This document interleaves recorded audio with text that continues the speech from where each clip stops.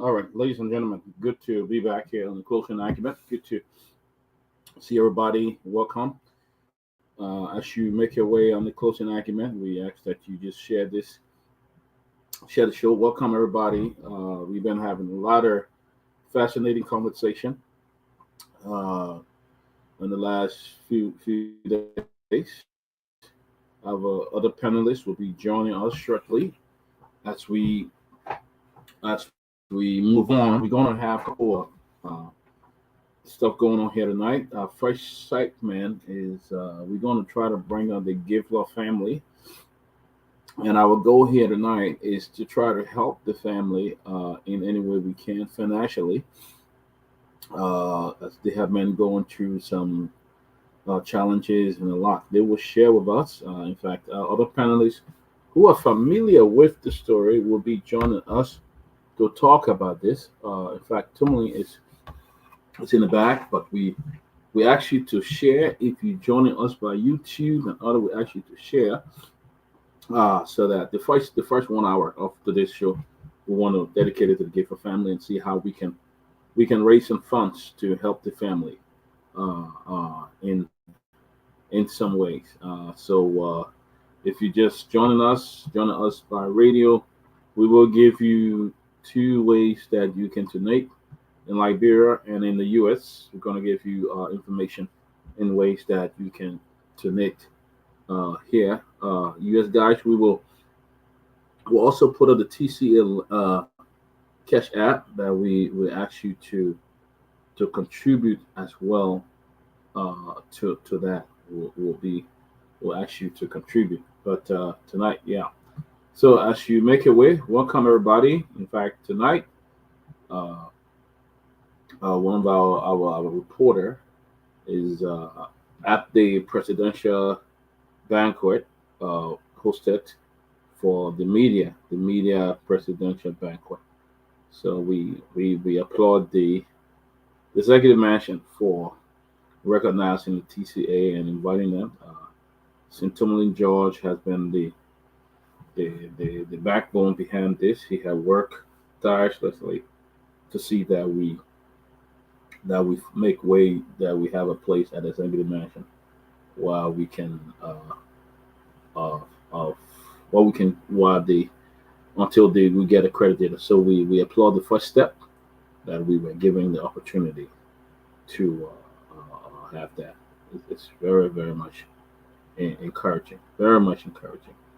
So guys, we like to really welcome you. There's a lot going on in Liberia. I think you guys are behind. We did talk about the auditor that died, so I don't know why you, Emmanuel Tier, welcome. But Emmanuel, we have touched on that as well. We have touched on that, and there's a couple of things that are going on. The Supreme Court have not yet come up with any plan on what they're going to do in regards to when they're going to come up with the final ruling on this build of information. So, welcoming into the closing acumen, if you're just making your way, we ask that you just share this. We're looking forward to having a very, very, very great show tonight. Great show tonight. The Gayflor family will be with us the first half of this show. If you guys could just take this down and then also add the TCA, so you can say USA and Liberia, two ways to donate. But we want to see how we can be a help to this family today. Do you guys know the TCA cash app is $ TCA 2500 $TCA 2500. So guys, as you make your way, share the show. We have a lot of people watching on StreamYard at the moment. I mean on YouTube. So we would like to welcome you. We'd like to welcome everybody. Others are joining. I see Timothy is in the back. I see Mr. Gilman in the back. So they will be coming on.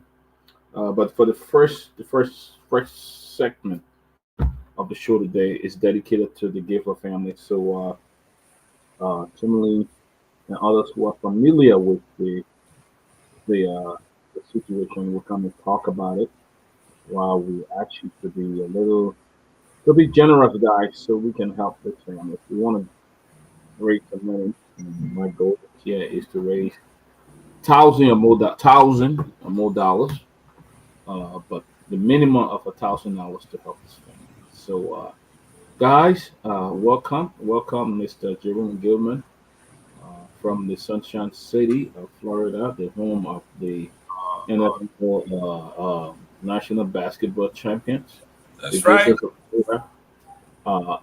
Welcome and welcome, Chief Tomalin George. We are very honored, as I say today, that the TCA has come thus far, and we received an invite today from the executive mansion that our press uh, man can attend the dinner being hosted by President Joseph Waka for the press. So that's very good. We have come a long way, and we are still trying to make it. So welcome, guys, and come, you're welcome, and guys, give your opening statement, man. Oh, it's good to be back on the closing argument. It's good. Okay, good to be back on the closing argument. Good to see Mr. Gaiman. Good to see Hamed Fofana, Siddiqui, the great Diggy of Africa. Hey, the great CDC. Yeah. CDC. The history of CDC has been written. These are the people that we'll talk about. The first, long before coach you were picking, man, and you're still looking at the fence. But the man who was the first national youth league chairman of CDC. Now today he's one of the vice chairman of the CDC. The man on the National Executive Committee, the big boss there. now I carry us down. These are serious. These are the men there with the good men there. But anyway, good to see everybody, man. Yes, the people that was saying the Gayflor family, with the cases, the issue about the case was that my science Soso, an employee from the Ministry of Finance, I think the Peabody can play that video again. Uh, he hit this young man hit him in the face and he dropped. And people, this thing happened since last year, but because the man had nobody to talk for him, he wasn't a big person until he came across us. And then Myean did an interview with him, and immediately everybody took it, and the government got involved now, and they suspended him. And Martin Colley and others got lawyers, team of lawyers who took the case up. Now the only hold up now is the medical report and to go for a medical examination and so forth. They were trying to just help them and to get them to the hospital so they can get a the examination and a medical reports so that we can get them going. So they can get a case going. So the lawyers are ready. The lawyers are doing it for them free of charge. So we promised them, and they came here, Mr. Gaiman and Pewee transported them home, and we told them that we're going to find a time to find the medical bills for them, help them with the medical bills. So that's why I'm giving them this time, at least for anybody. And let me just also say the TCA, is not being as people lie. People used to lie about us. Say we're supported by George. We are supported by Twe, and it was supported by Joe. Joe still be supporting us, but now because Joe is now he now a poor man. He be supporting us still, but all that or just lie. But we struggling on our own. Everything you see happening in the TCA is just from our own pockets, and also our viewers, our members, our supporters, fans who watch this program comes in and help us. Right now we got pressing issues on us. It's now we've been trying to figure all day in Nima elections. Our guys will be going to Nima to cover the elections, and to get them there is a big tax. They got to find a place to sleep, find means to eat, find a place to. It'll be there for about a week covering the election, play by play, and it's all cost intensive, And then another one again, the motorbike that somebody gave us a brand new motorbike, and to get a motorbike on the road, we need to register that motorbike. We want to be in accordance with the law. We want to get illegal motorbike on the streets and so forth. So our guys will be in Lima trying to get him there, and so And then, as we all know, we've been trying to get accreditation with the executive mansion, the presidency. Yesterday, the Minister of Information invited us to attend the dinner where our correspondent Maruva is there right now, and by invitation. So he's there. Something is there. I witnessed them a few minutes ago. The president is there too. Well, so trying our best to get it going, but we continue to rely on our loyal supporters, our loyal fans who come every day to watch us and hear from us. Whatever you got, man. It was 5 cents, $5, $10. Just chipping. We would appreciate it. Get this thing get it going. But again, welcome, Mr. Gibman. Welcome, Sidiki, now Sidiki, and Dr. Peabody. But Sidiki going political beer now. What? Sidiki beer now. Sidiki. Exa beer. Going political beer. Exa beer. Exa beer. National Vice Chairman of the former ruling CDC. You need to sometimes live up your own history, my man. You are the first chief of protocol founding member of the party, senior and special advisor to the former president. The position you occupy now was the position you occupied many years ago. He wanted people to know. He undercover boss.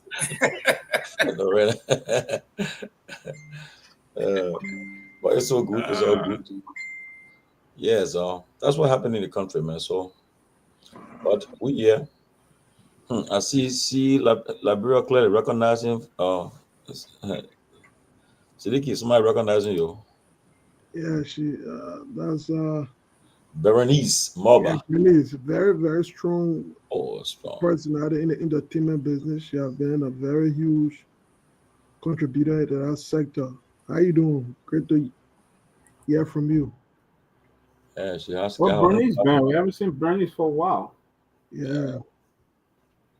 This guy's trying to get a PhD right now, so she one of these days to go Liberia and help and mold the minds of young people. She just recently graduated some people from her online program she had. Critical thinking. She had a class for them. She always wanted to make some contribution and help in Liberia, though. Yeah. Well, she has paid that. She's been doing very well in terms of, coming out with different media, promoting different Liberian businesses and things around the world. I mean, in Monrovia and other places. And then organizing the Liberia, was that an image award? Yes, with the Liberia culture and things. She did it. I attended that program. Yeah. It was, I think, 2 years ago. Yeah, she did a very good, a rare carpet program, very well organized. But again, people don't want to support. You see, we don't support each other. The problem. I flew all the way from South Carolina to come for that program in Pennsylvania. Everything she was doing her own. But she was doing it money to get it going, but then no support. But that's what we are. Yeah. Mr. Gilbert, welcome. Myean, if you're listening, Myean, please put. Aren't you on the radio? Eh? We are. We are. We are. Okay. Yeah. So Myean. Mr. Gayflor there. This is the man that they hit in the face. Yeah. Let me see what I can play that video again. Yes, the incident happened. Yeah. No song.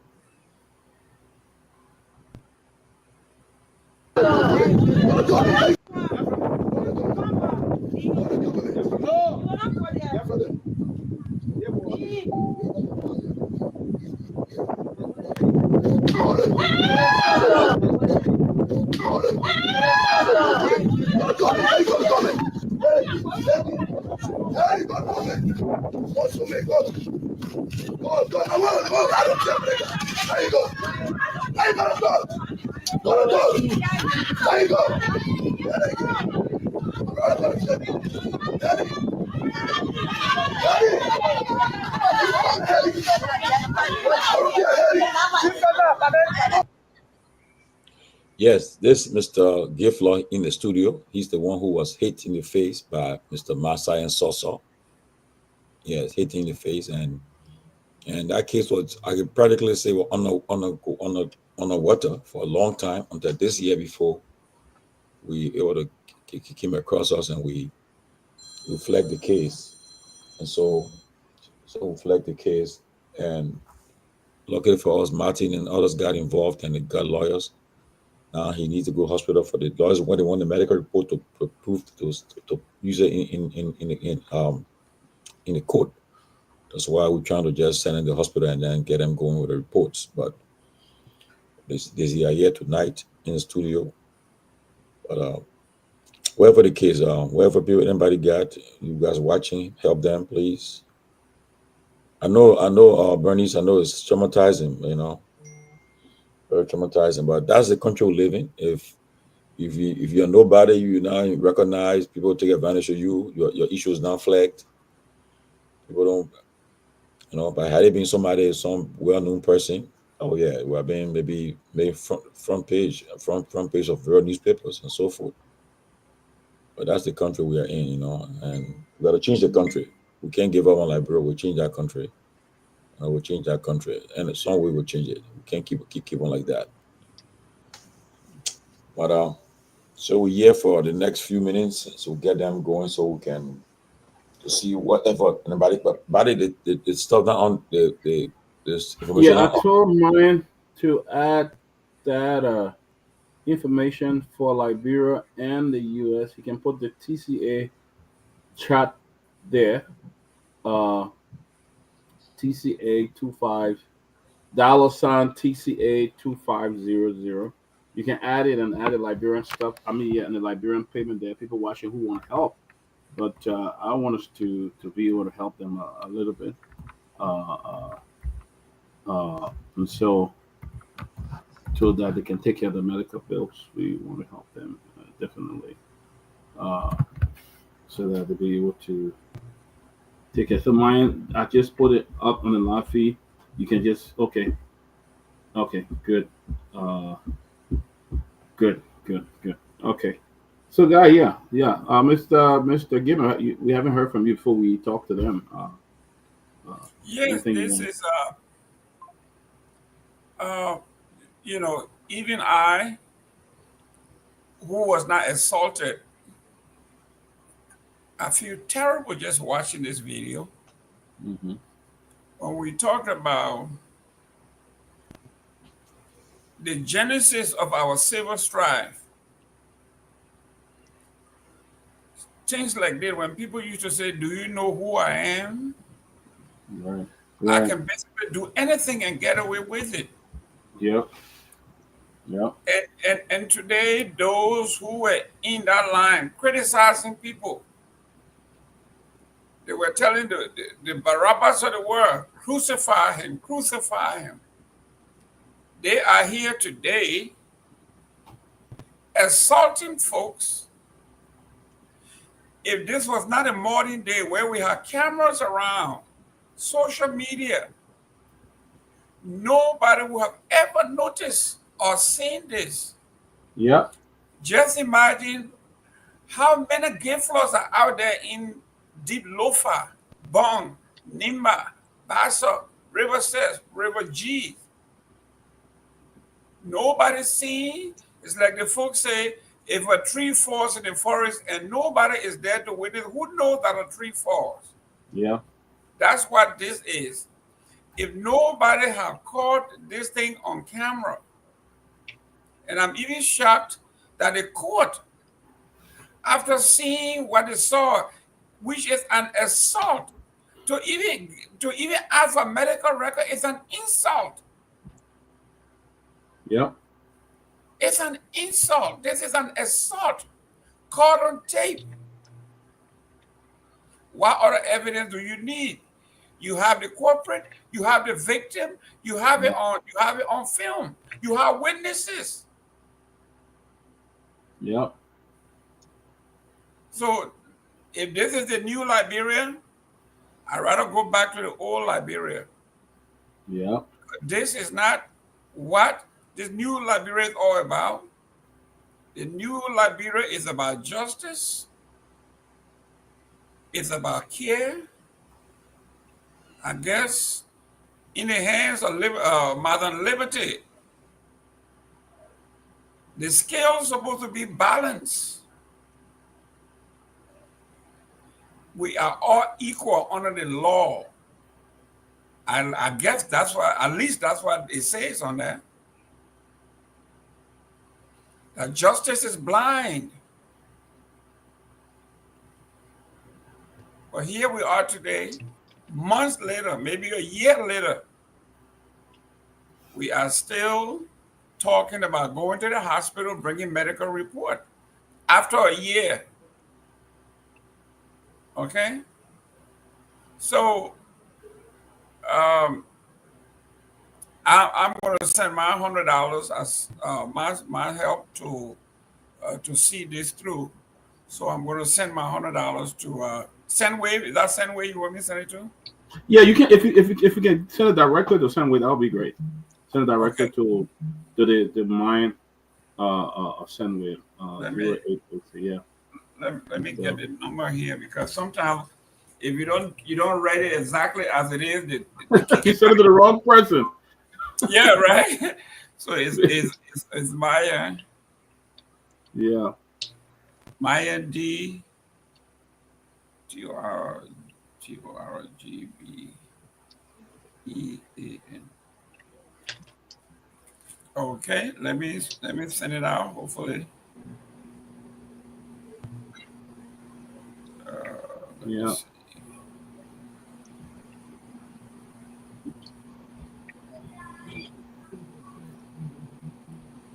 Good. In the meantime, ladies and gentlemen, you are out there. We have the Cash App number here. We have the Sendwave.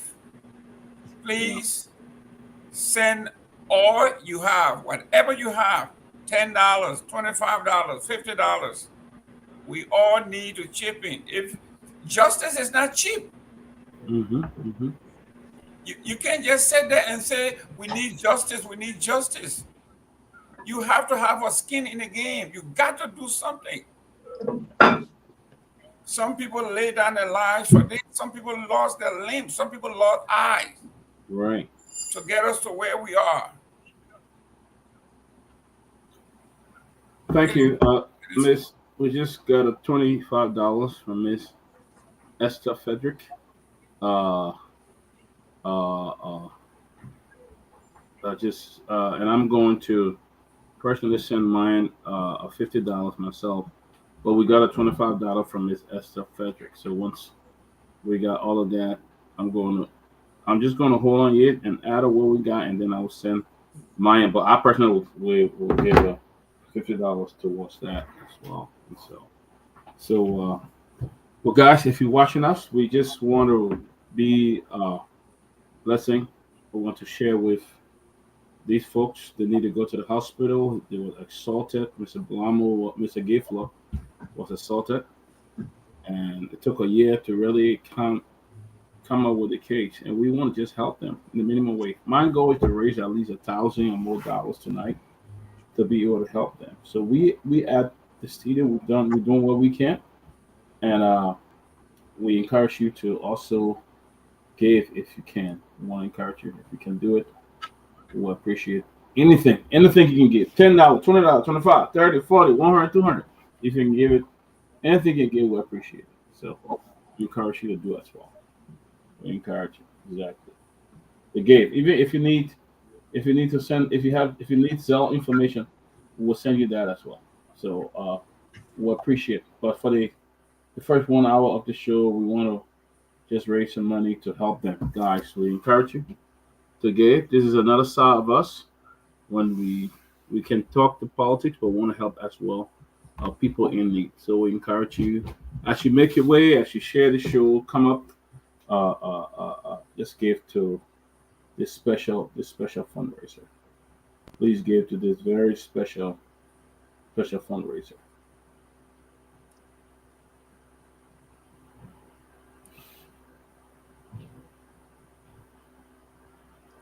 And I think as the guys come on, we're going to continue this intermittently to make sure that we reach our goal today, that these folks get to go to the hospital. I don't know what medical record they're looking for after all this, after these months, but there's no more scar on the face, there's no more bruises on the face. I don't know what they're looking for. But somebody please please confirm if we got $100. I sent it already.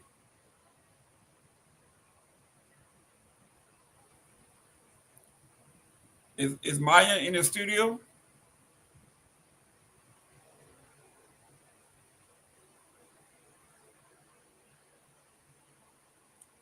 Chief Tomalin.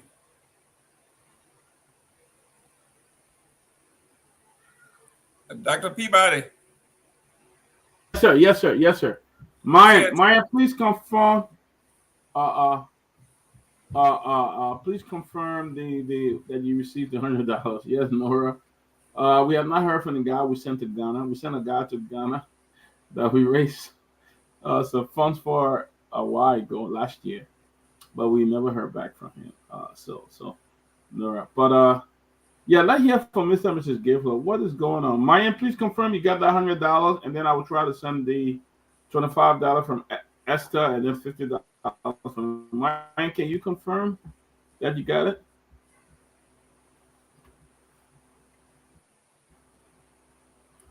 Myean, are you out there? All right, just inbox me, Myean. Yeah, Myean said he received it. Yes, he just hit me up. He got it, Mr. Yeah. Thank you. Mr. Gayflor, go ahead. Aaron T. Gayflor. And Mr. Aaron T. Gayflor.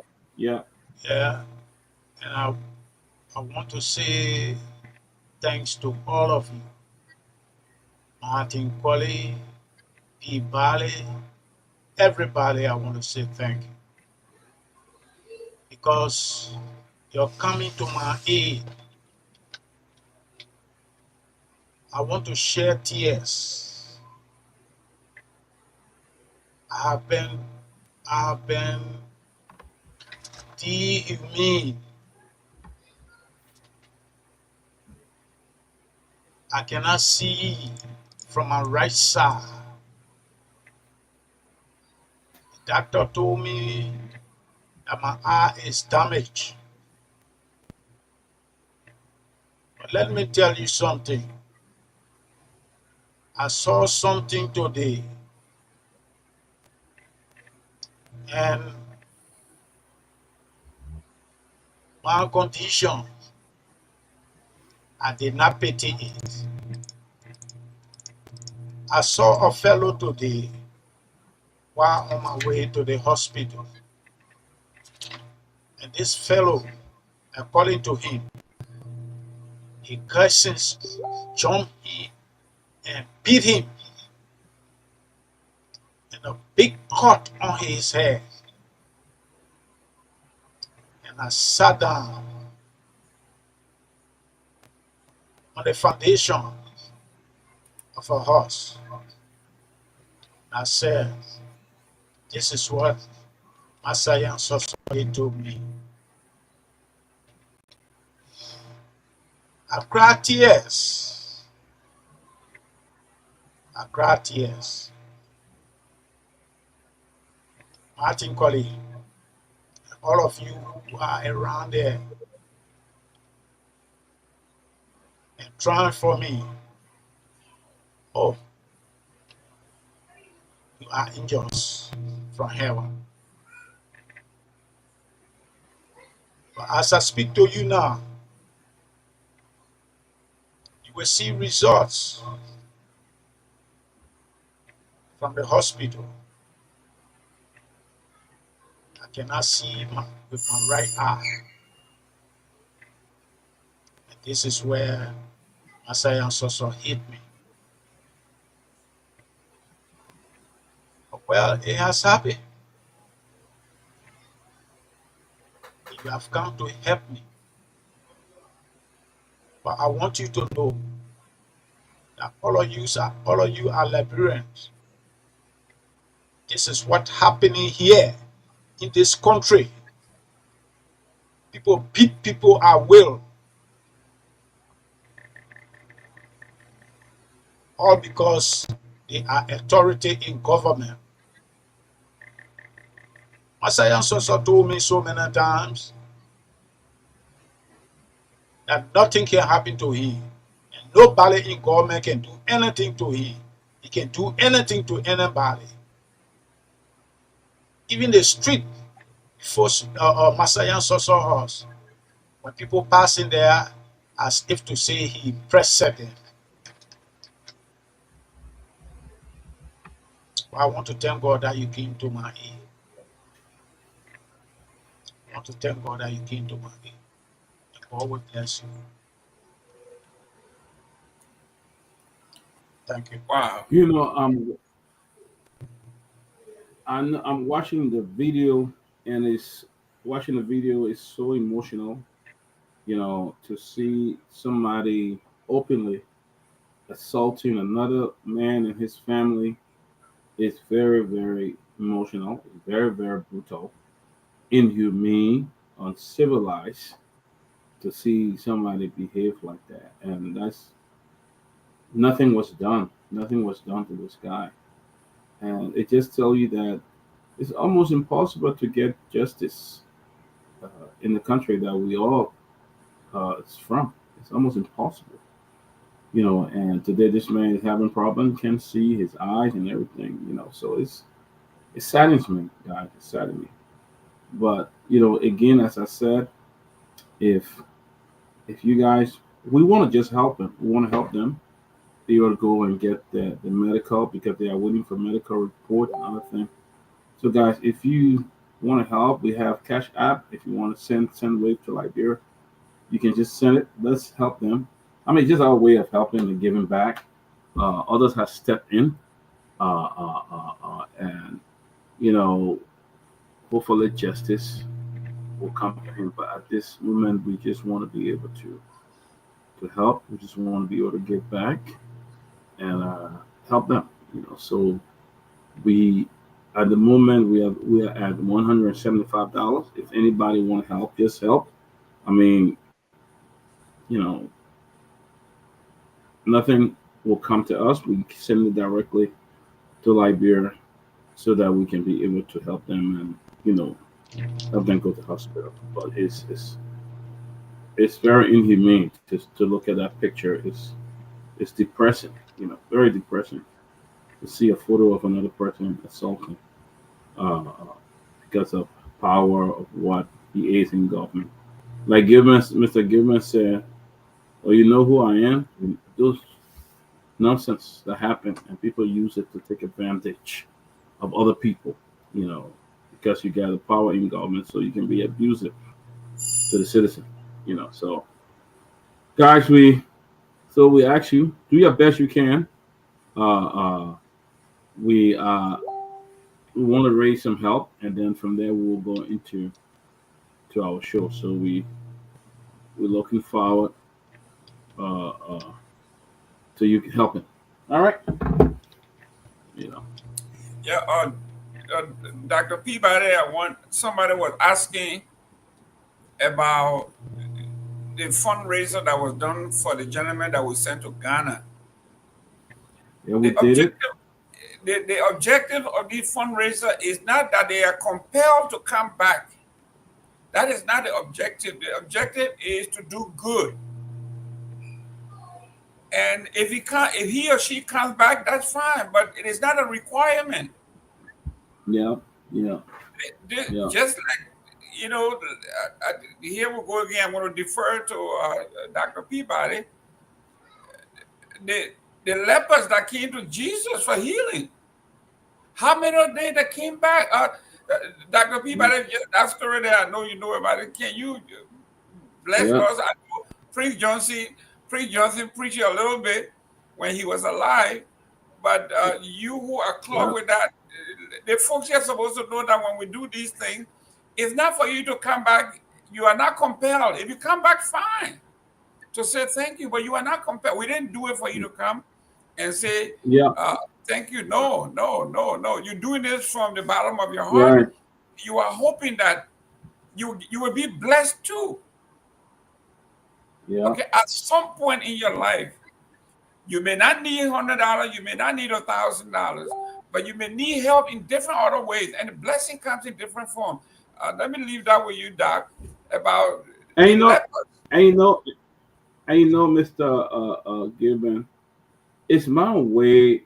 Technically, it's my way of doing that, and I get so much in return. I've learned to just give, and I get so much in return until sometimes I get overwhelmed. I don't even believe where it comes from, because even the work that I do in Liberia, I mean, sometimes my budget is like 10, 15, 20,000. And I have never gone a year without getting the funds to do work. I've never gone. It always comes in different ways. And people all through the year, I have people who will donate. And when I look back, I think, because you know what? It's what I do. I gave a lot to people, help a lot of people, a lot in different ways. So I want us to be focused on helping this guy. Those guys that Jesus blessed, those one he gave the talents. You ever heard of the story of the talents that Jesus blessed? He gave different talent. And how many of them came back? How many of them utilized that gift that God gave them?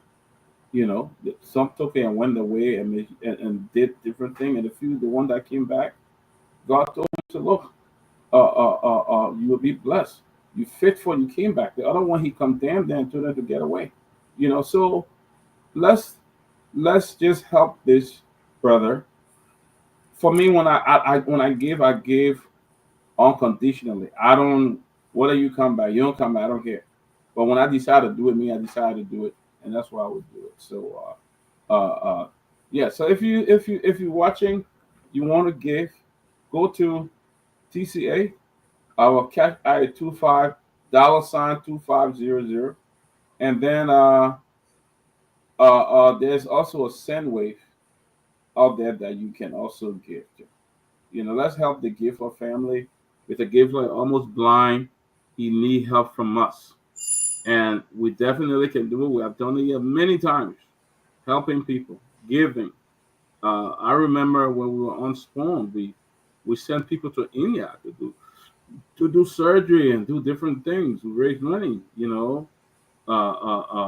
Many years ago, I brought a young man to the U.S. who did a major surgery, and hopefully we're getting him to do another surgery soon. So we can do this. We can help this man. So let's give if you can, so that we'll be able to bless him. I mean, for the next 1 hour, we want to be here for another more 30 or 35 minutes, so we can help them. Whatever we can raise or what we can put together to give to them, we definitely would do it. So, I mean, if you donate to our Cash App, we'll just send it right to Liberia. So, This is a great cause. Mr. Gayflor could be your uncle, your father, your grandfather. This is justice. When you're talking politics, this is part of politics.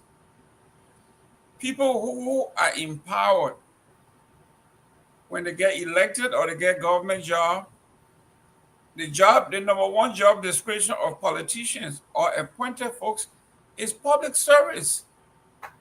You are a servant. You are not the Lord over the land. You are not the Lord over the people. So when you take advantage of folks, this is why I like this platform. And I will read this poem. It was written by Emma Lazarus in 1883, and I think it's inscribed on the Statue of Liberty. It said, "Give me your tired, your poor, Your hollow mass is yearning to breathe free. This is what we are doing here. This is it. Bring us your poor, your tired, your defenseless, people who cannot talk for themselves. That's what this platform is all about. I understand we go to the well, the same well every day, but it's for a good cause. Drop something in here, help somebody else. I know the weekend coming, we're going to be taking our wives and our girlfriends, our friends to dinner to have a great time. With some of us, they spend $200-300 in one setting. If you could get $25, $50 to save an eye, if you could skip one of those dinners and give $50 to save an eye. So, yes, go ahead. I just wanted to, first of all, sorry, Mr. Gayflor, for the situation. It's really, really heartbroken to see this. I just wanted to go in your mindset a little bit on what happened. So, from what I see in the video, it appears like you are neighbor to this fellow who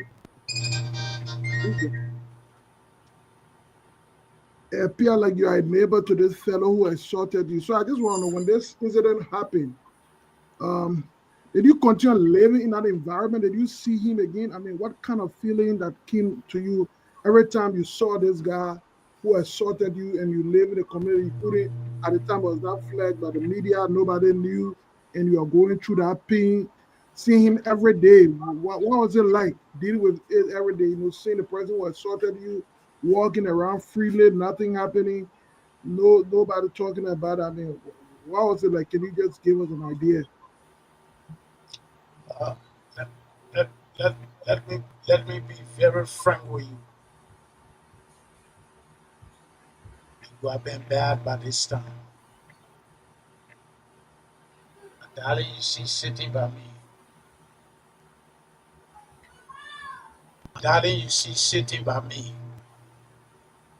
You have been frustrated. But if nothing appeared to me before, I told my friend that something appeared to me. He told me, say, stop. Stop. Don't let your wife be frustrated. Wow. Forget it. Always solve your problem. What was that? What was that? Were you at a point where you wanted to do something more? What was that? Carolina region. Thank you so much for your time. I want to be frank to you. Yeah. I took the decision to revenge. I took the decision to revenge. It would have been more than what I saw this morning that happened to a gentleman. And all of us here, even you sitting over there, who have regretted. But it's so good. Something told me to stop. It appeared to me. Now when I told my friend, I explained it to him. I told him, say, you don't forget it. Can somebody mute? Can we mute, please? Say, don't let anything bother you. Because it was all set. So has he ever been remorseful in any way, form, or shape since this happening over a year ago? He ever reached out? He ever tried to indicate? I mean, be frank to you.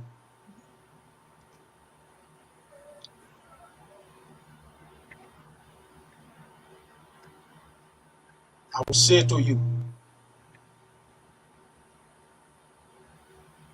if I had taken that revenge, my entire family, my entire friends would have regretted.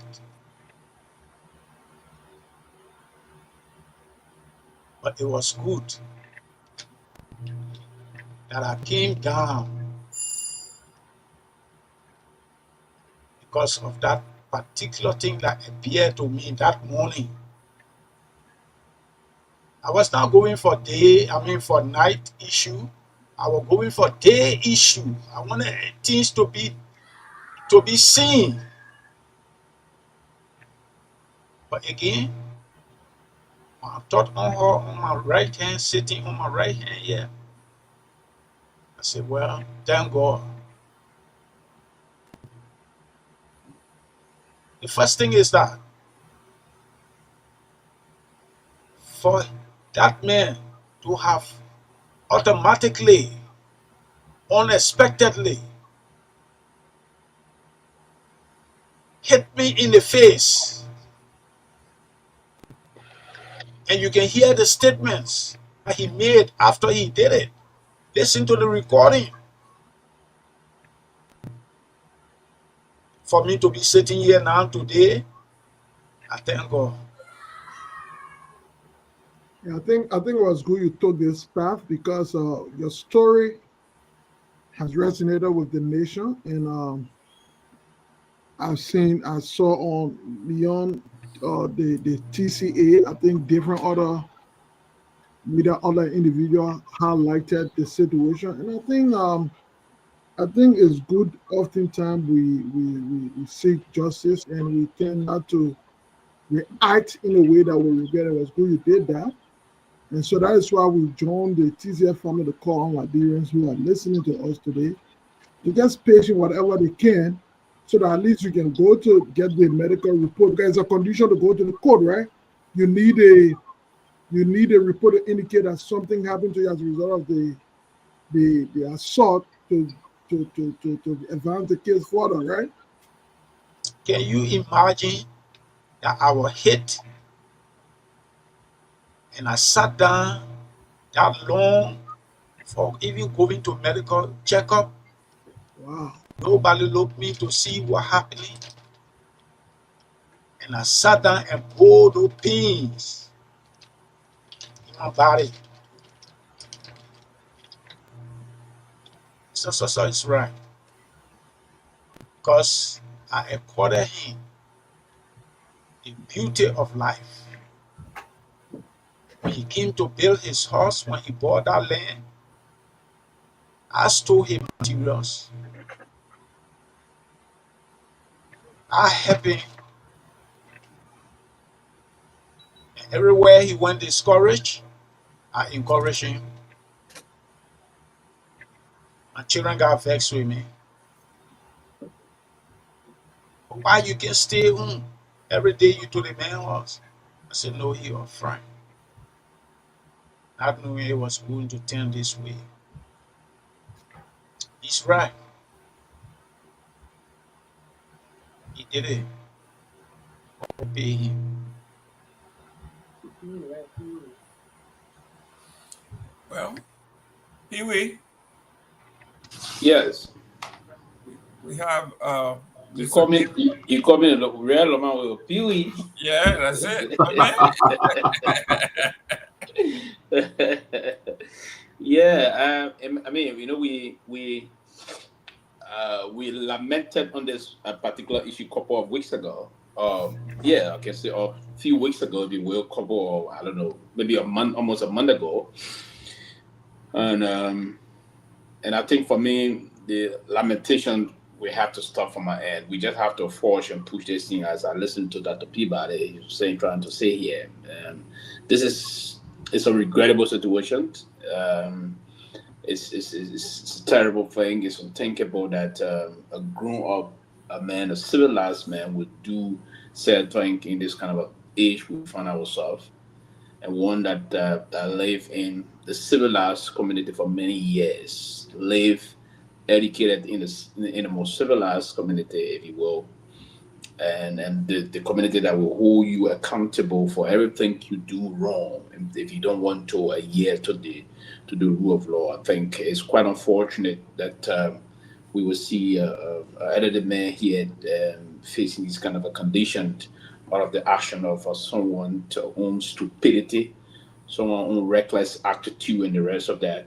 I mean, only a stupid man would do what he did on a serious note, to allow himself to lose your emotional intelligence and break down to the extent that you will hit someone, to the extent that you could even cause him, you could eliminate him permanently. This is quite frankly unfortunate. But having said that, the Peabody stated that the intent of this process is to ensure that we get the woman to the hospital to do the examination, and the target is at least $1,000. Is that correct, Dr. Peabody? Yeah, it's our goal to at least Yeah, so 1,000. listen, that's the line we are being into this process. We will still be talking some things while we are with our many supporters, followers to also hit us. We have to help get this thing running. I don't know where are we now. I know we. We are at $175. Yeah. Mr. Goodman donated 100. I donated 50. Somebody, Miss Esther Fredrickson, $25. So we still, and all this money have been wired to Myean. So Myean has in his possession $175 right now. So we just asking you guys if we can do it quickly. Let's do it and help Yeah, you let's do it guys. quickly. So You know. I will make available 200, Okay. and Great.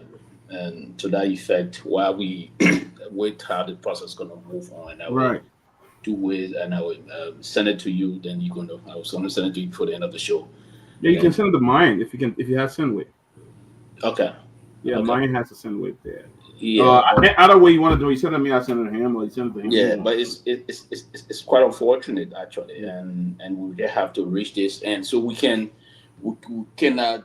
I don't know if where we at we won't have, but we can. I mean, we can see what we can do to raise that, and we can. I think they can do a chemistry of the system of him, and there will be an informed process as to the way the process is going to move, or in court, if you will. It's quite unfortunate. We've trained to be very respectful, and that's part of the reason why traditionally we all got trained. We are traditional people. I come from a deep traditional family. The senior, our elders, we always time to time we have to respect them. This, no matter what the situation, nothing should push me to respect them to even think of going to hit the person. So this is disgusting. And only unscrupulous elements will get involved into this kind of a despicable act that was committed by a kind of a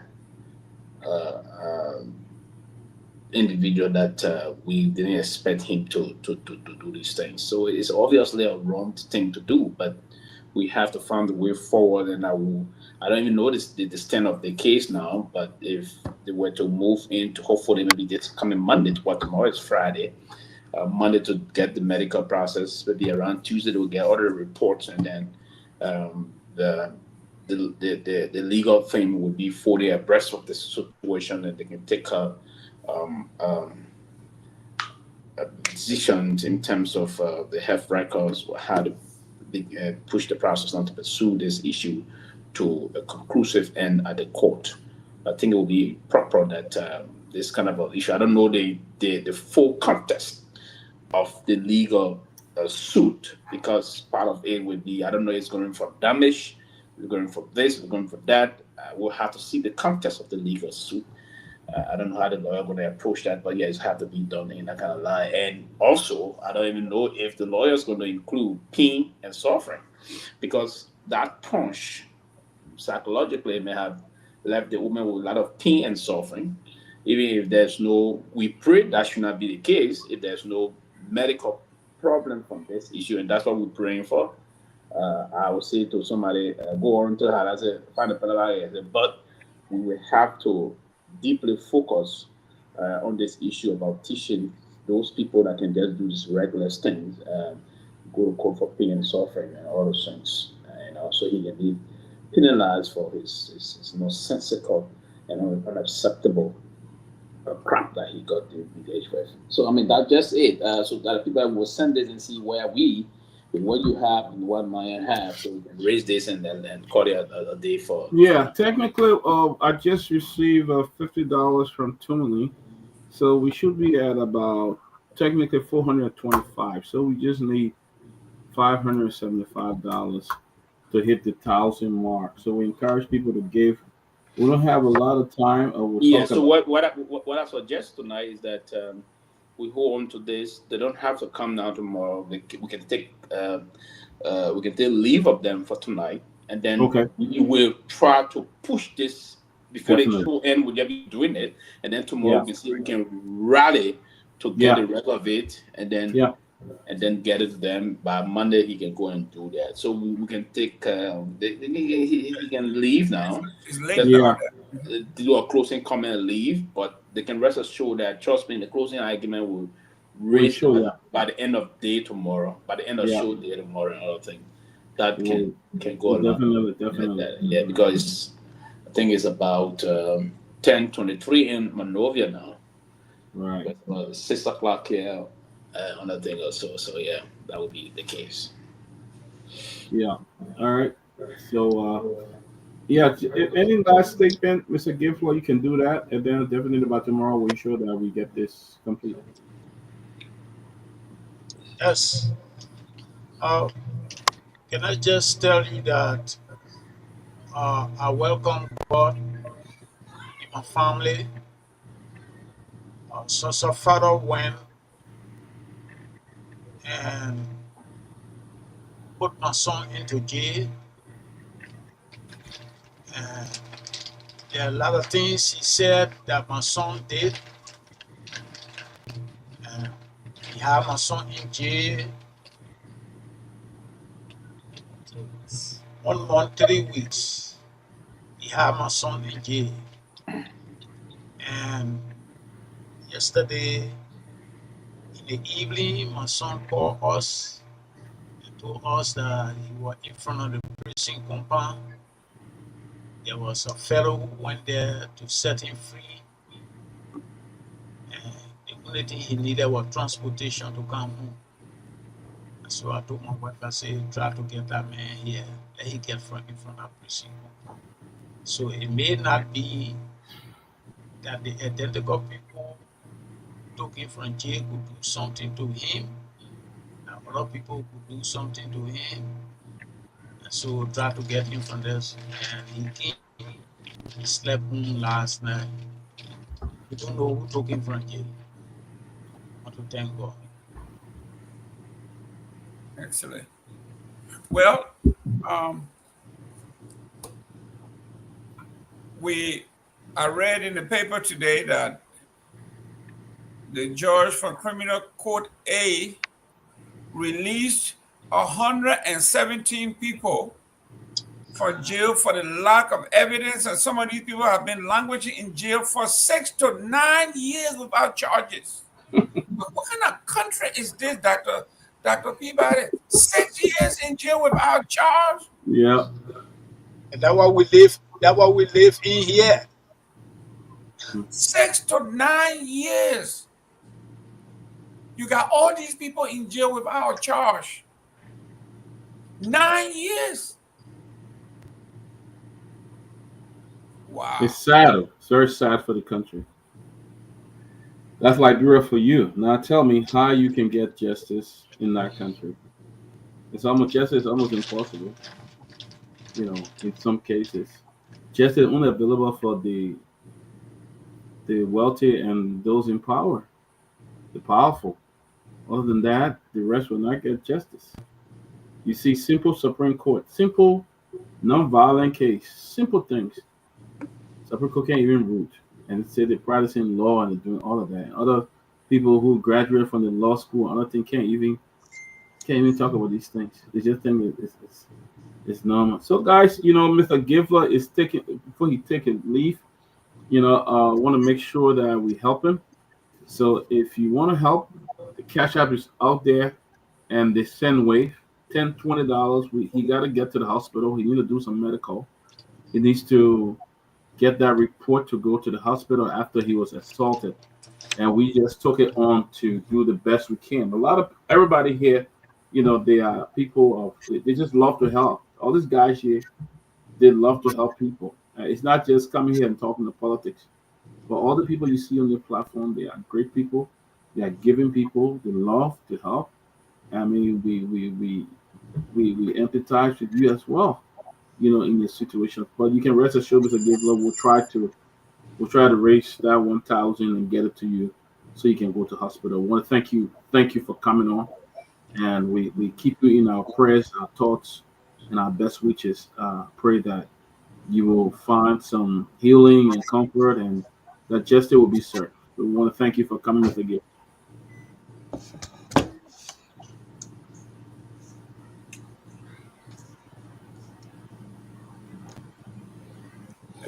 All right, welcome, Mr. Nambwe. Good to see you. Hey, thank Let you. me just say, I just jumped in one of because our- I wanted to put him a word before he left, but I'm still getting ready to come on. I've been a little tired of, but I'm gonna chip in. I wanted to make sure I did that, and to also lend my support to the cause. I think it's a worthy cause. So thank you guys so much for doing this. I didn't want Jerome to think I ran away, so I thought to come in before they left the stage. Chief Tomalin, you see how they got treated? You see how they Jerry is the current champion, so be careful. Why you keep attacking the boss of me? Be careful how you talk to your champion.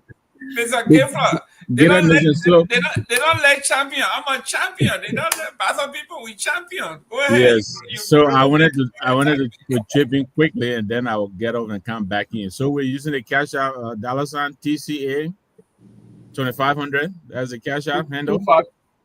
Yes. Yeah. 2500. 2500. Okay. All right. I'll do that now, and then I will join you guys in a moment.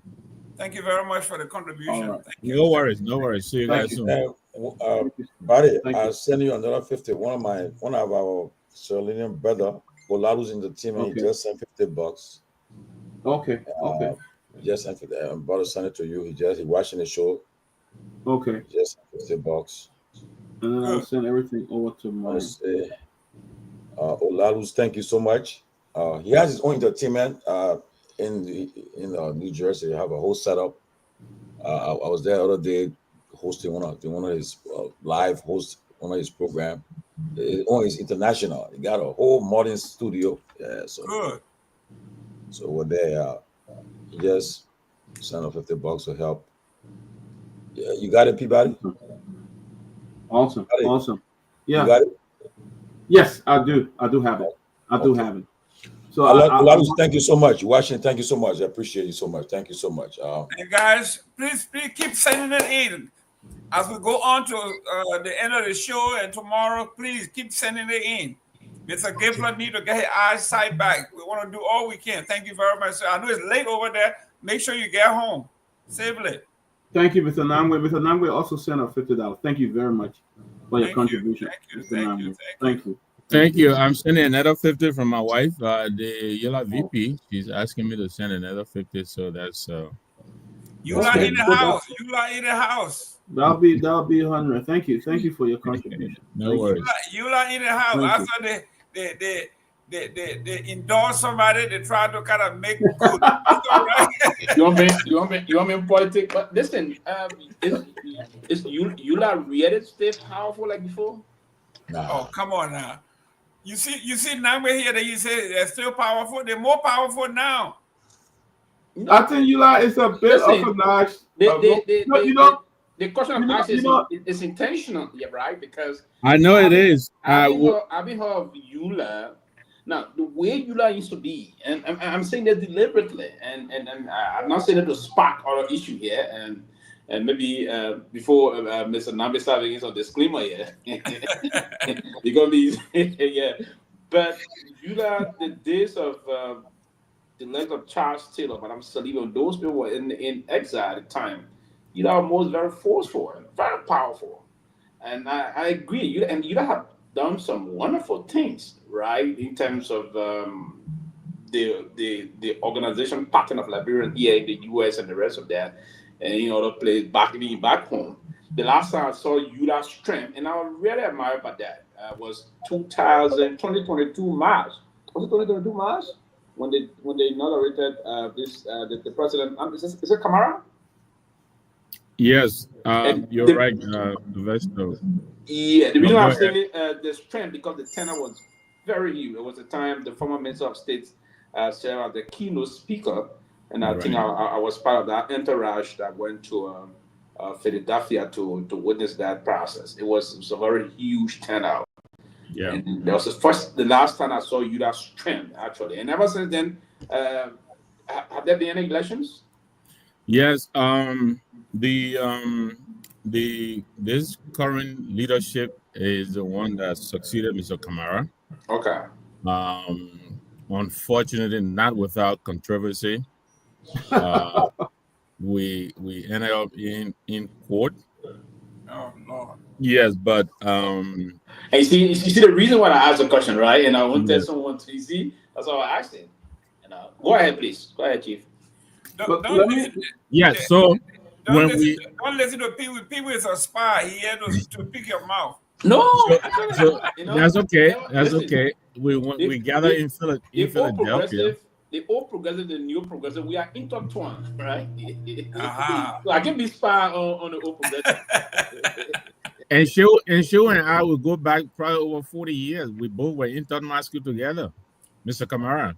Okay. Yeah, so we're still friends. I regard him my friend. Why he didn't want to relinquish power?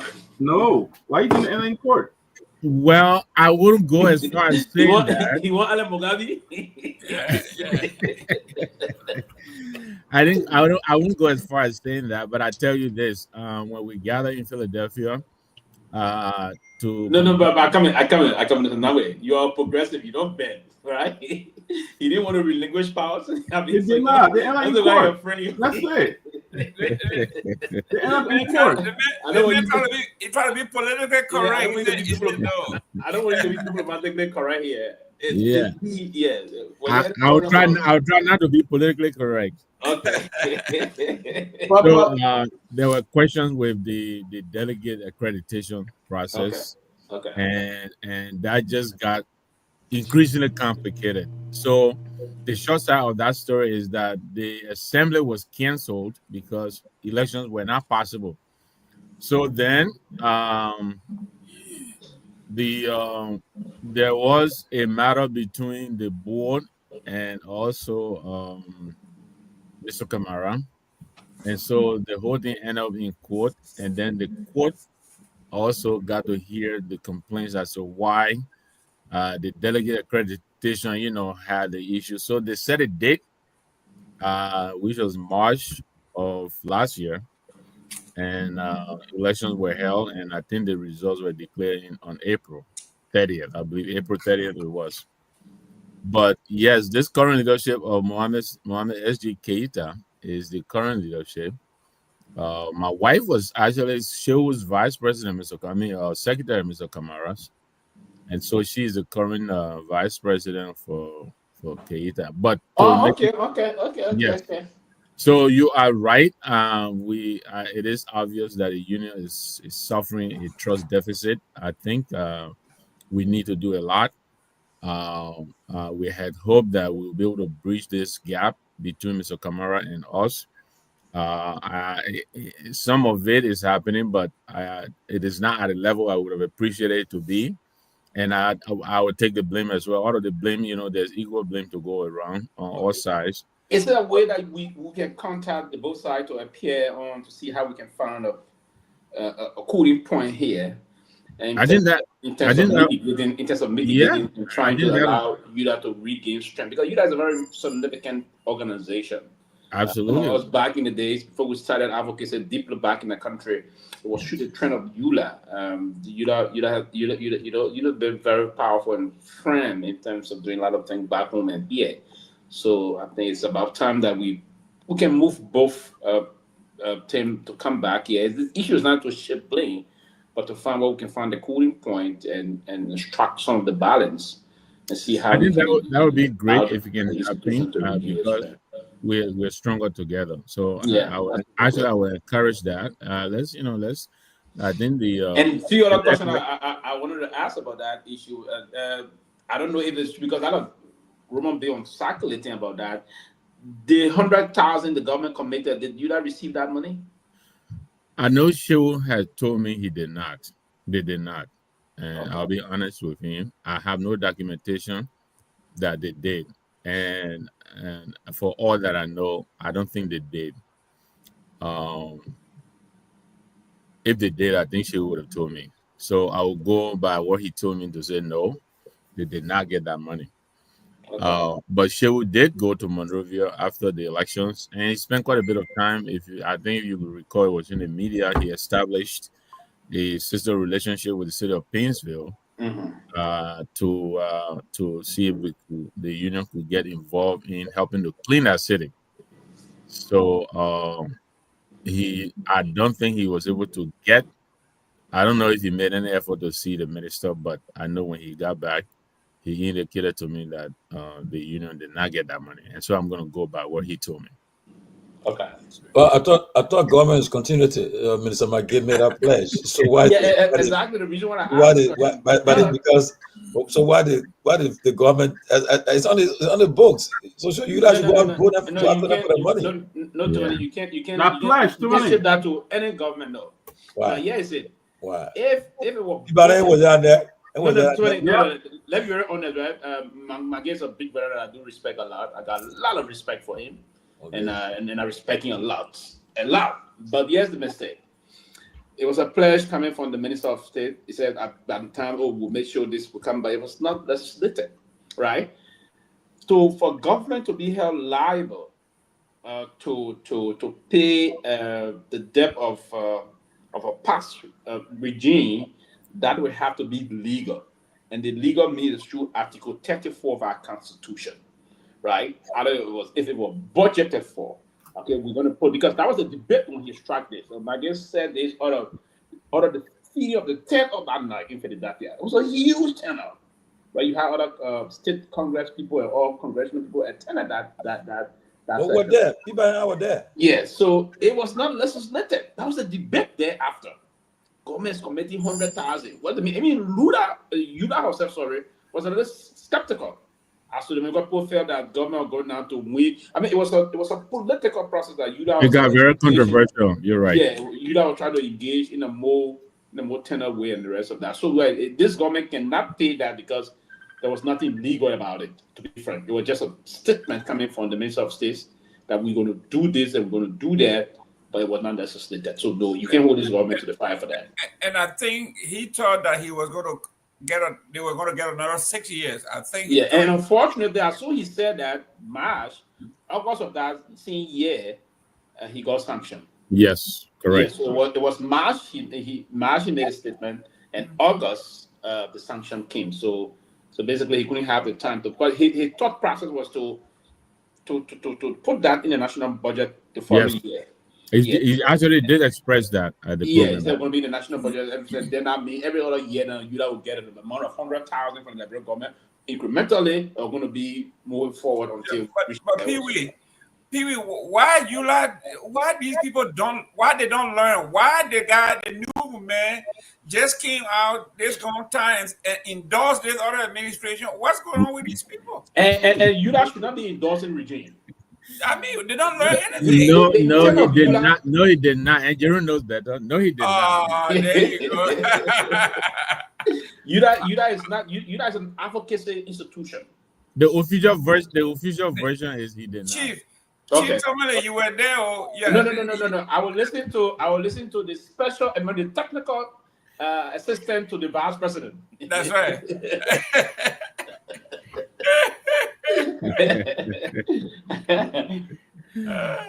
But while we're on the topic, let me plug in a shameless plug. This April, we'll be in Monrovia. The union is undertaking a project to build a multi-purpose building, and so we're going to go there to break grounds. You mean Eula? Eula, yes. So what's your role in Eula? You say he's a technician. No, that's the position I give him. That's my preferred. I want to know his proper role. So I am the diaspora affairs coordinator.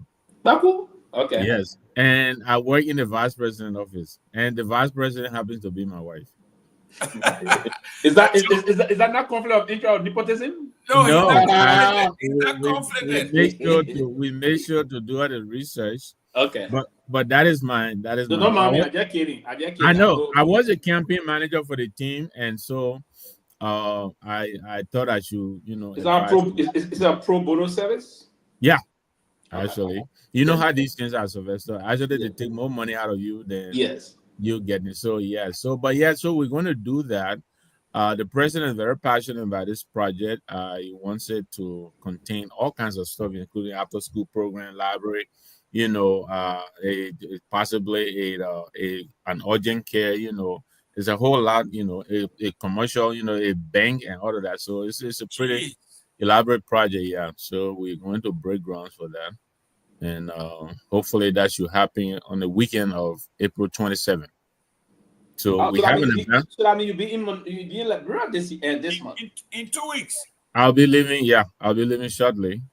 I might be able to join. I might be joining you guys from Monrovia when I do. So, God willing, I leave here next week. So, yeah. Great. Are you on the East Coast? Mr. Number, you on the East Coast? I'm in Jersey. Yes, I'm on the East Coast. Oh, okay. Yeah. Anyway, I don't want you to tell me your location, but what part of Jersey are you at, Mr. Dangwe? I'm in Atlantic City. Oh, you're Atlantic City. Okay. I'm in Atlantic City. Yeah. All right. And Pewee, where you at? You in Benjamin? Yeah. I ain't Solo District. In Benjamin, Miami. Yeah, where the ambassador say, I'm in the jungle somewhere. Why he Accra? Yeah, in the bag is Accra Hilton. That Peabody man. Yeah. Dr. Peabody, where are you? Are you in Peabody? I'm in PA. I'm in Ben Sanvee, PA. Okay. Your man Peabody, your man in hotel Accra, he's in the forest. He's in the forest. And then in the bag is it Accra Hilton. In the bag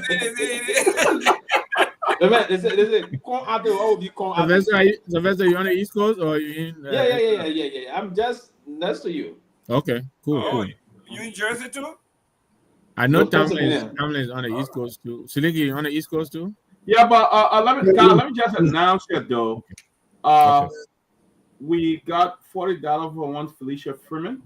Okay. So technically, the guy has in total in cash $415, and then plus Sylvester 200 when added will be $615. So hopefully we should be able to knock that off. Oh yeah, we'll be able to knock it out before the day ends. Yeah, we should be able to knock it. So guys, keep giving your contribution. 2 minutes, George. It is up to you now to start the politics. Okay, I'll join you guys shortly. Okay. Thank you. Well, guys, thanks again. Let's get this show going, man. Issue on hand. First of all, let me find out from something. He's at a presidential dinner of all the media. Having something. I want you to call me. Listen to the show. Call me. The closing argument, what represented. Myean, you put his stuff on it. Let the people see us, man. They invited us today at a presidential dinner at a ministerial complex. I'm getting all the posts here that they didn't even get water to drink. He said the food are plenty, the drinks are plenty. I saw the journalist sitting there with an empty plate. I saw Kiatama face. There, because he was represented. Okay. The representative got invitation for so we're there in full there. The closing argument was present. I said, so the president, usually in America they call it the president, they call it the White House Correspondents' Dinner. I don't know whether that is version of it like, bro, I don't know, but I don't know what's about. George, it couldn't be because the presidential dinner over here, they have people that to roast the president. So it couldn't be because forget it. Yeah, here they will bring somebody to roast the president all night, and they will do that for the fun of it. I don't think you are crazy. I don't think you are crazy to go to Monrovia and go roast Joseph Boakai. You better know where you are. But yes, your boy looks good. Well, let me call Samson to tell us a little bit about the program tonight before Ali will get the show started. Sure, we'd Okay. love to hear something on the ground. Okay, let me call him. He got his recorder in his hand, got his phone, he got everything ready to go. Okay, let me call him. Okay, yeah. I don't know about this. That's President Boyka. I don't know why Liberian presidents then why they don't like to have. I give credit to Samuel Doe, to Charles Taylor. They were the presidents that I admire. They engage the press frequently. Samson. Yes, sir. Yes. You on your way home? Yeah, on my way home. But can you talk for a few minutes? It looks like he's on the bike. Okay. Okay. Yes. Let me take it down. The thing is that I really don't know, like I said, right? Take it or leave it. One thing I would always tell you guys, one time I admired John Donald Trump. He speaks to I think he's one of the presidents I've seen that talk to the press every day. Every day he talks to the press. I mean, not a day that go by that man don't speak to the press. But I don't know why Liberian leaders don't like to engage the press. I don't know why. And you have the bully pulpit. Whenever you talk to the press, the country, everybody pay attention. They don't pay for it. That's free publicity. You can send your message through that. And Bill Clinton was a great communicator. Ronald Reagan, these are many guys and great. I mean, you were here, Mr. Gilman. I wasn't in the country, but sure. I came Bill Clinton last year when I entered this country. But he was here, Ronald Reagan. They were a great communicator. The message was always disseminated to the public and through that means. But like, for instance, the issue with Fagon yesterday, President Boyka had a planned, scheduled press interview with O'Neill Roberts from the Truth FM, where our program is carried live. Last minute of time, Fagon decided to step in and say that LBS should be the one. And you know, some people told me, say, well, LBS is the country, is a national station. So I said, but the president's decision to go to another media. And I think it is not about whether you opposition or not opposition. President of all Liberians should be able to go to any network. I think Joe Biden, he went to Fox, I think before he left for office, right? Oh yeah. He went to Fox, Kamala Harris, all the way to Fox. Several times. Yeah. Okay. The thing is that, look, I watched Charles Taylor. Charles Taylor used to engage the press. What he would say, hey, you disrespect me, I will deal with you. He would tell them boldly. He said, you disrespect me, I'll deal with you. You know, he would just say to them, be respectful. But he never disrespect him because he was intellectually to the point. Yeah, you know. No general will ever beat him. Yeah, the thing is that just don't be rude, don't insult. insult. Two Liberian leaders, Taylor and Salif, I give it to them. But the rest, the recent oral one, they beat off. And because that's your best weapon to communicate your message to the people, and through the media. But I don't know how you guys weigh on it about the whole thing about this press engagement with the media. It's very important. If I advise any leader, I will always tell them, engage the press, even if that once a month conversation with the president. Look, lastly, Samuel Doe, when they said they were announced, President Doe will be addressing the press, international and foreign press will come, and that man will sit to the pulpit. I mean, I'm on at the mansion place, wherever he addressed the press, he will address the press and they're asking questions. And imagine Doe he wasn't at that time Doe not in college yet, but Doe used to engage the international media. The BBC, the viewers, all asking questions, Reuters, everywhere. I don't know why our Liberian leaders then just don't let them address the president. No excuse for that. No excuse. I don't have no excuse for that. Go ahead. Absolutely. And for me, I was seriously disappointed in the past, and even currently more disappointed, while the leaders of our country got massive opportunity where to gain the traction and to get those the kind of opportunity to interact with the people, because what it does for every president is that it brings you more closer to the people. And I don't know the handlers for Mr. Boyka. I don't know because of his they believe that his ability to, I don't know the reason why the recent past leaders of our country failed vehemently in terms of catching the opportunity. They kept their office totally incommunicado, and the office of the Liberian president should not be kept incommunicado. And one thing that's my suspicion is not only that it's not very clear, conspicuously clear around the place that our leaders, recent past President Weah, President Boakai, both of them, no. Madam Salif, yes, Mr. Taylor was bingo, very excellent. Madam Salif also was bingo, very excellent. What Madam Salif did, she took it beyond. Madam Salif would go and sit in LBS or whichever station with the Tommy, and she's going to take call. She would take call for 2 hours when she was Taylor was the first person to decide that. I can recall also a time. That's the first time they got Bian Kota, the president of the Association of the Christians of the Blind. It was a time of Taylor on one of his shows. He engaged Taylor that day. He said, "Mr. President, with the blind people, we don't have nothing." Taylor rep in the studio that day. He instructed Kadiatu to give them an 18-seated bus, brand new, renovate the headquarters and all those things. To have the president direct the entire of the people. Right, Manasari did the same. Manasari will be there to pull call. There will be time. They will take the calls. They will have a full session of calls. So now the president will talk for 30 minutes. Then they take call for 20 minutes. The president talk for 30 minutes. They take call for 20 minutes. 2 straight hours. The president said he didn't stop there. The president said he had a special session with Eva Flomo. Yes. Eva Flomo, which was the speaking English, where Eva said at the time that even gave her, she said she thought she could speak the pidgin English better than the president. Said, but the woman beat her. I don't know if I can even do it better than that woman. And when she's saying that, one other time, I was around Red, I wanted to get snail. That woman is on the radio. Those market women are glued to their radio listening to her. She's speaking the turn they want to listen to. Right? So you will gladly get to understand how the leader will behave. And the leader behave that way, you tend to grab the support from the people. Why do you think Mr. Trump, despite everything they said about him, he came out stay and won the election in this country? Because he engaged the American people. He told them what they want to hear. Now, people are not even justifying that the whole tariff thing is going to be a short-term thing. Factories are going to come back to this country for investment and other things. That's what the people want to hear. If you push to tell the people what they want to hear, they will hear you, they will like it. If there's no EDC go all the time. Come on, as president, my people will face some difficult time in this country. But I can assure you, as your leader, I will make sure I will talk to the EDC people. Even if it will take me to fire, I will fire some people they feel they don't take up your job in this year. You hear a people will come and say, the president say he will fire somebody.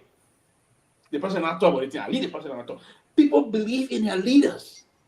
But the mistake now, and that's one of the things we need to push it. You don't directly communicate with the people. And that's one of the reasons, basically.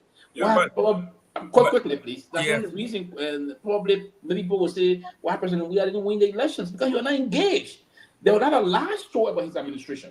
And himself, because the best spokesperson of any government is the leader himself. And now you're protégé through her. If you can, the leader's statement is more powerful than me, his spokesperson.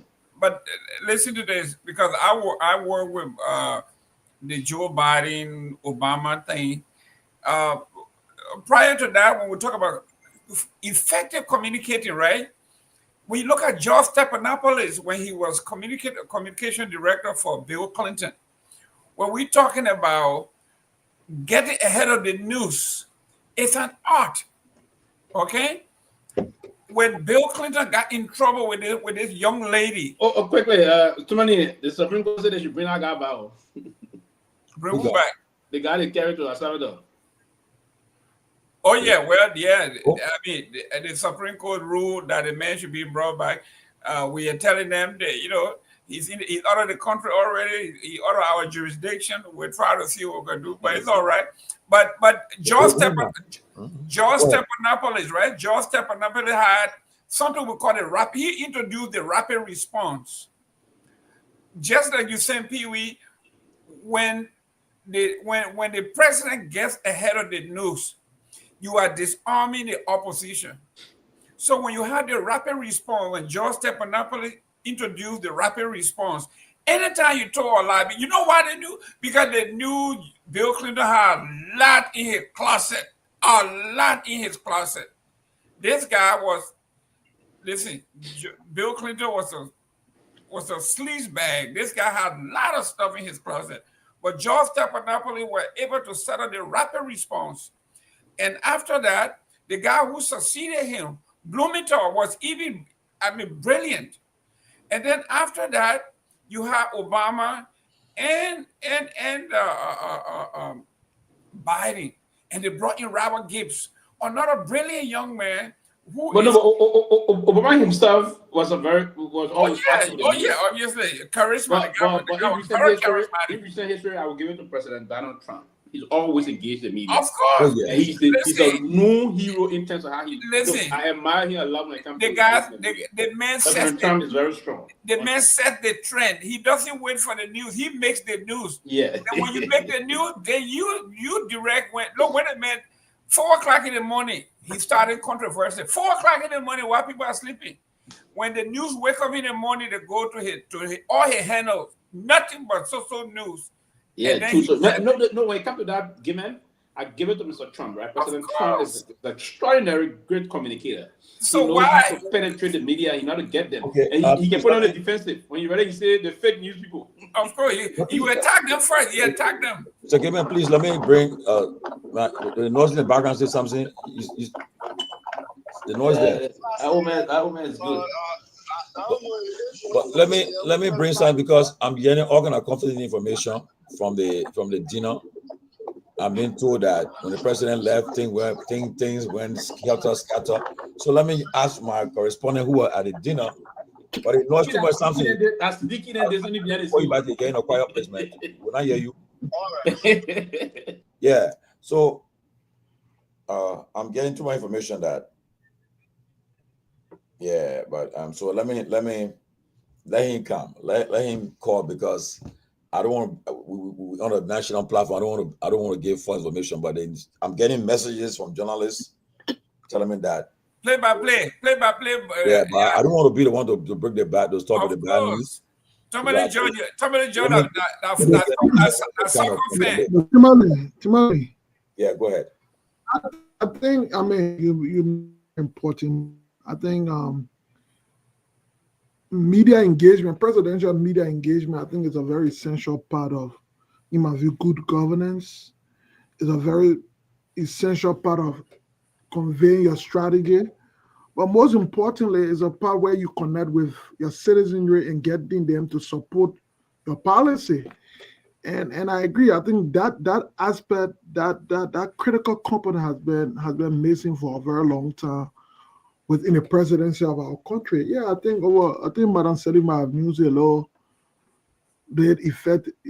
bit, but I think over a period of time. And I think what happens is that, and I agree with you, I really don't know why. Is it that, because of course the presidency will always have something to say, will always have the news. So the question then becomes, why do they don't want to engage? Is it that because they lack the confidence or something? Because let's take for example the CDC, which something we at every level of the party and the governance structure admitted that our media and our media relation, our media engagement, perhaps could be one of those factors that we will point to as our deficit. We did not tell our story sufficiently. We allow our story to be told by the opposition, and no one else, as Pewee readily said, no one else can most effectively tell the story than the leader of the arena, because within that leadership, within that realm, there is something called trust. There is something called integrity. So people look up to it. So I gave an example. At one time, I had, along with Molba, we paid a visit at the executive mansion. It was around that time of the 16 billion situation. Eugene Nangba, the information minister, had given opposition on what had happened. The finance minister had given opposition on what happened, but you still realize that it did not provide the solution. It did not provide a calm that the nation needed. So we had gone to the march. I think the president was on his way at the time to New York for the first UN General Secretary. So our argument was that, look, you must address this. You can't leave this and go. You must say something, because in spite of the fact that your information minister has spoken, your finance minister has spoken, I think ultimately the nation wants to hear from you. They want the yes or no, 16 billion law, 16 billion did not law, or if it happened, there's action. So it is only you that can provide that stability, because of course, the town was very tense. In fact, the opposition used that 16 billion to build their protest. You know, so I just imagine how the president that heated to address the country and have gone. I would think it would have been worse. And technically, I just want to focus on the city. I really don't know why ultimately the handler of the president's communication told him away, because John Rice is a communicator. He's somebody of the camera. He's been a celebrity all along. He's been with the camera through all his life. So I don't know how come, you know, when he became president, because before he became president, he always wanted interview. He always wanted to talk to the media. He just, you know, dressed away. And I think to some extent that is part of the lesson. I hope the CDC will learn that that's not the best thing. And generally, our country, not just the CDC, but even our country. I mean, yes, President Bouaka, after almost 2 years in office, calling a first dinner, not necessarily to even engage the press, but just to something. These things are not privileges, you know. Meeting the press, talking about your policy. These things are not privileges. These are things that the citizen, we are in information age now, the citizen of the country must know. And if a government will complain about mis and disinformation, it's up to them to provide the information. If you keep yourself back, the only thing I could say is because either you got things to hide, and so you do not want to get in front of the media to be scrutinized. But I will address. Let me just read the press release that just came up. Just sent it for immediate release, April 10, 2025. Reporters Association of Liberia, RAL, backs rural journalists' criticism of media dinner exclusivity. Yeah. Moreover, the Reporters Association of Liberia is expressing strong support for the concerns raised by rural journalists over the lack of inclusivity at President Joseph Nyeman Bouaka's annual media dinner held on Thursday, April 10, 2025 in Monrovia.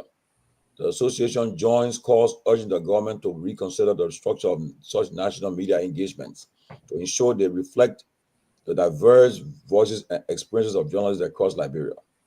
The RAL considers the decision to host a Monrovia-centered event exclusively excluding urban-based journalists as a disturbing signal of creeping media segregation. This approach risks deepening the divide between rural and urban media practitioners and undermines the spirit of national media solidarity.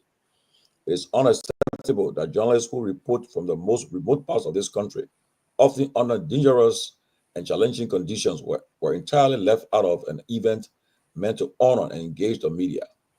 Excluding rural journalists sends the wrong message and ignores their critical contributions to democracy and accountability. The association believes that such national events, especially when hosted under the banner of the presidency, must reflect national character. Rural journalists are often the first line of reporting on issues ranging from health emergencies to corruption, natural disaster, land conflicts, and human rights violations. Many do this without institutional protection, proper equipment, or timely pay, yet they remain committed to serving the public interest. To overlook these journalists is to overlook a major part of the media ecosystem in Liberia. The RAL is therefore calling on President Bouaka and the Minister of Information, Cultural Affairs and Tourism, MICAT, to decentralize future media engagements, including the annual media dinner, and ensure meaningful participation from all 15 counties. This is essential for strengthening press freedom, national cohesion, and fair representation. The Reporters Association of Liberia, which is the largest auxiliary of the PUL, remains committed to advocating for equal opportunities, safety, and recognition for every journalist working within the borders of the Republic, regardless of location. Wow. Well, I'm getting this information, but again, let's see what happened. Our guy will tell what happened there. I don't want to be the one to say it because I'm getting used that things went different way there, but we'll hear later. But back on the issues about our leaders then facing the press, I will say this though, and sometimes the blame should go to the handlers, because look, before first of all, that's why it's important. They call something in America, they call it a PDA, Presidential Daily Briefing. In fact, I know Jerry Pierre, who is the President Information Minister, he told me that when you're Press Secretary, Madam Salif, he said his first job, he gets up in the morning, all the daily newspaper he made sure he had to read them. He will get all the papers that come out. Listen to BBC, to VOA, all the things. Then you get all the news around the world in the country.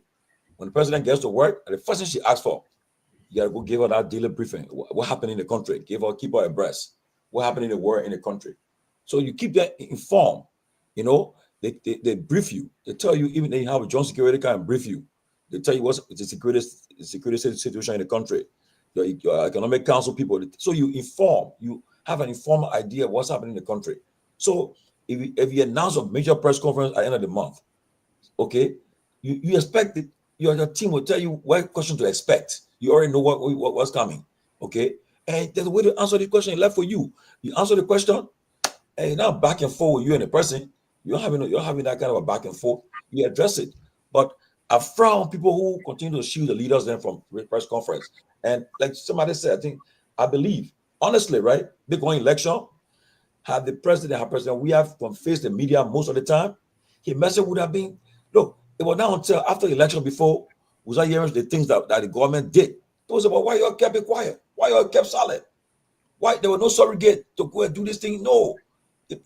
Look, when you in front of the bullet pulpit, when you in front of that pulpit, what you say, that message, it go across the length and breadth of the country. People take it serious.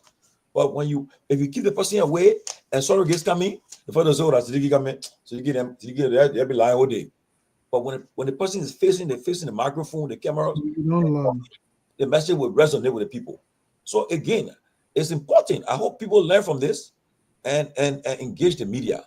I would say again, I think in my lifetime, Samuel Doe and Charles Taylor were the only president I saw that were media friendly. They were the media all the time. They were engaged in the media. No, President Salif did his thing. Salif, yeah. But when they say people who they used to have mostly local media, or do until international foreign media to address them. When they come in, Salif did more international media than any of them. Yeah, man. How many times Salif addressed the media? The one that why they call him? What I bought that she should walk for in the ball. Oh yeah. that after all, man, she was angry. And I got angry. It's a black eye, a blatant lie. L-I-E lie. Even the local media, how many times? No. It was every month. It was not customary. Jeremiah Pierre then became the face of the government. Of course, she addressed media, but not as frequent. She was far better than the past two leaders. Oh yeah, I agree. Yeah, I agree. The past two leaders, she was far. All I can say, if especially they come into the next election cycle, this time things that every cycle is different. You gotta be able to face the people and their message go to engage the media. Let them talk. When they question you, answer them, address them. They will ask you some tough questions. Yes, they're going to evade it. As a politician, you ask me some question. Make an example. They asked the guy, Cory Booker. They say, "Do you think Shushman should be the leader of the Democrat?" He said, "Look, the party is big." He said, and he dodged that question.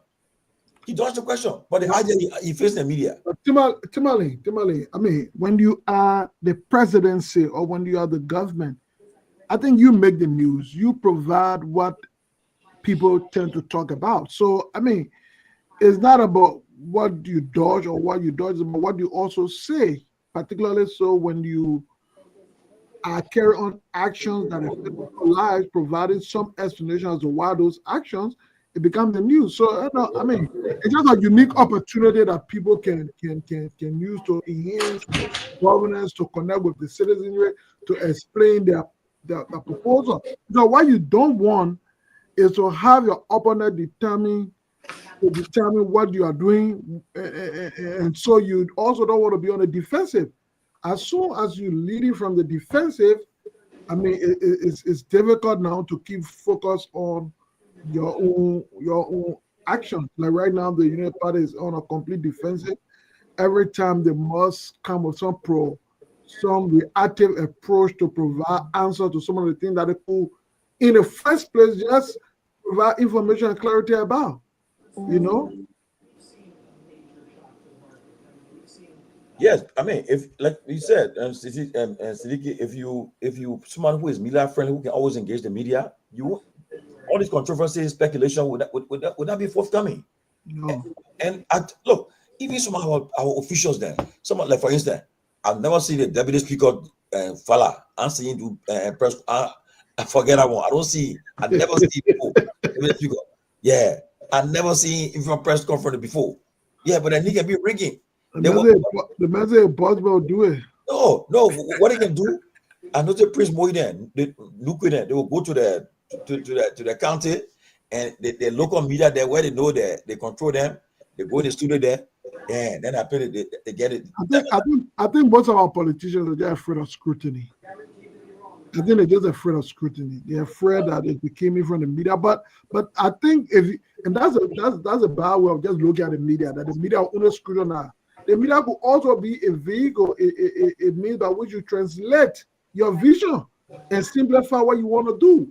So don't just see the media as one that will just scrutinize you, but rather it could be one that could help to translate your vision. You know, I just hope. And just back to the release you read, I think those guys made some very important points. I would hope that the organizers of today's event could take those serious advancement. I think being inclusive of those, because the essence of such a dinner, in my view, should not just be about trying to merry-make. It should be about having a reflection of or a representation of what's unfolding within the country from different sectors. You know, so I think they should take that on an advancement. Hopefully, in the next stage of planning, they make sure they include all of those in it.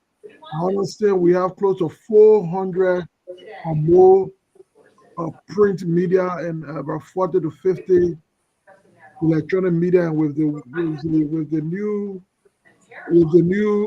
media of social media now, you may even have more. So, and which is also good for the country. So I think the press secretary, the coordination between the PUL people, should be able to factor in all those people. I mean, they can invite. I honestly was not inviting individual journalists, rather than inviting media houses and stuff. But at least they should try as much as they can to cover at least every sector out of the country. Yeah, let encourage our leaders then to be media friendly. Let them engage them. And for instance, even our pro tem, I don't think she have done her press conference since she became pro tem. No, I don't think so. But those people are not really pushed to have. We're talking about the leader of the country. No, but the main thing is the leader of the country. Pewee, they are being issued. You got to give an up. You see, Pewee, in America, every week you see what his name Johnson, the Speaker Johnson. Every week they stand in front of the media. Yeah, you're right. You see the American leader, they stand in front of the president and address them every week. Yeah. And what they can do, they have what they call the Democrats have their lunch. Republicans have their lunch. Okay, they have their lunch every week. Okay, have their lunch. No, you're right, but you see Carrie on living the press secretary. I mean, that's a tough job. Like this girl, a Biden former press secretary, that black girl, Karen Jean, that girl. Yeah. She used to be battling the people. Karen Jean, yeah. You know, and even the current press, Karen Levitt. The one strong guy's a smart girl too. I think I got a smart girl. The current press secretary, Karen Levitt, is extraordinarily smart. She's smart. Look, you gotta lie, you gotta do it. You know, and they give you some tough assignment because some people say, "What? I'm facing that media now. You gotta go talk." So actually responded to this issue about Inamud and Navarro, the three advisors to President Trump. Two of them fighting, right? He said, "Yeah, boys will always be boys." Yeah. You see, so you know, but you gotta be fast on your feet. And like I said, boys will be boys. If I didn't learn anything, I learned it from Robert Gibbs. You have to get in front of the news, even if it's bad news. You gotta be the first to tell the news. Don't wait until somebody say we got a breaking story. Okay, Trump was going to do the tariff thing. It was on his handle. All his handle had it. Yeah. Okay, so I mean, we come over here. We live in this country. We say we want to mimic this democracy. Then you go home, you do something totally different. and then you expect people to cheer you on when we say you mimic the worst of America, not the best, the worst of America. You leave from here, you live here, you see how it works, and then you go home. Like when I was listening to the former information minister from your boy from Ledger Wu Remy, when there were tense in the country, that president, we are information, the message was not getting out. The man said, I'm not a propagandist. I'm an administrator. Can you imagine? No, but let me say this, Mr. Gaiman and Pewee and Siddiqui. Siddiqui said something. And honestly, right, during the election, you saw what the UP used on CDC, the 16 billion, the harmonization program and policy, and issue about missing boys and about the auditors. And look, and these were things that just the minister gave. I saw a report. He gave me a report, Minister Dean, and the report was presented there. But the problem we're having, why couldn't you guys tell the people what happened? You investigated these issues. The report was in your hands. Why couldn't you guys and present it to the public? Come and face the people. Look, but they sat down. They allowed the people to do their own stuff with it, and they took it out of context and what they did, and they ran with the election and they shop it to them. They couldn't back it, and they carry on, and it's sad. So I mean, you don't learn from it. But anyway, Samson on the phone. Samson, you ready to talk? Yes, sir. Okay. Samson, you attended the dinner with the president this evening. There are a lot of reports coming from there that when the president left, things went out of hand. There was no water, no food. I know you very objective. So tell us what really happened there. So let me begin by thanking my institution, the Closing Argument, for affording me such opportunity to be part of that historical movement. So today, it was not a favorite day for the executive, especially the executive mansion. The planning there was absolutely poor when it comes to city enrichment. That's one. When we first entered the hall, some of us stand to the end of the program because you cannot invite a particular media institution to a program and you don't have the seating capacity for it. Most of the institutions that were invited stood up until the program could end. That's one. Two, the issue of water. It was shocking to know that we were in there and the government could not provide water for us. Journalists started mourning while the president was talking. Journalists started murmuring under the president's speech, saying we tested want to drink. We've been here for since 6 o'clock and after 9, some all want to drink water. And then they said the little water they had there, they were managing it. So they could not give that water, or they gave the water, or meaning they would not provide another water. And exactly what they said was what they did. Some of us went there to take water. The moment we got you drinking, the water we drank from the table was the only water we had access to till the program could finish. That's another one. And the frustrating part was people who were sending invitation on to media institutions and media executive.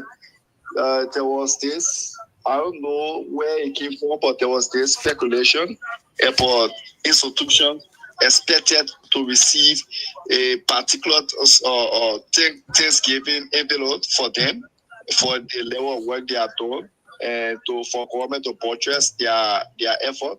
But then for shocking it, immediately the president left, nothing of such happened. So most of the media executives here and reporters who were there started to make some remarks that might hit the internet and newspaper. It will not favor the government, and I think it will take them time to recover from what is coming for them. Wow. So can you tell us what was the president's message? So the president spoke about he spoke about the press freedom, where he said he will continue to protect press freedom under the government. There will be no intimidation of media. You also spoke about supporting the media and talking about making ERPC a public radio. It will not just be for government, where opposition candidates and leaders can go there and also express their view and provide debunking statement to government and also remedies on how government can push forward. You also talk about seeing how best that the executive marshal will work in direct consultation with the president of Liberia office, and he talked about coordination. He also appreciated the media for being objective, and he highlighted few media institutions and appreciated them for their work. One of which he called Women Forces. He owned by 6 women. He appreciated her, and he appreciated another newspaper called Liberia Investigator, owned by Lona Tutu. Mm-hmm. So, another question. So let me ask a question. You can ask a question. Do you have an idea how many media houses or representatives were in a house there today? So they invited, we were all, like I said, the place was all crowded there to the point where some of us, like me, I stood up till the program could end. Well, I was not the only victim of that. We had more media executives who were in the hall. And so the question later after the program, when I went to Kula, I asked, so why if it was my boss, Tomalin George or Tato Peabody or any top officials from the closely argument that could receive this invitation, was it the kind of treatment you were going to provide for them? She started to say, oh, sorry, we expect the kind of number of human being here, all kind of excuses. So, on a serious note, a lot of media executives and managers are seriously disappointed in the government for what they did today. For me, there's no question, Tony. It's just the process about. Let me say thank you for your service on behalf of the TCA also. But my point is that maybe the way they went about organizing this process, we will shift some blame, but we shouldn't basically all the time anticipate going to public function, particularly in Liberia. You think, and because we do a kind of a way of, we need to first and foremost anticipate how many persons we're going to have, and those that will be responsible to cater to those people will always add the number, because you don't anticipate these things to unfold. But again, journalists, when you are invited to a presidential dinner of the president, I thought on the side they were requesting, oh, we're hungry, we didn't drink, we didn't eat. That was wrong on their part also, because you have to be straightforward. But the organization process was very loose, irresponsible way they went about it. But the journalists also, you have to hold your ground in that. Keep your news, keep it up, and come and bring your stories up. And that's it. The whole thing was marked by disorganization and the rest of that. Because the executive mansion should be the last institution that will invite people, and then because you're being invited, because it should be based on invitation. And the invitation is what you anticipate to move on the catering process. And I mean, the whole system in the country that just messed up. Why would you do that? If you're anticipating like 100 persons, you cater for 120 or 140 persons. That's it. But again, the country is such that even the presidency is not that pretty, because people would just do all over, everybody would just come and start Pewee. And that's what happened. So they lost track of what they were all to do. But I thought the journalists weighing, I'm a little bit taken aback. It's when way because someone just sent something to me. I was seeing the way the journalists themselves saying, "Oh, we're hungry." No, you shouldn't be saying those things there. You should remain quiet and come and report on the disorganization of the regime instead of you putting yourself there. Because now people will say you're angry because you didn't eat that way you drink or you didn't drink. I mean, no, come on. I mean, the journalists should be beyond those kind of a lines. Yeah, but Pewee. And I'm being honest here. That's my own view. No, but you see, Mr. Pewee, to be honest with you, when the press dinner is being held at the White House or wherever it is, listen, man.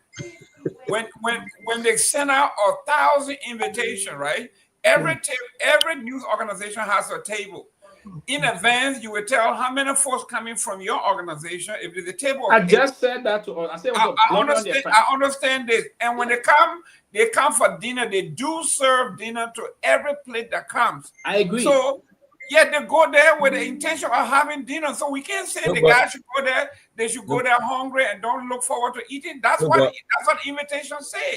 Like what Messi Dupo is saying, right? I mean, he said something. Messi said something, right? Yeah, I don't agree with him. I agree with what Messi is saying, right? No, not at all. Honestly, I know the journalists don't like it, but to be frank with you, I can bet you. Yeah. Okay. Look, let me be frank. I can tell you, I'm sure if you ask the Minister of Information, the organizer will tell you that they did RSVP, they did their stuff, the caterer, whoever the case, organized the thing well. But like somebody said earlier, when people just see the president calling and they didn't run the poor mind about that at the end of the day, because what I noticed in Liberia, I give an example, right? I was in Liberia last year. Before you continue, I'm going to continue quickly. Beyond the cattle, that's the executive at the president attending a program. The EP and the security details should know who are entering that place. No invitation, don't let it enter. Exactly. Because look, what is done there? They put, when you go to these press conferences there or the events, they put your name and they get lists. Now for that list there, when the program finish, you get your 18. So apparently, when the people say the president inviting the journalists there, I can tell you, everybody thought like somebody said. Yeah, the mind involved at all. No, but it should be based on invitation. They should allow people to enter the hall with the invitation coming from. That's what I can bet you. So suppose, my man, you're supposed to go there because they think that they come and get their friend that money, so they go there. But the person that did the catering, right? If I were a caterer, the person who did that catering will tell you. I'm not a caterer, but I'm sure those who watching the show who are caterer will tell you. When you're catering, you got exact amount of people. You even what they can even do. Let's say you're paying 300 guests. Caterer will all get 325, just in case they get. Yeah, that's what I said. Yeah, if you spend 100, you get it for 140. So Tomalin, yeah, I would just like to come from a different angle. I agree that members of the press who went to the event cannot have tomorrow morning breaking news. Oh, we didn't eat or we didn't drink water. I mean, that cannot be a breaking news. It takes away their own dignity. But Tomalin, have we not had similar situations during the inauguration where people complain that these things were not enough? Then somehow just let this to go into passing. So what now is of concern is we need to understand what budget covered this event, for which it went so disorganized, for which it went in a way where these things were not enough. Not necessarily because journalists didn't eat. Is it that people use these social gathering organized by the executive oftentimes to also abscond from there? You remember similar thing that they do in inaugurations? Almost the same thing. Making a good point. You're very right. So it cannot be a pattern when there is a national event, other people use it to steal and embezzle. So while it is true that I think what the journalists should now do, as opposed to waking up tomorrow morning to say, "Oh, we didn't eat water or drink," to say, "It was an event that the government claimed that spent 50,000, 100,000, 200,000 on the event," and then let the public judge. Because from the government side, people went to that thing the minimum on a bit of invitation. So at least the government knew that in the minimum, they would have expected around maybe, let's say 50, or they send out 50 invitations. So normally in Liberia, they always do that thing with mezzanine. So say 50 invitations, but we're playing for 100 people. So man, the president so for me, it's not now about what people ate or people drank. It's about this thing becoming a pattern. It happened during the inauguration. In fact, it even happened. I remember when the Union Party was trying to get some funding to each of the district coordinators to the different districts to prepare food for the people. Yeah, there was some slashing of that. So there's the third at least that we know. So now it's not just about food, it's about a behavior that is evolving, even in the minimum of certain that. So I think it was some consideration. We call on Jeremiah Pierre, who is the chairman of that committee, to at least address the press on this issue, provide some clarity. Let us know how much money was put into this preparation and how many people were totally invited. I think the public also would need to know that. So Nangbe coming. Yeah, I mean, thank you very much. I feel like you guys are hitting all the marks. These kind of events, I mean, I'm sure all of us have been invited to one of them or the other. They will send out an invite. They will send to every media institution and tell them, you are allotted maybe 4 seats from your institution. And like you said, Tomalin, you got to RSVP. You got to let them know back. And for the very reason that Sylvester said, if it is not for just the capacity alone, but it's a security concern, they have to know how many people are coming in and who's coming. You have to send all of that in advance so that they will do their screening and investigation, all of that. So it takes time. So I'm surprised that our young fellow, and congratulations to him with all the difficulties. Well, you seem very, very, he seemed very, very laid back, and he seems to to have it together. And thank you for doing that. But yeah, I'm surprised from what he's reporting that there was, the press secretary was saying, they didn't expect this amount of people. I don't understand that. It just, it sounds very chaotic. But other than that, I wanted to quickly say, and you guys were talking about the president, blogging and turning his back to the Truth FM invite. That to me that was a missed opportunity. And the presidency these days, it has a lot going for it because there's so many media institutions, and so I guess you could say, you can go to another media institution. But what is important about this, the very reason that they gave should have been the reason for which they should have gone. That this is owned by an opposition person. All of us know here, everywhere. The Democrats here, when they go to Fox News, that is, that's big news because they define the Fox News journalists to come with any question. That's how clean and open they are.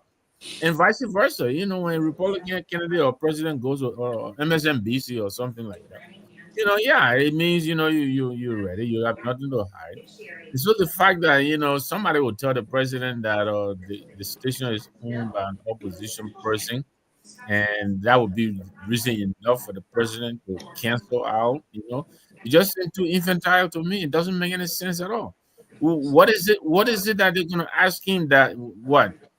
They were forcing to spill national security, security issues. I don't understand that. So I don't know. But it just looks really, really bad. For the presidency to first of all, how did it come upon the decision for this person to have gone in the first place? Didn't they know then that this institution, belongs to someone who may not be on the president's team? So, I just wanted to mention that. I hope in the future, they avoid these kind of, rookie and unforced mistakes, because the president cannot run away forever. I mean, he has to face the press, and he can't just expect to be given, softball questions and all of that. You got to go, and take the hard questions. So like Hamed said earlier, I think I agree with him. Somebody should go to the minister, face the microphone tomorrow, and to address this issue, and tell the Liberian people how much was, because that taxpayer money is not my personal money. Say, look, be transparent. Say this we budgeted $100,000 or whatever the case for this event, and we expected the amount of people to attend. But to our surprise, they were overwhelmed, and people came. And so you got to face the people tomorrow. And so if they don't do it, people will speculate. People will say they get in their amount, and somebody took their amount, and so forth. So the last question, Bruce Siddiqui coming. I don't know. Do you think if they are giving these journalists some package tonight, some envelope, you think they would have cared about whether the food were there or not? You think so? Siddiqui, come on. Yeah. So first of all, good evening to everybody. So I don't want us to forget this program today was not properly planned, was not even planned ahead of time. The only reason the executive mansion put up a statement that, oh, we're going to have a media engagement or dinner with the media on Thursday was because the president turned down O'Neill Robert invitation. And they had no excuse but to put up a statement on the executive mansion page just a day before today. I think yesterday they put up a statement, or on Tuesday, something like that. And then today, that program. So all of the blames of people saying, oh, the media, maybe some of the journalists who were not invited, they went there, they overcrowded the place, so maybe that's why the food was not out of that. I believe there was no proper planning for this event today. Because it just come up, you didn't plan any dinner, meeting or engagement with the media, just because you had a gentleman agreement with a journalist to appear on a show. This guy did a post for 2 days that on Tuesday or Wednesday, we are going to be hosting the president of the country. 2 days, O'Neill and True FM did the publicity. And nobody sent him a communication and said, look, the president is not going to appear on your show. But on the day of that, of the show or interview, you cancel that and you read on the executive mansion page that we're going to have a dinner with the media, and then from there the president will be appearing on on other shows, as they said on the stuff there. But this is what I want us to understand. Right after the executive mansion press release on the page that day, Kula Fofana, who is a press secretary, she also shared on her page, warning all the media petitioner or the journalists that don't come there if you're not invited. For your information, only invitees that are welcome to come to the program today. She shared that on her page. And so I don't think you can blame the journalists, because this thing should have been planned. This is something that they should have planned ahead of time, maybe a week before or a month before, plan it better, and then send an invitation. But just do something rushing way, because you felt like the president could not go to True FM, and Musa Belede got nothing to do with this. Because this same president, when he was an opposition, he went to True FM 2 times. He sat there, they had an interview, nobody do anything to him, and all of that. But I believe, as I mentioned yesterday, the only reason they could not go to True FM on O'Neill True Breakfast show is because they had no guarantee that they are going to give them a specific line where they can give to the caller brigade to call and praising the president. And so they had to cancel that show, to kind of meet with the media guys, to maybe give them a number, in the coming days where the president will be going to have an interview.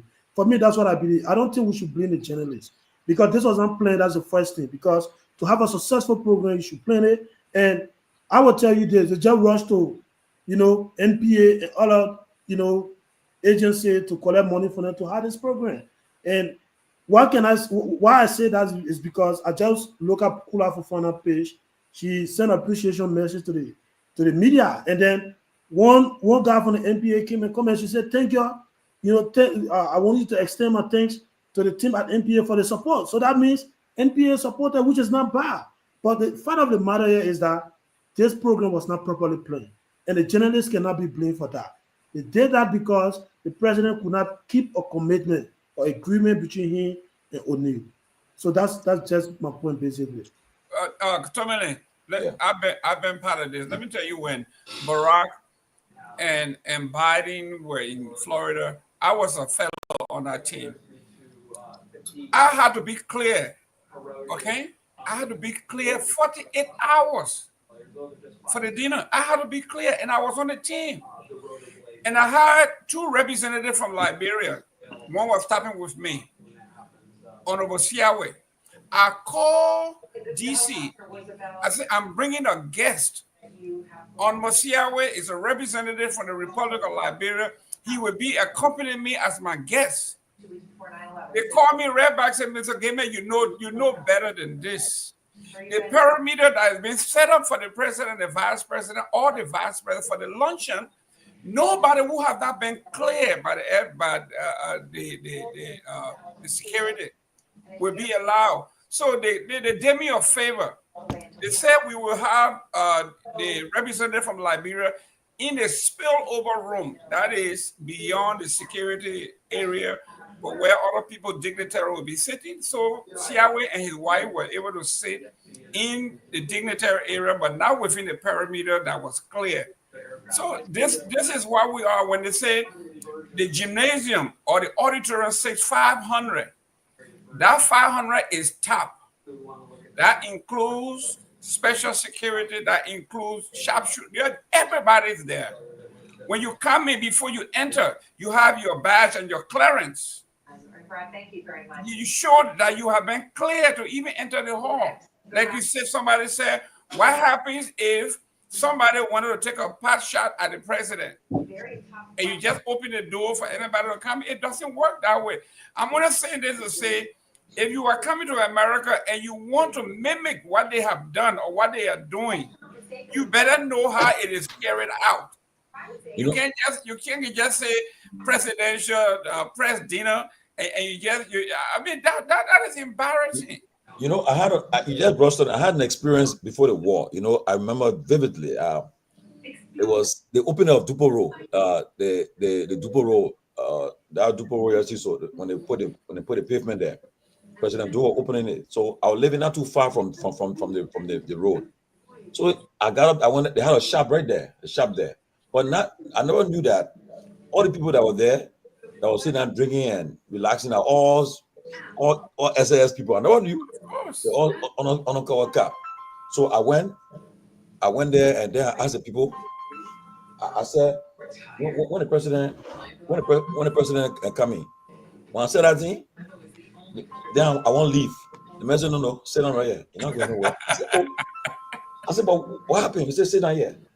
I said, why? He said, just sit down here. Ain't you want to know when the president coming? Sit down, the president. And they kept me there. And they kept me there until the president got there.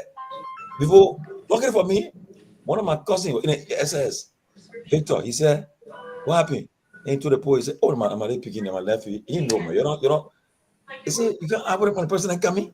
I said, oh, and I learned my lesson for that day.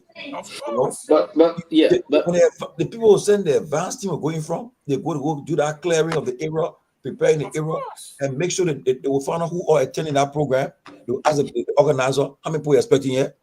You tell the people how many people are expecting, because the seats are all there, right?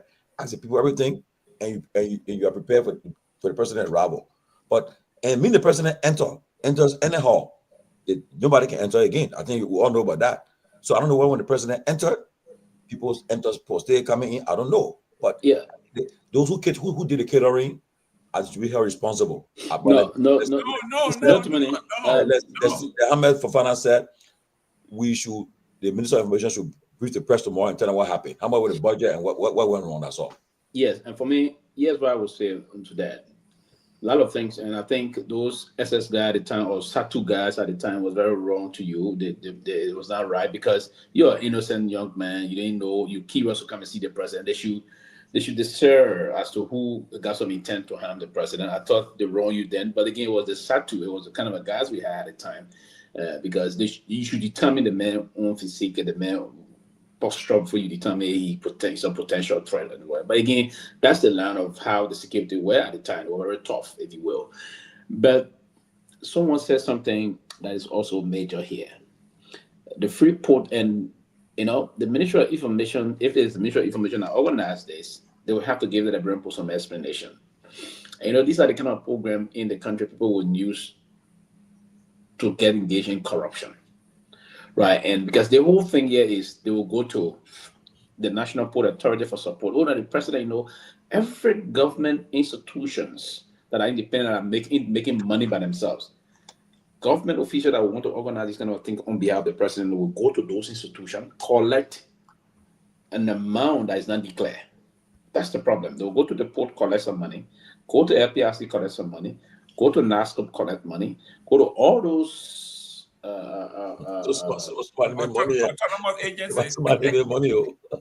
and collect the money and want to push for the program. Yes, my own disappointment here. It's not a wrong thing to do that. If you thought to do that, there should be a declaration. But the problem here is now the fact that the president was in a particular program and was not only crowded up, but very disorganized. That's the problem.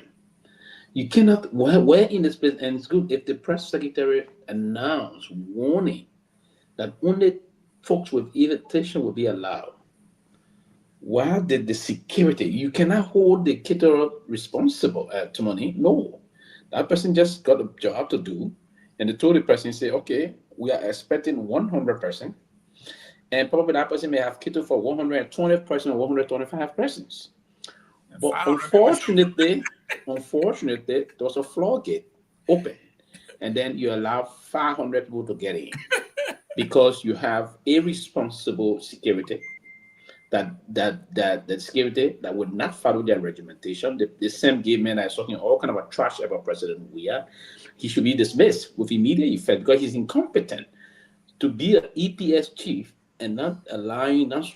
I mean, there should be a triage system, a regular triage mechanism for people attending a function where the president is.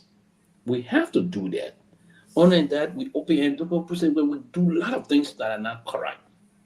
Then you come and say the person that is catering, that person responsibility to bring food for 110%. That's right. That's the only responsibility that person got. And the food the person is bringing, the food is safe because the person is going to be part of that. The food is safe, it's good. That's the person's responsibility to money. The responsibility also who enter with invitation is not that person's responsibility. That's why you have a protocol arrangement. The protocol will put into place the appropriate measures that will govern the proceeding of how presidential activities are. So if you will, I mean, it was just a serious. This is not the first time in the history of our country. And I don't think this will be the last time, right?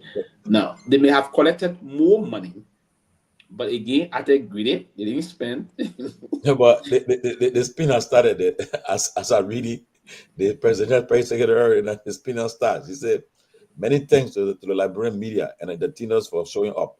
Let's stay engaged and do this again. Thank you. So that's they call it a spin on. But No. She was spin how she want to spin. You know, Tomalin, in in all fairness, the initiator is a good one. I think a regular engagement with the president or a moment where the presidency can recognize the work and sacrifices that journalists make in bringing to the forefront issues that affect the country is a good thing.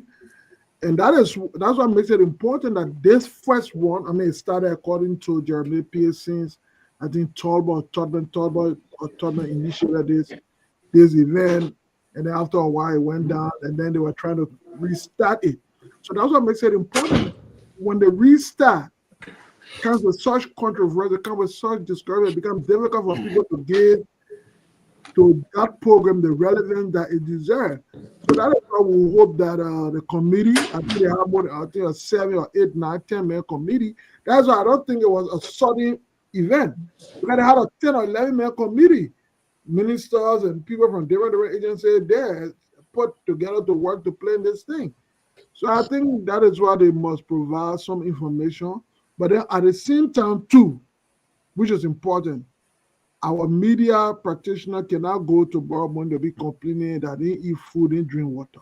They have the right to because they were invited to dinner, man. You were invited to dinner. My question is, are they giving them some token? But I think I would have been insulting to give the media cartoon. I mean, we need to get rid of that mentality that the media must be giving quote unquote cartoon. I mean, but I mean, then what you do? You can never get rid of that. Then what you do if you want to pay the media for that? Tell the media that all the media that will cover the program will be paid. They're not free.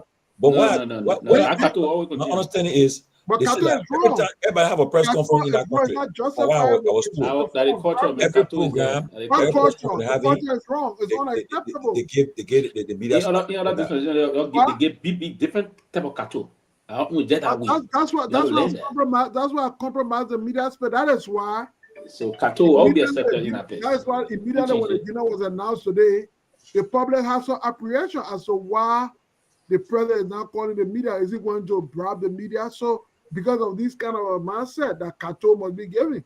So if you think you must pay the media for being present, then pay for their services. If 3 of them will come to cover it, pay them. So tell all the media, say, send a reporter to cover the event and we pay. I think it's more dignified that way than talking about giving people some cattle. I mean, you don't hear that anywhere in the world about cattle. What?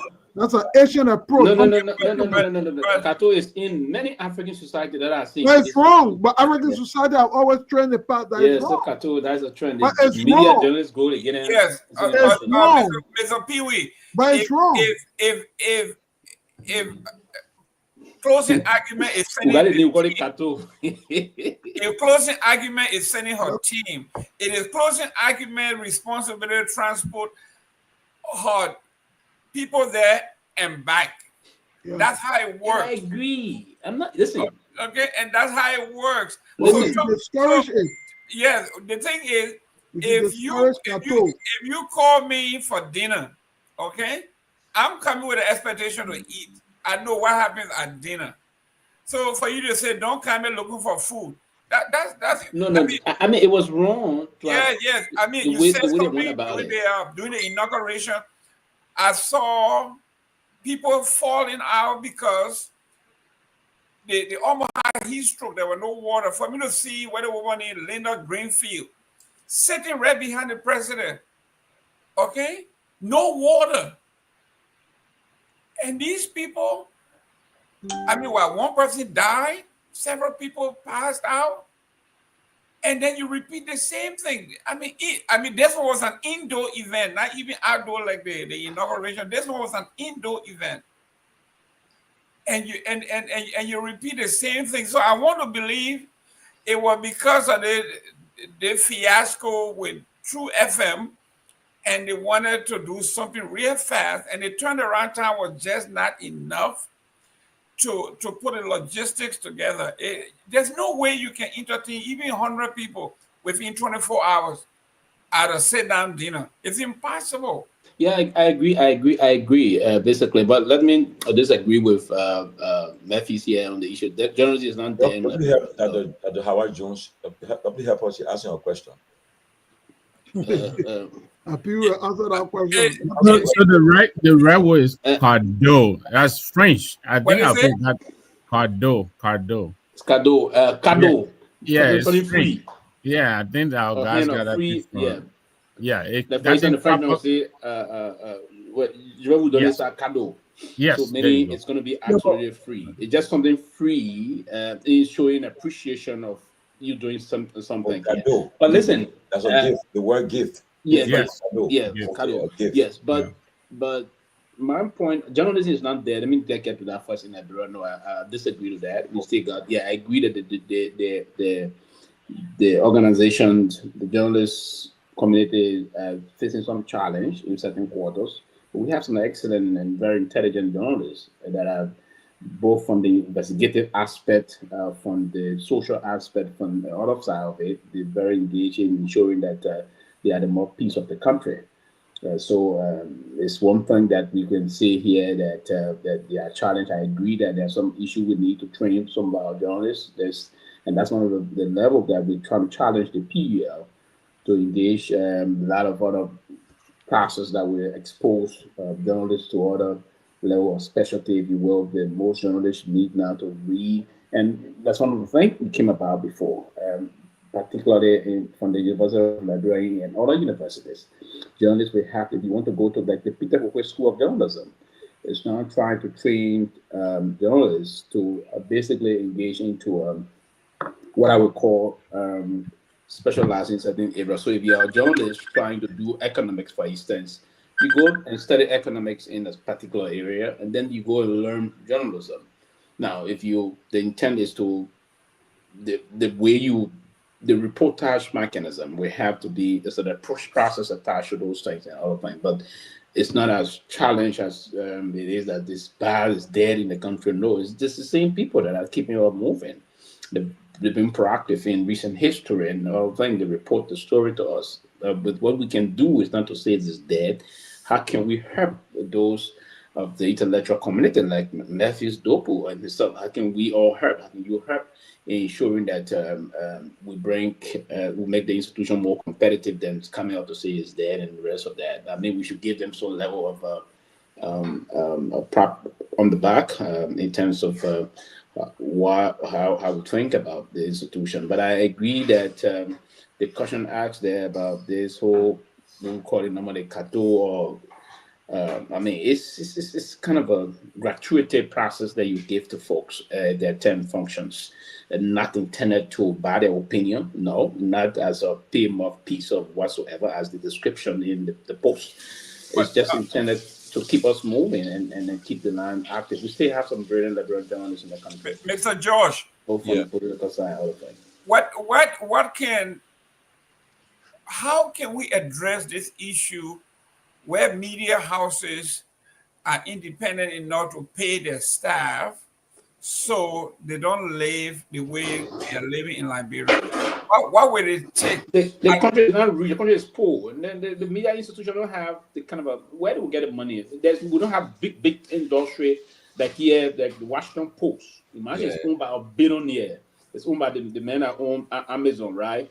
And the rest of that, and lot of the different areas, if you will. So the thing is that all these people that they sign contracts. I mean, I was surprised. Anderson Cooper, that man's been worth over 40 million. I never knew. And even though I know they say his mother was rich, but he's a Vanderbilt. He's a billionaire. Yeah. And then all the guy show even this. No, but I'm billionaire, man. He inherited just $2 million from his family. What you talking about? He's the name, the Vanderbilt. Yeah, Vanderbilt. Even the girl that just also MSBC or Joy Reid, she was making millions too. She got contract in the millions. Even the guy from Fox, I think is the most paid. Sean Hannity. All the posts is one of the best paid now, around 25, $30 million a year. Look, and seriously, right, Mr. Gamer. Honestly, I think I was told that NPR, the radio, they said that the people that watch the show, that listen to the radio, they want to support in that show. You see, like, even our platform there, you know, you think that you get people it's okay. Every time we spend $2, $1, we put it there every day. You put a cash up, they keep it going. That's how people get supported. But if you are thinking, for instance, somebody will give me a story and say, my man, suppress that story. Don't talk about that story that ever used. Come on closing argument and just praise us and defend us there. You know, but people can use a platform to do it, but in America, so if you want you to, you know, like in Liberia, where the guys then will say, well, they will talk about the story the next day, they write something in your favor. And believe me, I'll tell you guys this, there have been people in government, other people who will be telling my man, the topic you're going to discuss today, please don't you don't tell your man, don't can hard on me. I said that place open. Everybody have their own views. You can't say nobody there. You know, I can't be praising you. They will say, the first people will say, I didn't praising the person. So you go, you steal. Everybody know the country guy you finish stealing. Then I can't be saying, Sidiki, no. Sidiki, unbeliever. Oh, it was about the money, shut up, man. We know you're already. You know, so the people that watch the show, people that come and monitor, they want also to support to avoid any conflict of bribery, because I've been in Liberia, as Sidiki know it, the journalists then look, nowadays, there people won't be lawmaker, everyone will be journalists the same way. So once you get that journalist bash on you, you put in something to put more, when they say press conference on it, after that, they get us on it. And it's still a challenge, and that's why before me I would say challenge, I would not say it's challenge.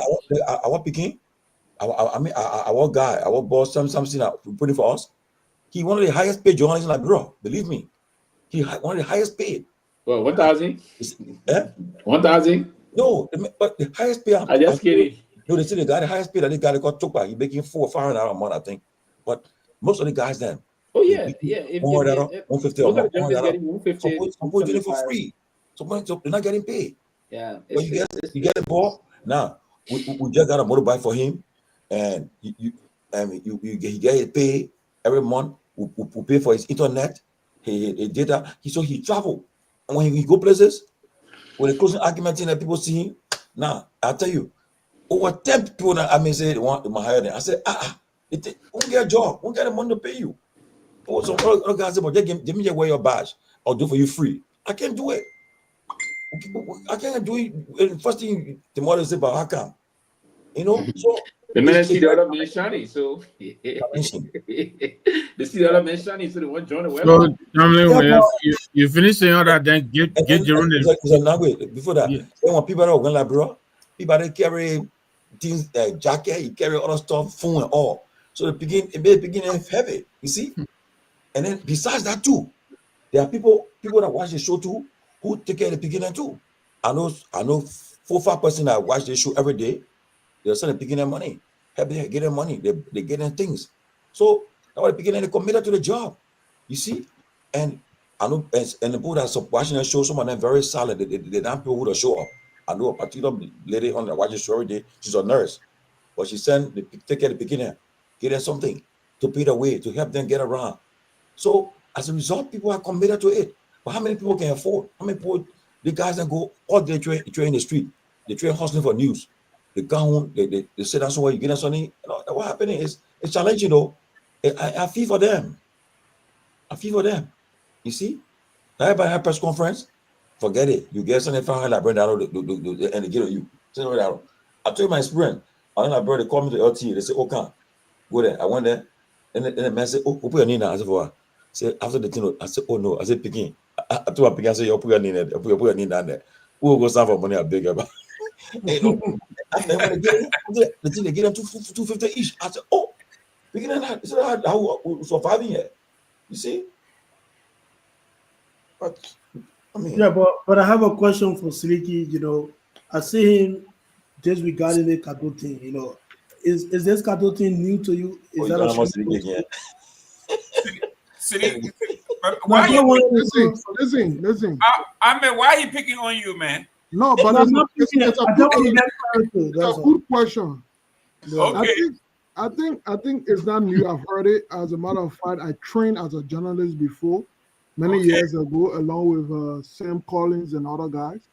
But I think those are part of let's look at the context when we reference Kato.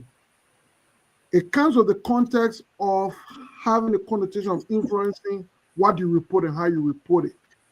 I think with regard to journalism being a noble profession that should serve as a watchdog of society, you want to be careful what give you take from the person on whom you want to report on. And for a long period of time, it has affected our journalism space. You know, when the man with whom you should give the news on become the man who is paying your press, there is a possibility of you being influenced as a result of that. When your duty is now to report the truth, you could be compromising that. That is why we think it's not healthy, it's not good. Now, if there are an approach that the media can use to ensure that the media have to be innovative now. The media have to be innovative. The media will have to increase its play by where people will come. Media have to seek advertisement. Media have to do other things and programs that will give them funding to support its activity. But to suggest that the media will live out of gratuity to the people with whom they have to report and watch on, I do not know how that contradiction can be deconstructed when the man with whom you have to report against become the very man that will tell you, "My man, go find food to eat, but tomorrow morning meet me so I can give you a school fee for your children," but you have a breaking news on this man. I don't know how you can balance the two. So for me, I'm opposed to Kato. Yeah, so for me, the reason I asked you that question is because, you know, I was practically involved with the media team of the CPP during the election. And so they Kato thing, some journalists, like when they come for a press conference, they kind of feel entitled to this Kato. And at some point, if you don't give them Kato after the press conference, the next time you're having a press conference, you call it, they're not going to come. But we got to separate it now. Pay for service, in my view, different Kato. The man came to cover your press conference, he will give the news. Probably that's a private interview, maybe it's not new. That's a different reason, because sometimes too, political parties will want the news to be reported at a certain way, to the extent where they want to somehow dictate the editorial. And in that case, of course, if I have a news outlet, you have to pay. So I think what the newspaper need to do to avoid cattle thing, if the man sends for the cover the press conference and you know that you will not charge him. I have a news outlet to cover a press conference, to put it out there, to put it in my newspaper. You have to pay. At least that was formal. You go through the business, you pay the news, you report the story as per se. You know, the man said it's press release, so it's different. As opposed to, for example, you hear there were some financial malpractice maybe at the Ministry of State. You got the tip off. You went there to cover the story. You got sufficient evidence to report that indeed these things happen. You meet up with the minister involved and say, look, these are evidence I have against XYZ, and I'm going to report them. And then he said, look, the cattle, don't report that. I think those two things are but in most cases, though, this will be my last point. You know, in most cases in Liberia, where cattle, that war cattle is used, either, and I will agree with you. Like, for example, if you have a media institution, you know, and then I call you to cover my press conference as a political party, definitely I should be able to pay for it, because at the end of the day, you don't go on CNN, you're free. Yeah, but some of the guys, this is what I want you to understand now. They are not from any media institution. They just hold a camera. Someone can even tell them my online TV needs leaky TV. You know, so that is why you know Citizen holds a lot of press conferences. That is why these things are coordinated. Media institutions are invited. Okay, sometimes you say the press invited. When the press comes, you must have in your director of press who know the press already. Register them as those people who cover the press, know that they're in the media institution. You're not just going to have press conference there because you see camera to your face. Then it means that your media man isn't doing his job, because to a larger extent, as director of press of political parties, you must to some extent you must know almost all the media people in the country to some extent who covering what. When the president from True FM, at least you must know the people, so it should be easy. It should be easy, except you just let, you know, you're just let to see a group of people. So whether the media man, you want to see the play pack. What you people on now? You want yes, you want to see the play packs. Okay, no problem. What about CDC? No, man, it'll be well coordinated, man. It'll be well coordinated. But the two years, everybody get cartoon like, bro. All the political of course. But it's not the culture, but it's an unfortunate part of our culture that is affected media credibility. Yeah, but those of you who are in the media in Liberia, even those who run the newspaper, the big ones, Front Page Africa, I mean, the guy said it. He said they all rely on advertisement from the government and all of these things. And when time comes, sometimes they decide, like Rodney here would say, they owe him so much money that they even want to use that as a leverage. Hey, my man, we owe you $20,000. We got $10,000 here, but you know, you gotta let his story go and all kinds of stuff. I mean, when I listen to Rodney here and now his protege Leonard Dudu, the same thing. He got the Liberia investigators, and the same thing. You know, they will come to you and do this. But we have to find a way that journalists have to pay their own way. They can't even, like the folks were saying, they were stuck at this dinner. They had no way to get home. I mean, can you imagine Pewee covering an event and he ain't got no keke, he ain't got no motorbike, he ain't got no money to go home, and then they didn't feed him too? Can you imagine? So that's why getting everybody mad. Sidiki over there, Sidiki find his way, you know, it was daytime. He found his way to the ministerial complex, no water, no food. Then when time comes for him to go home, no money to go home, and no buses, nothing. By the time you turn around and see the president gone home, so everybody on their own. But we have to find a way.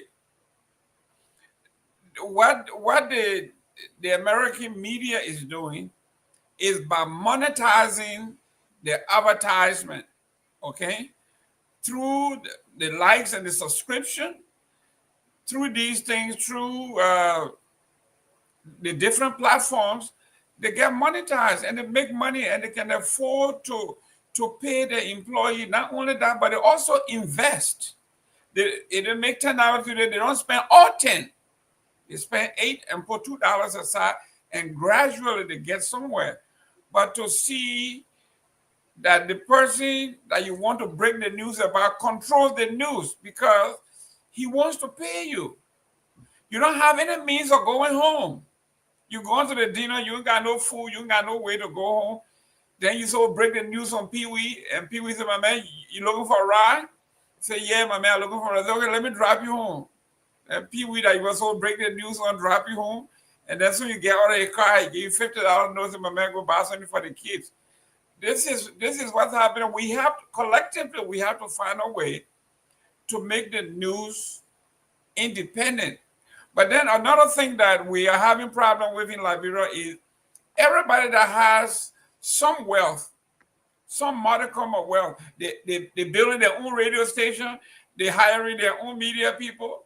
So, I mean, it's very difficult. When the money people in the country have their own media establishment, they don't need you. They don't need the Silikis of the world. No, but people pay for news. For example, do you know how much people spend on data every day to be either on Facebook or on something? It's because they want news, they want information. So, like I said, in the information age, you must be creative with the kind of media you want to run. You must have a specific audience. You know, I mean, back in the day, you have LBS, they will have entertainment on Saturday, and so a lot of people will go to listen to that entertainment. One business will realize that on Saturday, a lot of people tune in there, they tend to advertise there. So it's all about creativity. I mean, it's a challenging period. Yes, you do not have a strong middle class that should be able to go for these things, but I think with creativity and exploring other means, if you have a media, for example, you have a newspaper, create an online platform, create a blogger page as well that people will follow, that you can monetize, as you rightly said. So you just gotta be able to switch it and do a whole lot of different stuff. If you get a newspaper, you've been running for 10, 20 years, create a training program under your media institution that at least every 3 months you can train young people. They will go and pay something to learn. So I mean, you just have to find ways to create means as opposed to that. And eventually, here's the thing. Eventually, when your paper is considered independent, credible, you will have traffic flowing to it, and eventually you make money. So the first and most important thing for the media is to build that credibility, to build the fan base, to build the listening base. Once you have people flowing to you, eventually you make money out of it. At this point. Mr. Nyenwolo, Victor, we are talking about the proliferation of media houses, right? Every representative now got their own radio station, got their own TV station, got their own media people they hire. So how do we mitigate this? I mean, it's tough. Yeah, I think 2 or 3 of the previous speakers have already indicated we don't have the market. That is a problem. Liberian, our buying power, is very limited. But for instance, yes, an institution like this one, I mean, we come here, we sit down here 2, 3, 4 hours. How many advertisements do you see running on this network? You would think our people will bring their products to sell. We have a lot of people on Woodland Avenue in Philadelphia who own little spots here and there. They should be coming here and bringing advertisement to the closing argument, and in Minnesota, other places where they're Liberians. Also, so many people watch this network, but we want to watch it free. I mean, I don't know how many subscribers we have yet. Those are some of the, somebody already indicated that in the chat. It was on the screen. Those are some of the ways I think we can make money. Then, of course, I guess so maybe in the future, the network will look into public relations, events, and hosting major events. Say for instance the 26-day program or something like that, where people can approach the network and say, okay, we're looking for you guys to come and headline, or come and be our maybe master of ceremony, but because of because of your reach, people will also be encouraged to come and attend the program, those kind of things. But the bottom line, like I said, it goes to our buying, our buying power. From back home, that's very limited. Over here, at least, we should be encouraged to support, an endeavor as this one. Those of us who are able, for instance, like I said, our business people on this side, I think they should be encouraged, to come in. I mean, you see them, they're buying these spots when people are planning their reunion, homecoming and stuff like that. They buy toothpaste ads here, half page here and there. They should be able to do that here to the closing argument. So look, I'm opening up my store, or I got this business running, I sell African food, I sell, whatever it is, and come and buy ad. That's one of the ways we can also generate money. Well, real quick, I was asked to sit on the board for the local NPR, and I went to one of the board meetings, and they actually had a branch of international media grants that they gave out. And I was able to approach few of the other agencies as to how they can tap into that. But like somebody said, it needed structure, right? You had to have your organization register, either 501c3, you had to have all your paperwork ready, and then you apply for that grant, okay? And you will be able to get it if you can meet 1, 2, 3. But all the folks that I approach on that, nobody wants to go through the headache of having these things structurally put together so they can be able to tap into other things, because like church, right? You can't live on that offering alone. You got to do other things outside of the offering. So grant here and there, $10,000 here, $20,000 there. These things are things that you do. For me, it comes easy because I worked my whole 10 years of my life with the United Way. That's what we did. So when you tell our Liberian organization, these are the things you have to do to be able to get some of this money so you can do other things. And it just falls on deaf ears because nobody wants to do the hard thing. Yeah, they don't. And you said something earlier. They don't want to work. No, but Peabody, they want support because of, for instance, right, like Mr. Nangu was saying, people doing businesses. People, I saw somebody showing their apartment. They get some place to stay, Airbnb, right? But when you do it for them free, oh man, you can talk about my business. If you say, look, I'll give you $50 every month to mind you to advertise my business, it will help, but they won't do it. They have a program, they want you to put them free. Okay, now somebody will come and say, they'll say, oh, we won't come on your show, but right now the campaign that they're running now, okay. I told somebody come and say, no, if you can come talk 15 minutes, no problem. You want to the whole show, yeah, you pay for it. I mean, but the thing is, Tomalin, I hope people just believe in instant gratification. Even with what I do every year, going back to these villages and building, well, there's so many people in the country who approach me and say I'm gonna help them build weather to the house. I mean, I bet it before. That's what you say. I've been with him before, and telling him. What kind of wickedness is that? This funds we get is allocated for people who live in villages that have access to no drinking water. We pay people to go there and dig it well. I've had hundreds of over 10 Liberians come to me if I can help them build one well to the house because they're building a new house. Yeah. What kind of wickedness is that?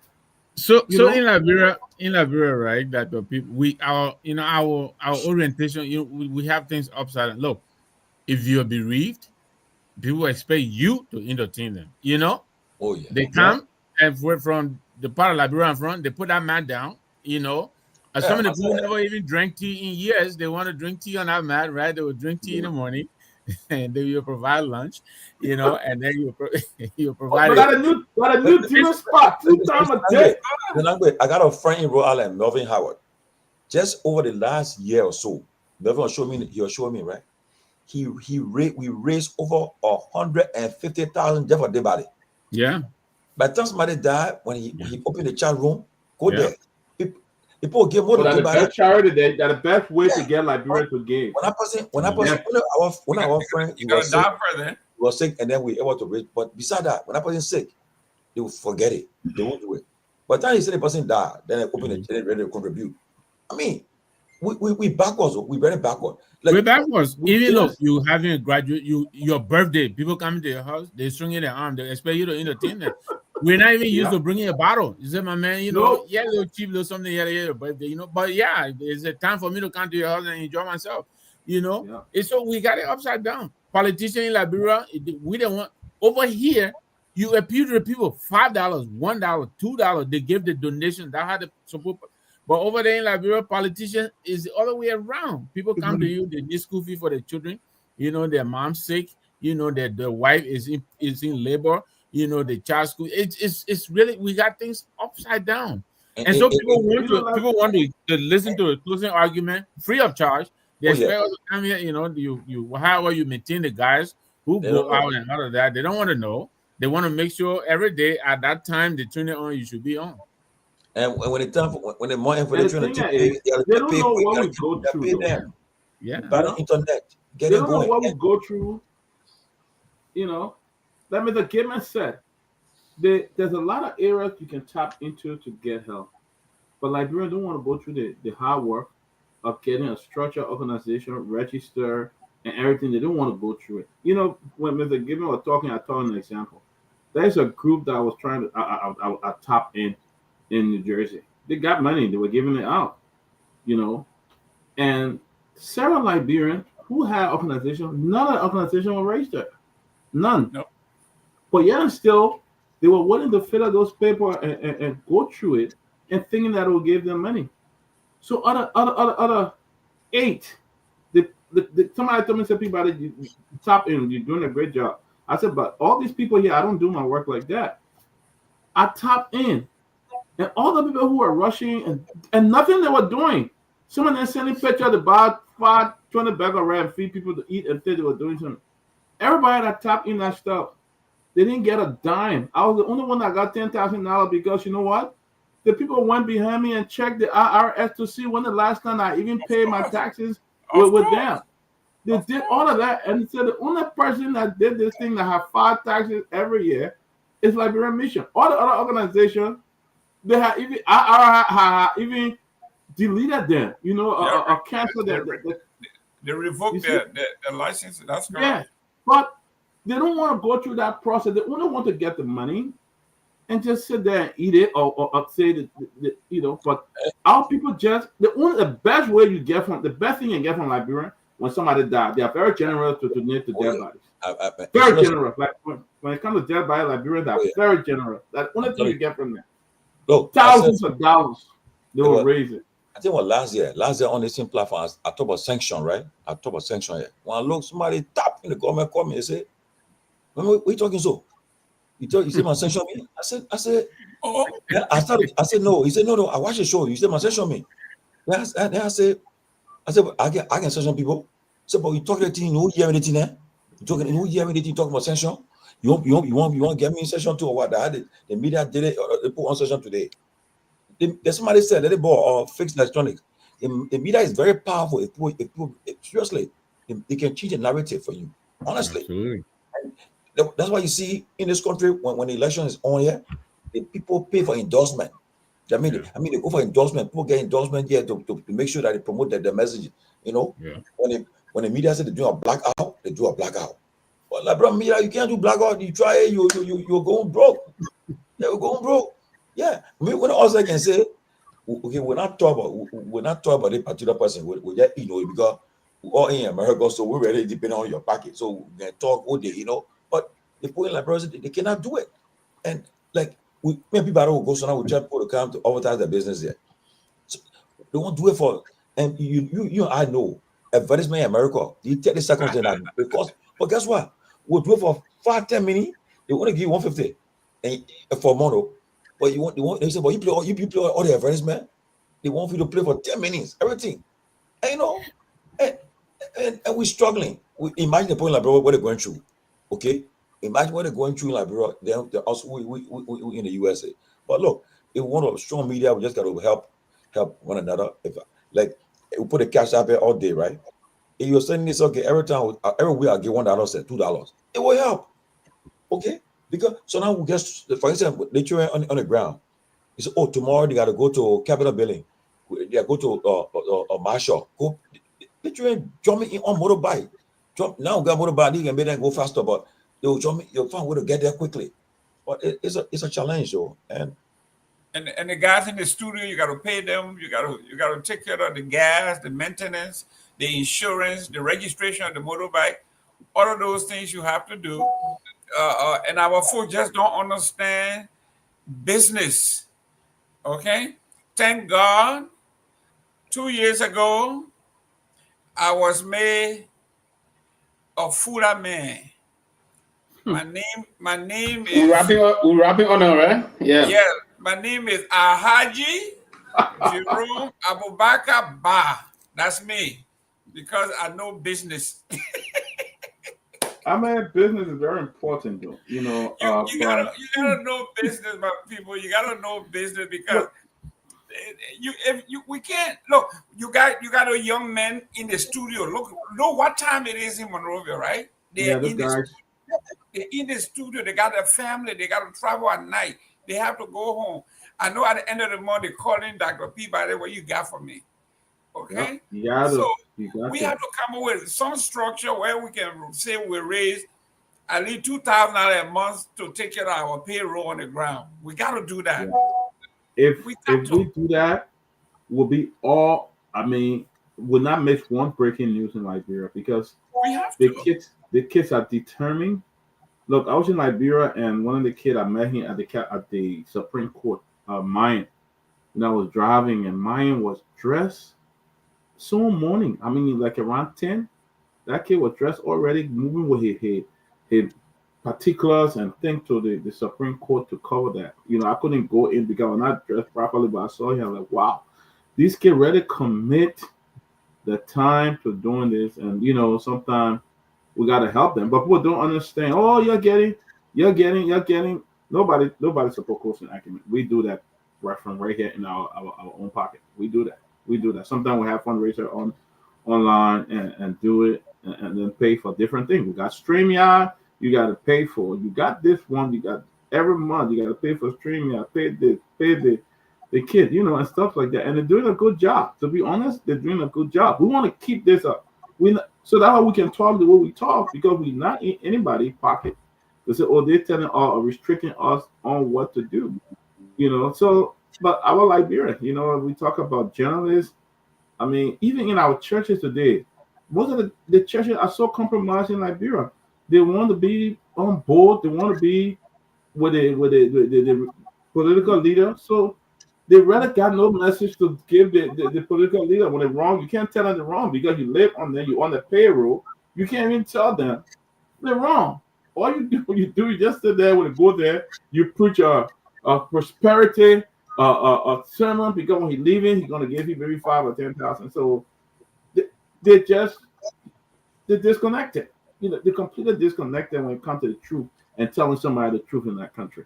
Most of our religious leaders, we saw that every government bring their own people. We saw that in the previous government. I was saying this year. Well, most of the leaders are. I understand one pastor even said this is our time. We were telling the other pastor from the previous regime, this is our time. And I'm like, what?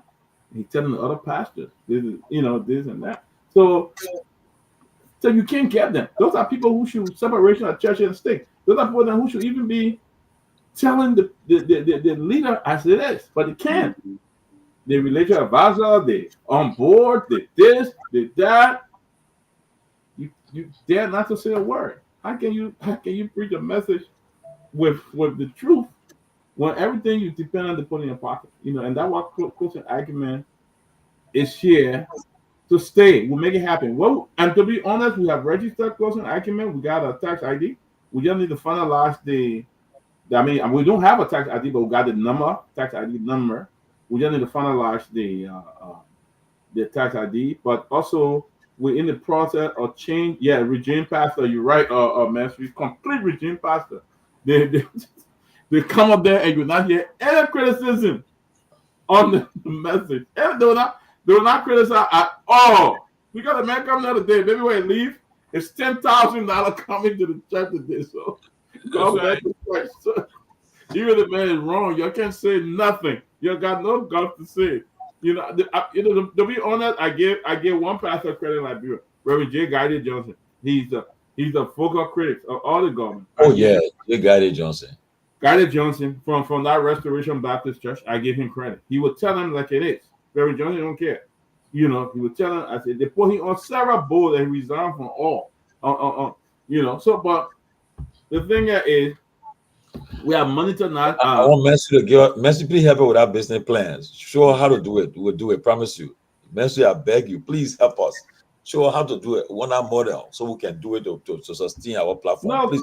closing argument. We should even be getting money from Facebook. We hit that. We're going almost 32,000 viewers and stuff. I mean, if you look at it, something it says 1.2 million views in about 4 or 5 days and stuff like that. Even the interview we did with the vice president, we hit almost more than 2 million views. We're going through that interview. Tumini said, "Nope, I'm not going there." I said, "Why?" Tumini said, "If people see you there, they say you're going big for money." I said, "But is that the intent, Tumini? Do you intend to beg for money?" Tumini said, "No." I said, "So let's go. Let's be discreet." And exactly when we enter that hotel, there were a lot of people already sitting there. Yeah. So we come in and say, "Oh, man, you gotta, thinking like we're going to beg for," but it's not this, Tumini. The best thing we can do. Let's do a one-on-one interview with him. Someone say, "Yeah, that's a great idea." Someone say, "I'm not going over there." Some people see me, they say I'm going to beg for money. And you're not going to beg for money. Yeah, it was make a hustle. If I don't the men are a friend now. No, but that night, you go look for money over there. That night when the program ended, people I were chilling, someone chilling, cooling off. While the VP check, he said, "Oh, what you guys there?" We said, "We left that place." He said, "Your account?" I said, "No, we're going to the hotel for the crap planet there." While we stay chilling, then the chief of staff said, the VP said, he wants to see you. So I said, "People, we're going there, but we're not going there." But he convinced me one day. I said, "But we are doing interview." Then he keep on the elevator. He wanted. I said, "No, we got to do it. We got to do it." He said, "Okay, I'll go do it." It happened. So it happened just that way. Because the mentality people got, the minute they see you, they say, "Oh, the person gets on." In fact, let me give you an example. The day when one was spoon to Liberia, let me tell you that story. When we met with President, we after that by the time we came from the place, I don't go to the papa anymore, but my big senior veteran comrade, he called me. He said, "My man," he said, they said they give you 100K. I said, "What?" He said, "Oh, my man, put on me president and it be the same way." I said, "Oh," he said, they give you 100K. And so our friend and I were all said, it's like having the room around said, they get it mentioned in the high name for all. Even up to now, people still tell the well Liberia and they get up to the fact.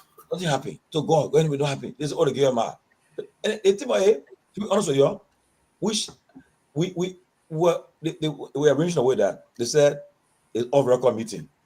So then the president told us, "Okay, as we say one interview, he said, when I come from Belgium, I will invite you to the place to have an interview with me."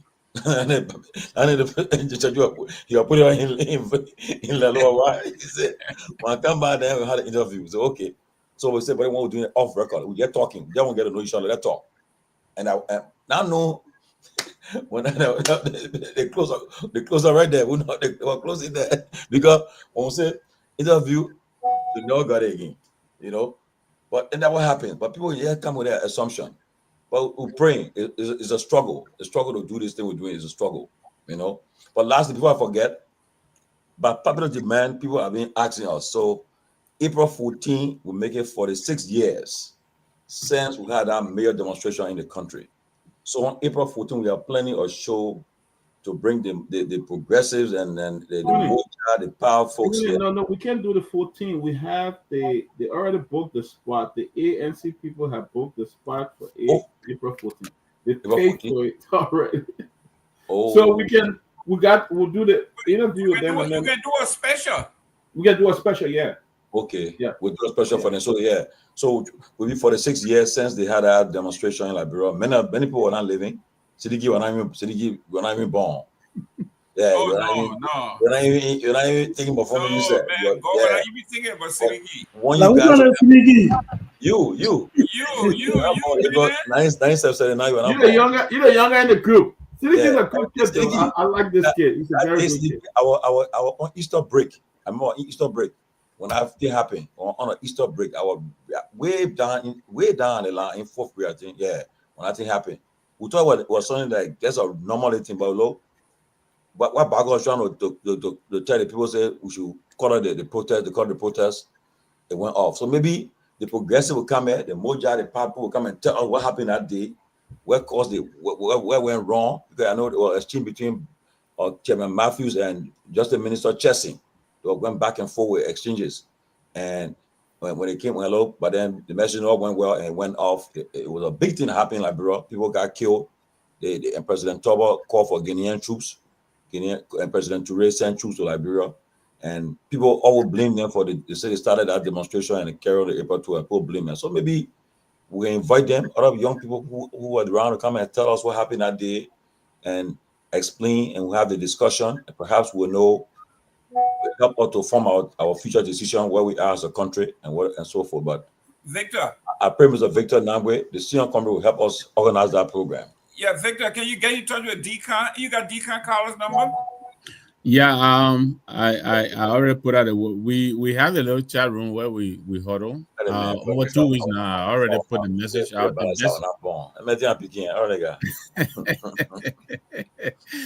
So I think he's onto you, Tomalin. But anyway, I put the message out. UPB are designated Deacon, and I think Steve Kwekapo and probably myself. But I just I put a word out to see if we can. Alara should be here. I'll try to reach out to him. Probably bring in CB, come to Wisa. I know my brother-in-law Yankwa Cabo is here. He's not far away from me. So yeah, we'll try to make it happen. Thank you. Oh yes. Yeah, we'll try to bring the guys in. So we sit down and have a little discussion. Yeah. Yeah. Thank you. Thank you. That would be nice. Really nice. I was somebody was telling me on Sunday. They say HB in Liberia, right? In Liberia, in Broville. Yeah. I don't know, but I know his daughter got elected to the British Parliament not too long ago. He's very proud of that. Oh yeah. Yeah. So, but I don't know whether he's in town or not. But yeah, I say in here. I home in Broville. That was one of his. It told me. Yeah. What happened to George Kier, Dr. Kier? Kier is in Atlanta, right? No, I think he is. Kier should be in either Michigan, because I know he was at Grand Valley University. I don't know whether he's still the dean for the political science department. I don't know, but he was like. I will ask his friend, not Josh. Not Josh that knows exactly. Nancy Duopu, you be part of that discussion. When you're a former student leader at LU. Nancy Duopu. Yeah. But let's give our closing. But it's been a good show. We'll talk a lot today about the serious problem. But you know what? They begin. Myean, I still got $200 there for you, but he cash out can only take 4. It can't take. It can't take $200. So I gotta sell it tomorrow. You reach your limit. Yeah, reach your limit. Well, God, all of you guys, thank you so much. The show was great. The Nima election still on, and we hear a lot of stuff on Nima election. We'll talk about it more. There been a lot of stuff going on, but our guys getting ready to go Nima. So Nora, you say you support the guys going Nima. So Nora, please. You say your money will be for politics. When is the election? Totally in Nima. April 22nd. 22nd. So 22nd. So the guys need. How long the guy want to go there? It will be there for a week. The last week of the election. So they need lodging and food. Lodging and food, and there. So trying to get them there as soon as they get them to cover it. Because I tell you, tension already started there. So they won't. So how they going though? Are they going with a car? They're gonna put a motorbike in a car, and then they get there. Yes. They shouldn't drive it on that road. No. Please. They'll put a motorbike in the car, and then when they get there, they use it. They use it there. Yeah. So. Okay. Yeah. So we gotta. So Nora promised. She said she would. She said she would. I get her money loan. She's a nurse. She's making good money. Yeah, they got some cheap hotel in Nima, Ganta area. Yeah, got some nice one there too. Thank you, Mr. Thank you. Yeah, he said he'll be on the Johns that day. Yeah, but please, let's get guys in next week. Absolutely. Let's cover them. Absolutely. Yeah, what happened? We'll win. whether a Koga, a Madam Ware, a Blion, or what other guy. I think we as a media should endorse the crew. And I endorse man. One thing I Come would say, on, Chief Tomalin, throw your hat in the ring. Yeah. Sidiki over here. Sidiki, Throw your weight behind somebody. But you're listening, all along during the 2020 election, we were playing neutral. Peabody, all of our only Ben outside, but Peabody, our night were in the middle. We weren't for nobody. We want to vote there. Instead of all come back home, we say we stay in Liberia there. And then what happened? They said, when we got there, they said, oh, then to make it worse, I never forget right? The day that we were doing that dancing, the vice president, he sent me a message. He said, oh, my man, so we are men now. He said, oh, you show your man. I said, my man.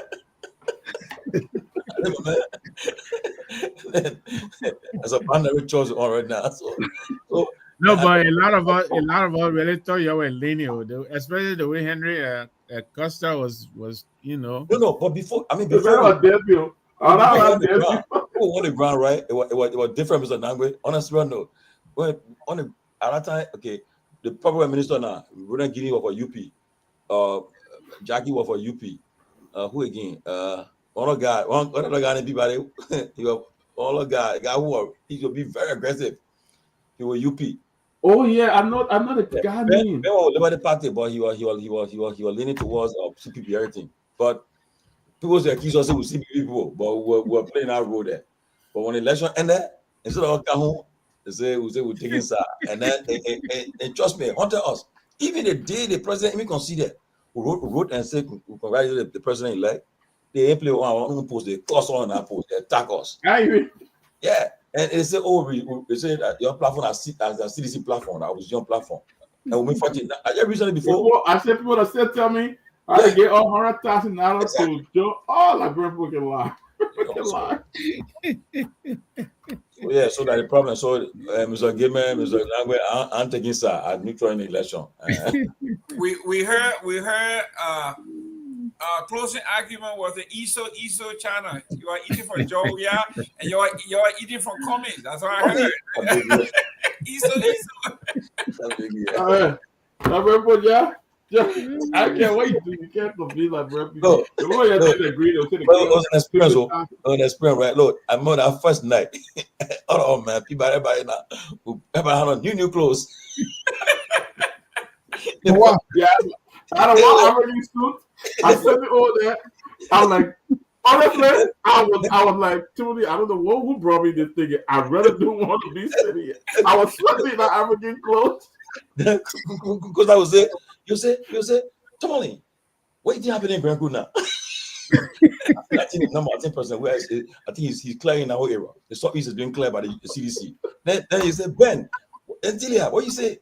Oh, I can see that the belt, that bombing Cape Man belt, CDC is putting a challenge there.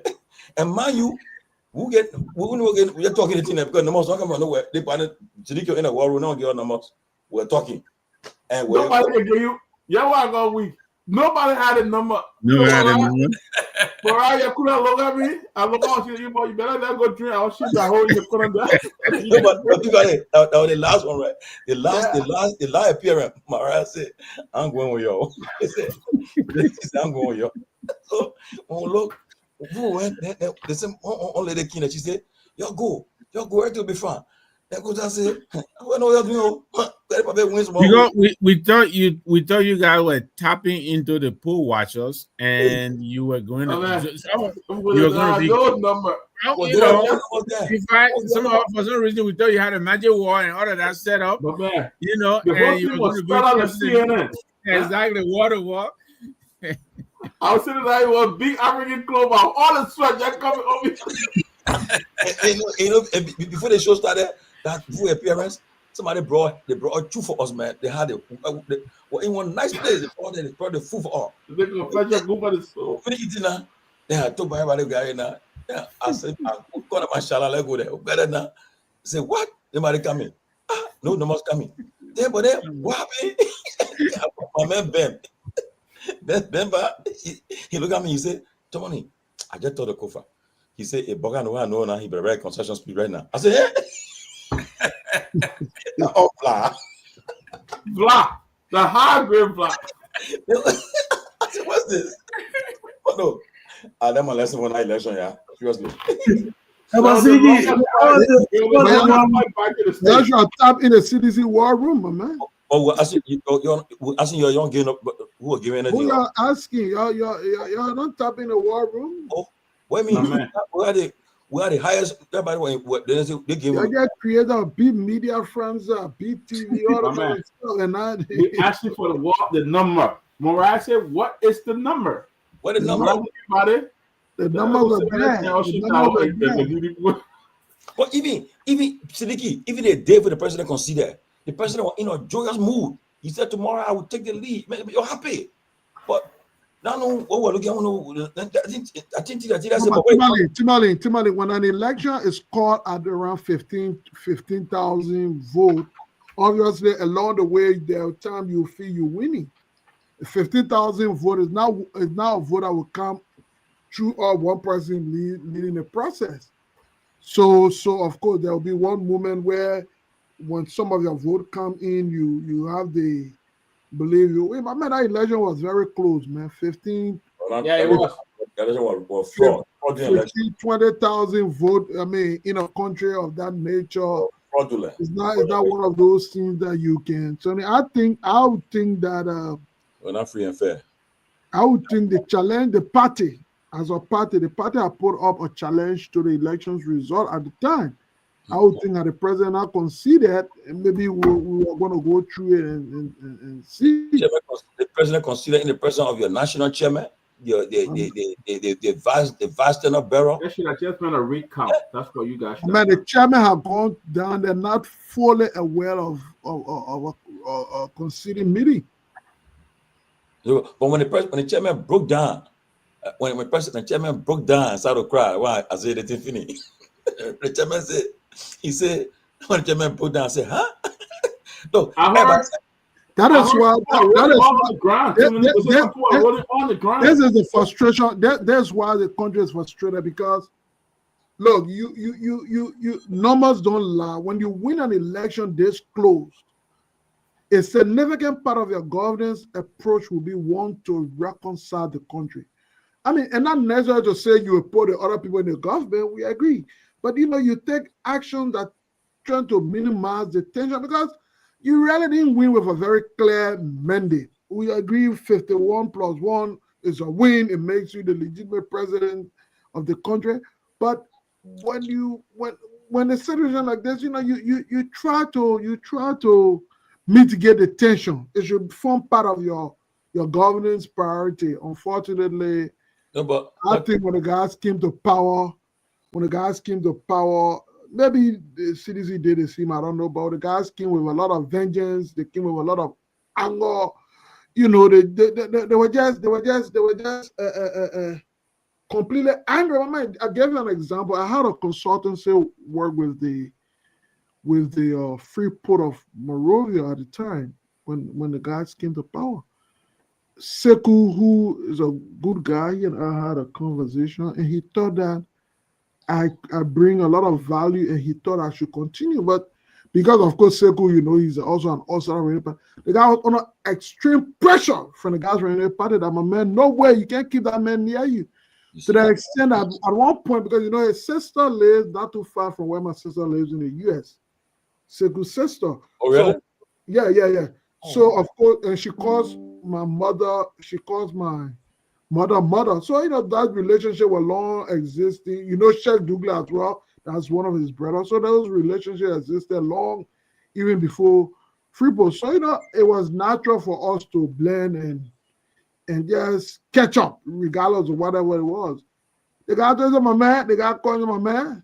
That man will see you, with that city man will see you. So that's how angry the guys were. That's some of us who are very modest and liberal in our political approach. We don't really, use that very hardcore anti something.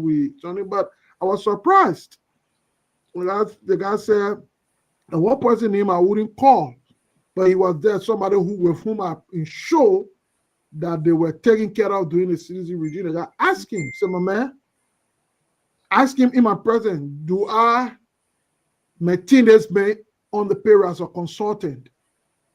He couldn't answer because in behind the house chat room, they have all they just pointed out people with whom they were attacked. And I thought that approach to governance sometimes is always, when you do that, you get on the wrong footing. No, but you know, and the problem, look, like for Mr. Gayman, Mr. Nangwe, let me say this to you guys.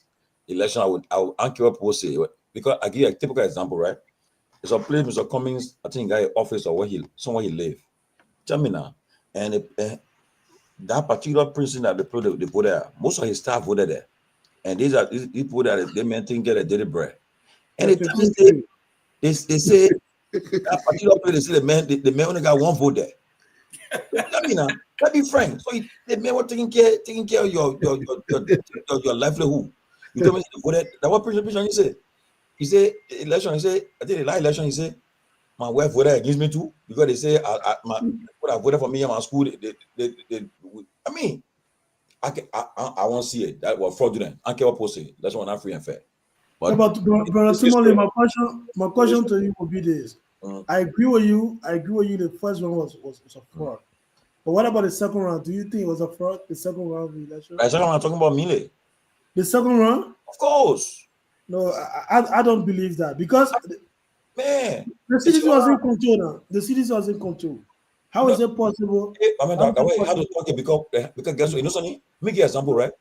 In fact, I was sitting down with our the president when somebody called. They say the people are doing all kind of stuff here, but that probably how you the governing party. How do you say that people will do that to you? You know, but again, I tell you the truth, right? It was not free affair. I tell you, anybody will say I'm under why I know it was not free affair. There's no way coming got 1%. No way. No way. Yeah, no way. It's a clear. Yeah, it's a fact. But Tomalin. Yeah. So this guy, a new guy came. What's his name? The guy who came. Abeton. So where do you think he generated a vote from? But in fact, let me tell you something. Just last week, me on top Unity Party partisans were talking, officials were talking. But you say, but you know the thing when talking, they say, oh, that. But you say the Ghanaian put the thought that in the country, that what they can do when they did that thing all the country. They say you say where Abeton came from. Abeton was used to carry on our mission. But you know, I just sorry that in Liberia we don't forget things. But if I can tell you, the next election won't be like this. People will be very, very careful, mindful now. No, but I think part of the process require us changing, improving our election process. What were you guys? You're the strategic people of CDC. You're running. I mean, people blame you today because you. Yeah, but good night. I can't be the one cooking the rest. Yeah, me myself. Let everybody eat. Look. They have no poor washing on her in some areas. No. It's unfortunate. It's unfortunate that we. They were scamming each other. That would do the scamming each other. No, not that. No, maybe that. I think they were overconfident. No, but citizens never did that at partisan while they were in power for 6 years. Someone at partisan was really. That's the point. Look, other people are there. I remember well, I think people you were Charlene husband when having her husband's birthday. No, I was on my way to citizen. Report. They were talking about the second term. What will happen second term? But the president will focus on the top issue. I mean, look, everyone will be focused on the top. President said, "My second term, I'll focus on the southeast. I will spend most of my time in the southeast, that corridor. I'll spend my time." He said, the reality. Yeah, it's a reality. The reality is that there are a lot of things we could have done better. Honestly, there are a lot of things we could have done better within the party structure, within the general center of the country. But here's the thing, though. When you look at what is unfolding in the country, some of the mistakes the guy make, it makes CDC look like child play. Today, there are more party people crying than even CDC people dead. There have been 2 or 3 attempts of protest at President Bouaga's residence with regard to dissatisfaction. So, let's be honest with you, with the kind of mandate CDC received, 14 out of 15 counties was sufficient of a mandate to have done enough in the country. we allow a lot of opportunity to slip our hands. We learn from it, and but you know, when I see what's happening now, to be honest with you, sometimes I wake up in the morning and we want the president to succeed, to be honest. And so when we wake up in the morning, some of the simple mistakes, the things they do that makes white citizens they load a baby play, and you're like, what the hell did we? I think that's part of the reason why sometimes citizens get angry why Joe we are temper over. Because that was a person with whom you're going to temper over, then what was the point? You know, except that, you know, when you lose an So you're saying that your citizen will not take power again? Yeah. Citizen, you didn't come out of power still? Well, I think what is clear is that the Union Party is not going to win the next election. Okay. That is clear. I like to know, and that is clear. Tomalin, you can chime me or Ahmed. What was the president's motivation? Because it seems to me like even the chairman did not know the president was about to concede. It's a good thing that he did. Don't get me wrong. I don't think we could afford another drawn out legal battles and other. But he was within reason if he were to challenge the election result. Why did he concede so quickly? You think? When I look at it, I think for me, I'm convinced. I think the president acted more out of anger, frustration, as opposed to conviction. I think that the issue of conceding is not an act that people just do; it's an act of evaluation of every other process. You know, it's not something that when you hear someone concede because you think you have, So I think one. He had been told long in the process that he was winning the elections. Yes. And so when they found out that he could not win, particularly so when the issue of the 15,000 vote statement became continuous repetition, I think he got angry. So in his mind to now hurt those who he thought would have depended on his win more, he thought to concede as opposed to let's look at the facts. And it was also frustrating that I think those who are saying they could win, when he take a breakdown and say, okay, what are the numbers that you base your argument that we won? And maybe they were not sufficiently convincing to him. And so I think he considered out of frustration more than out of conviction. Even when he considered, or while you were considering, the party had already filed series of objection to the Elections Commission. For example, the guys from Nima County. Yeah. The leadership in Nima County have provided very strong evidence to indicate that there were malpractices in Nima, not to mention other counties. And so the party had to withdraw. So I think the president acted more out of frustration and anger as opposed to I don't know because I know that night he called all the alliance, all the party that endorsed the CDC. He called them that night. And he spoke for about 45 minutes. His last word was when he said, for all indication, I don't think the remaining votes left, I don't think we can surpass the vote that Bugger got. When he said it, right? But before when he spoke, the vice president spoke, the president spoke, it went around the room. Then the chairman of the party, when he spoke, maybe I don't know, but the chairman of the party said, he put a blame. He said, "I take the blame for this election." When he said that, he broke down, and then it became just like a emotional thing. But then I won't call two person in, right? Two person I know were there, encourage the president to make the call. I'll tell you that two of the president. So Tomalin, the meeting you guys went to. You see, there are two kinds of meeting. You go to a meeting where you know that the leader mind is made up and there's the line he wants to take, as opposed to a meeting that says election is over, election will be over in the next few days. These are the results. What will be our is what happened. Now, so it was that one that went to evaluate the situation for which then the decision was taken. I think many of you went to the call, listened, and used that the president law was to concede. No. So when NEC gave the result that evening, the margin was round, but we expected the margin to close, right? I remember with either close, maybe it was 12,000 before she gave that result. When she spoke that afternoon, it went to 16,000. The margin widening. So, but then when the president sent for all the group, all were in the room, I think if the president has said, okay, he then addressed and said, well, the National Executive Committee of the party will meet and will meet and deliberate, and then we'll decide what our next course of action.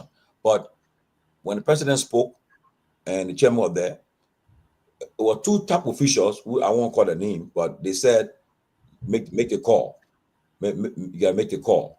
Then the president asked Eugene to make the call. Eugene called, but he couldn't get through. Then he said, he asked the vice president, said, whether Pape call him. I mean, so it happened just like that. Call him. So I think it was good that if you lost an election, you must. No, at least that's a good thing. But I'm saying, the party should have said the party as a community should meet to just be a collective decision of the entire party. I think that should have been.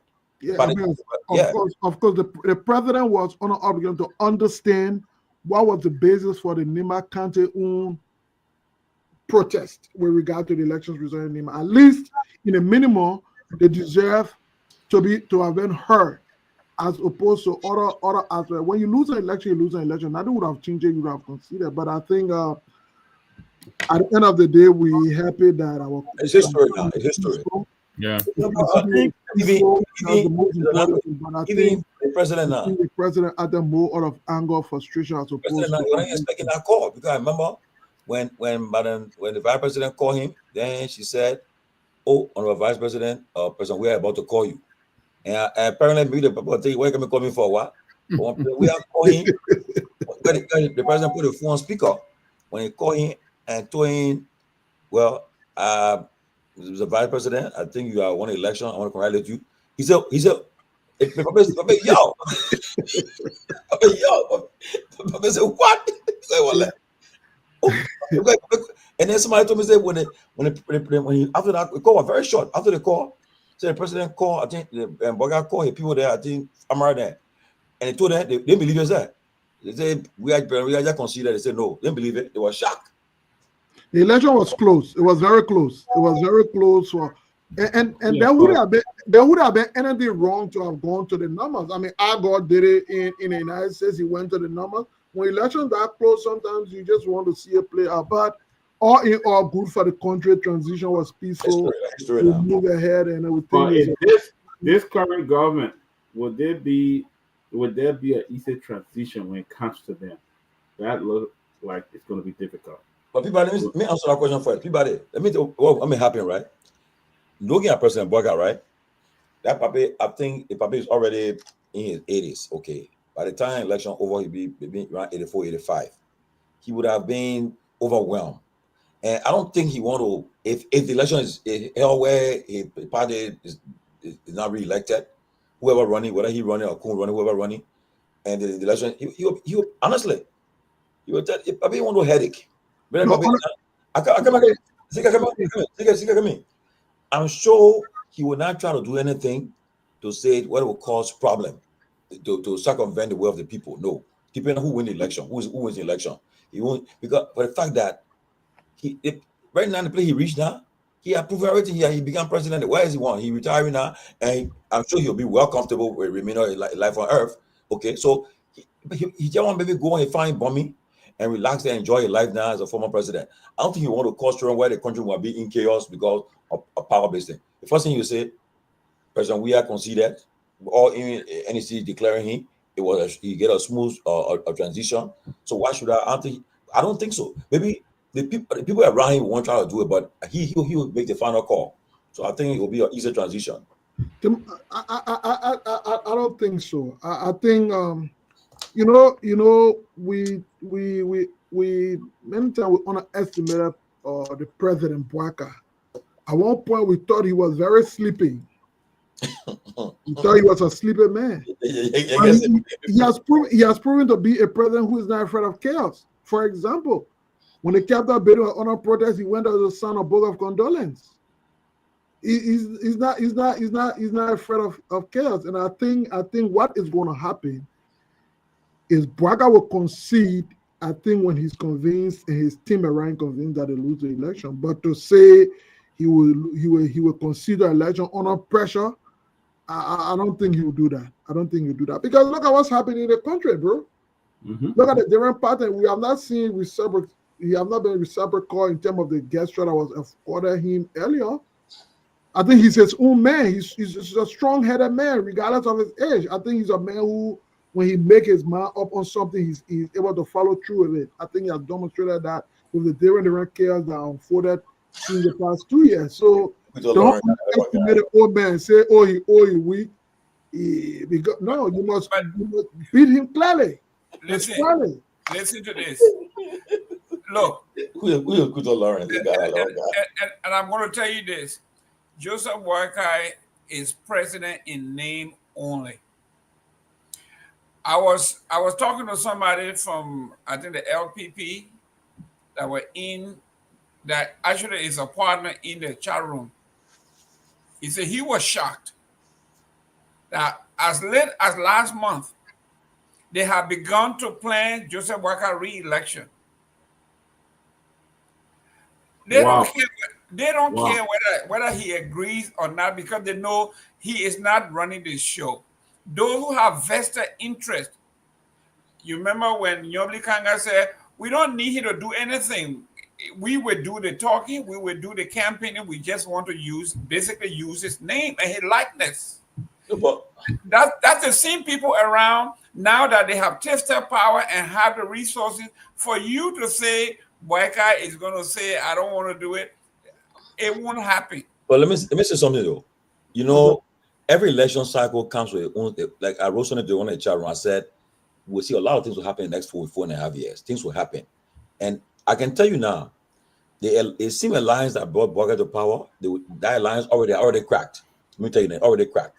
Now, that alliance will not hold. What may happen? Siddiqui said, yes, Sonny. If depending on who goes to the runoff, right? I believe if Tomalin emerges to go to the runoff, and that Tomalin wins, it will be an easier transition. Because you know the UP, they will feel that if CDC goes to election and CDC win a re-election, win election again, they will maybe try to do something, because it will be like, these guys come in, they come ready to pay their debt. They come in, we treat their guy there. They will not, and number two, they won't care because they run it again for the third term. So they may have that, but that would be the problem though. But I believe if, depending on, let's say if a new candidate emerges and then the person goes to runoff, and that person still not change, because what may happen? And then I don't mark what I'm saying now. And then if there's a new candidate that in a runoff against a CDC or UP, that candidate will win. Because if they say John Brown goes to the runoff with UP, everybody will put their hope behind John Brown because they want to see UP. They feel, because they'll be having that they all will be mad. If CDC go to runoff, everybody put a runoff on that new person that running against them. So if the CDC and UP are back to the runoff, that we expect to, I'm expecting to see some problem. But if Boakai want to force it, because what we did should serve as an example that we did a smooth transition of transfer of power. He didn't resist. He got challenge the result. But even before he announced, he conceded, and he started a transition team right away, and it was smooth transition. Okay, so if the two parties goes to the runoff, maybe they'll have a problem there. They want to call, but if the new person emerged at the runoff, one of the parties, that person still a chance of being the one elected. Yeah, bro, I want to disagree with you a little bit when you say Boakai is not running the show. Boakai is the one fully in charge. He's the one calling the shots. You cannot point at anybody in the UP government right now and say, okay, this is the go-to person who, like, maybe in the citizen government, you had the name Nathaniel McGill. At some point, you have Finabono. There's one way or other, you know that at least those people could be able to influence, have control. What name are you hearing in there? Grace Bay. You don't hear Grace Bay. In fact, you don't have to hear Grace Bay. No. You don't have to hear his I'm coming. In fact, there are times Gracewell feel like an outsider. There are times they feel Gracewell should not even be in that space. But Look, he is in the space. Everything, because Braga wants him there. Everything that is happening in the government, particularly so some of those things that are of controversial decisions and stuff, I think that the president is aware of. He knows about it. Braga is a conservative, come from that background where they keep power to themselves, keep information to themselves.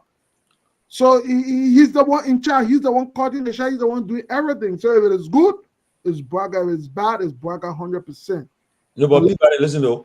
If you remember during weird time, everybody knew when they say who are in charge. McGill, right? McGill was.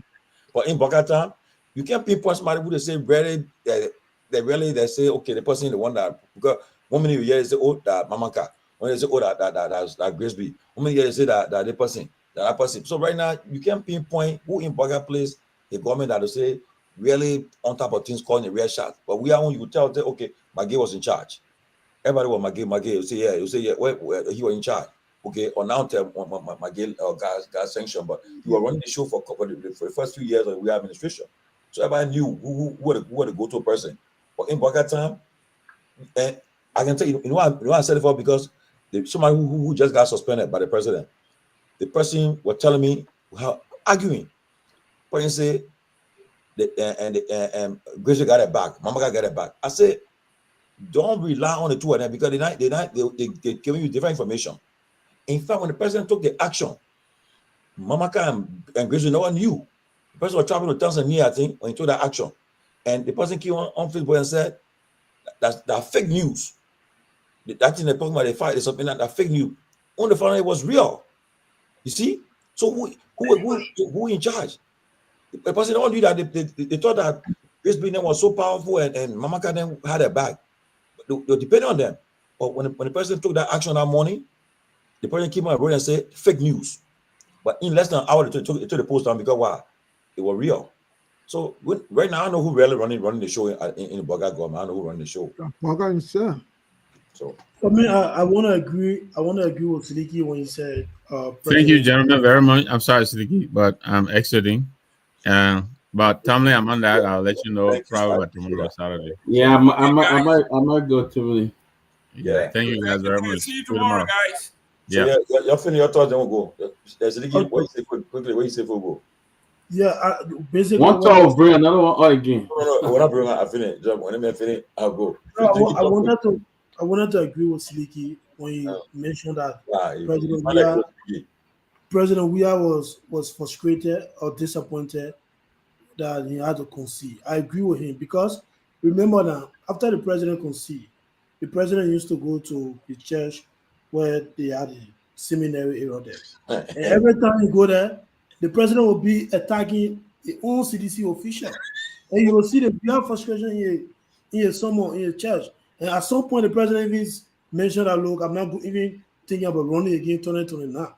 To even see President Weah now, talking about 2029 is kind of surprising. So I agree with when you talk about, the president was angry, so he made a decision and all of that. So I agree with Ziggy, right? Where the president living, where president he and Braga live in the same era. So when you, I saw it before I left Liberia, I saw it, right? They got power at Sunday. When power changed, the whole attention went to Braga House. We are also be that traffic was heavy traffic there, but when the result was announced, you will see everybody, all the people there. When they come in, the papa, we are go to Braga House now. Attention, everything changed. You see people, they have all the more. So it's like you're looking at things happening in your eyes. Say what? And how they put so the power has something up. That is why ultimately in politics you don't see people support as love. No. See people support as one that look up to you for help, for assistance, for direction. So when you see it that way, then you know that these people are here with me because of what I should provide or decision I should make. And so you want to make the right decision that affect their life. Oh, and that, brother, if you cannot do that, they will switch it. That's what politics is all about. It's not about you, some lovely, Duffy. No, people there because they think that. Actually, what are you about to stand? Somebody ask you a question. What are you? I'm a founding member of STAN. an advocacy group, one of the best in Liberia now. And also remember, he's still a vice president of General CDC. Of course, you didn't ask Bo Ali no question when we were COP and Unity Party. Of course, I am with both organizations because I think both organizations tend to they are different. They do not share the same leadership, but they tend to advocate for the same thing, which is a better Liberia. So Stan will not change the political party, right? No. Stan when I take sign. Is a auxiliary to CDC because no, but why would Molu leave the chairmanship of CDC? He resigned. Only to go because auxiliary. He was at the highest level of CDC as chairman. But they asked him to resign. You better leave CDC alone. Wait. Molu was at the highest level of CDC, the chairman of the party. But they asked Molu to resign. Why won't you to go? Molu was never asked to resign. Molu has 6 more years to serve as chairman of the party. He had just said 1 of 7 years there, and he resigned. So why would Molu want to leave to go be an auxiliary of CDC? So what if all the parties were blaming him now for the defeat, and then they wanted him to go? They could not have blamed him. They couldn't. Nobody could have blamed Molu. Molu, if Molu was given the opportunity. I think Molu enjoyed the support of the partisans, and I think they thought that if the situation had been different, Molu would have been more effective. Molu contributed his best to CDC. I think we will want to remember him for. You're also trying to recruit Molu. Go after Molu. Molu's a great mobilizer. Instead of you, look at you say no. You see that? Yeah, impossible. Yeah, impossible. No, impossible. You say impossible. But wait. How can Molu come from CDC, the biggest opposition party, to go to ANC? What kind of demotion is that? He's the only one person. So tomorrow, if ANC posts, I'm Molu to recruit Molu. I swear now. Oh, remember, maybe they want a man of service. Molu got more supporter instinct than ANC. What? Okay. That you're going somewhere else now. So how you recruit a man? Molu got more supporter instinct. Why they pay the man for consulting? What mean by that? Well, the man's he's an expert. I'm not a spokesman. I don't know what I don't say that because if ANC say they need political consultants but I will agree with you. That people like Molu and the opposition in general should ensure that people like that don't remain idle, should see how they can tap into his many years of experience as opposed to I think Molu brings a lot to the political discourse. He's a great mobilizer. That one is true. So he understands grassroots politics. Anybody got him on. It's better to have Molu as a friend than an enemy. Oh yeah. So we hope to see, but for now I think he's more focused on the advocacy arrangement. If they in ANC meeting, let me tell you something. Politics is like a professional sport. Right now, right? If I were into election right now, like right now, I will tell anything we're trying to get right now. I will tell any group are coming. Our group, I want to go after all the top political people. CMC? No, not CMC, man. We'll go after all the top political people that in the country. We'll go after them. If you get, we'll take it for everywhere. What are you, man? We'll go after everybody. So Tomalin, Joe, you see the problem you're getting. Look. Oh. The thing is, it's good to go after people, but it's also good to build grassroots structure, brother. What structure? What structure you want to build again? You must build grassroots structure in the communities. What you want to build? What structure you want to build? No, but I agree with Brother Tomalin, but this is the clarity I wanted to make. Anybody going after Molu right now, if you tell Molu you gain plenty of money, Molu go on the radio and talk for your party. Molu going to defend a worker with the CDC. The Liberia will be attacking. But you see, listen. Molu brings more to a brother than just being on the radio. Molu will help you structure grassroots best. That's one of his. I think, in fact, that is his greatest strength. Talking on the radio, he's very eloquent, but I don't think that's his greatest strength. His greatest strength is the ability to organize people, mobilize people, and that's what party like your party. That's what you need. You need to be organized. You don't need to be in a briefcase or on radio station. You need to be in a community. Build structure. And it takes work. No, I agree with you. We got a lot of work to do, especially when one person you're gear, it just spoil everything for us. But Sidiki, what I see you, as the only thing I see you do, you're attacking CDC all day. In politics, Sidiki. About CDC attacking. No. On a serious though, ANC. First of all, you remember now, ANC is an offspring of the CDC. Remember that. Exactly. So there is a commonality, at least one way or the other. Had the guys in America not changed it, that commonality would have been there, still there. We have a lot of respect for Mr. Cummings. In fact, at some point, CDC through its Secretary General Gerald Koji started building some relationship with the ANC. I would hope that that's part of the things you guys need to do to see how you can cultivate that relationship further. Because sometimes you grow by association.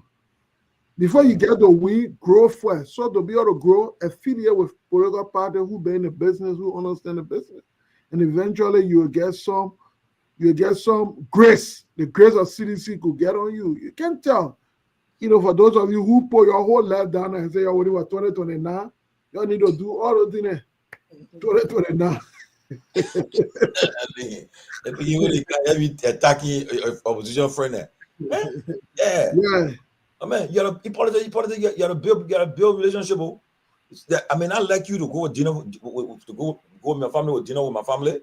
But for politics, I will try to get you on board. I know your strength. So why if coming run to become senator for Mosrado County, replacing DeLong? But wait a minute. So that decision is entirely up to Cummings. But wait, don't use it. The man can't run for president. But listen, the reason why I said it made a path that at least the last president took. He came with all his popularity in 2005, the Liberia rejected. In 2011, Liberia rejected. He came down, he went to become senator, and then he created a pathway. First of all, when will be the election? When? 2029. So the memory the presidency go for dinner. You see, you want to be denigrating. No, I'm not denigrating. No, I'm not denigrating. But you're telling me that Cummings should lead the presidency. So are you saying to me, we're coming to become senator, become pro 10? It doesn't create a platform to effect change in the country. It doesn't make any difference in a country like Liberia. You have to be in the executive mansion to make a difference. To set the first standard.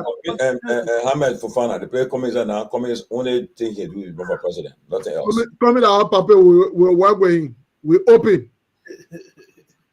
No problem. We work on any collaboration. They're gonna need that 1% thing. They come in and engage the people are stand. Engaging them. Stand people. My man, let's be honest. I think Stan will endorse candidates who represent our value, endorsement along the way, but we do not intend to be a political party, The guy, man, Mansfield. But Andrew Cuomo, how you taking on the governor position? Yeah, I know, I understand. He going for a lesser job, but Andrew Cuomo was taking on, he resigned under pressure. He took him from there. So you can't compare that thing with what he do. Cummings, our papa is from our twin party. When the time comes, we will all get in a fishing pot and. No, but Sidiki, I tell you this, right? For me, if the ANC, I mean, from what I saw during the week, I know, and by the time you say the Cummings not interested in politics again, they'll tell us it a lot, because for the fact that Cummings was able to welcome the parties back, coming back, he was very actively involved in making endorsement.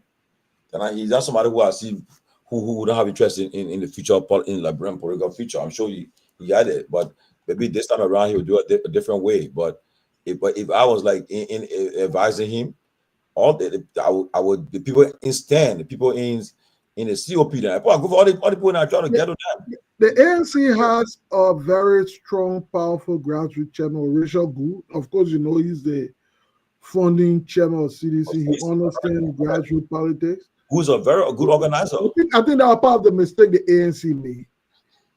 when they came in, when Guden started the process, they came, oh, Guden corrupt, they took for the Guar. How do you remove the man like Gu? And who they put there? Nathan. How do you remove a man like Gu? Who are chairman when you got 1%? Of course. Not true. No. Pass off before the election. Nathan passed off before the election, and we had an executive meeting. But who was appointed as but you know what? Because all through along, don't forget that all through along, ANC they were under the banner of the CPP. So Musa was the chairman of CPP. So Musa to the ANC.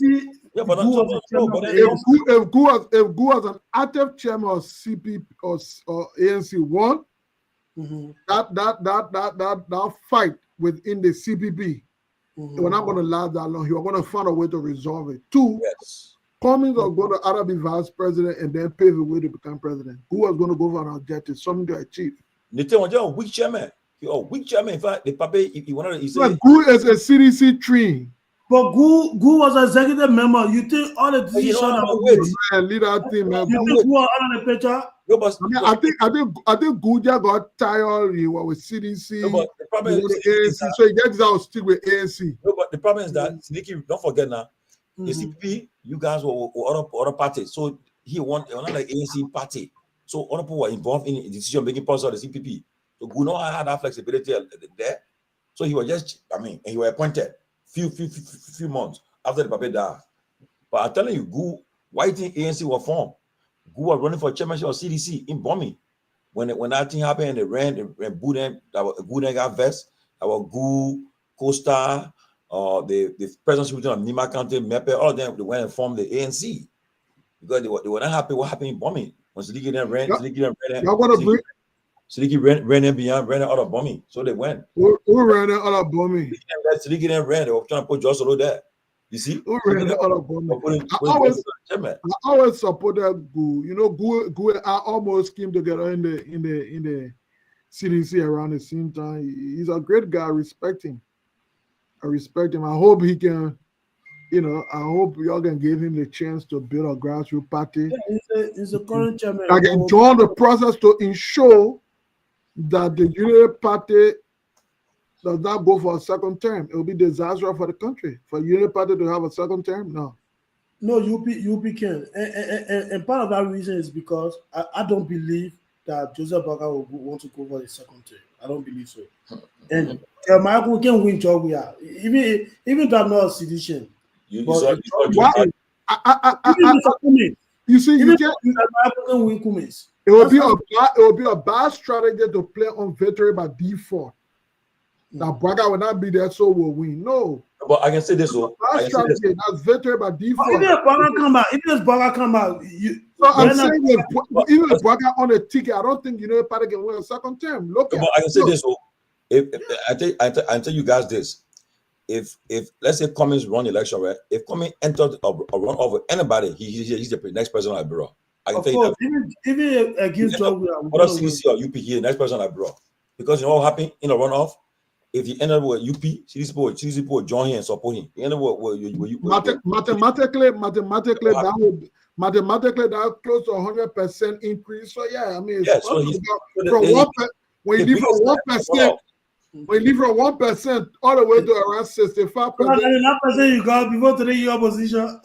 No, I'm saying if Cummings were to go in a runoff with anybody, he wins. He could likely win. Of course, when two people go wrong, one person will win. So the point is, the fact that he gets to the runoff suggests that it will indicate that there's a momentum in support for him.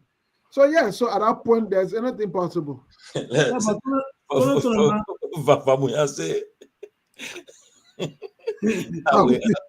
will he get there? The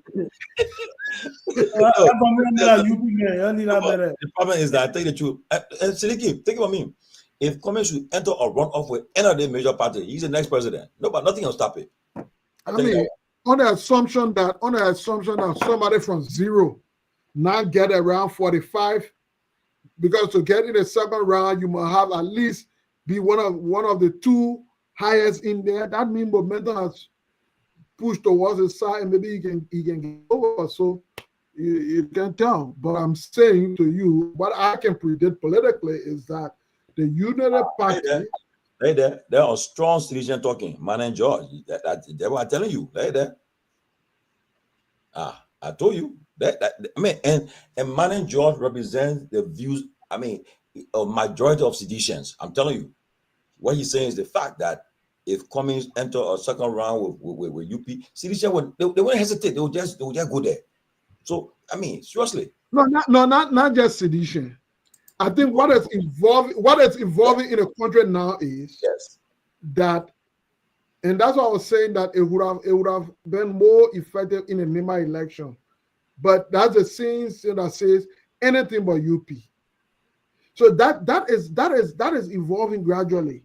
UP will not be a part of the conversation 2029. So yeah, so I think when it boils down to Cummings and Joseph Boyka, people will want something different.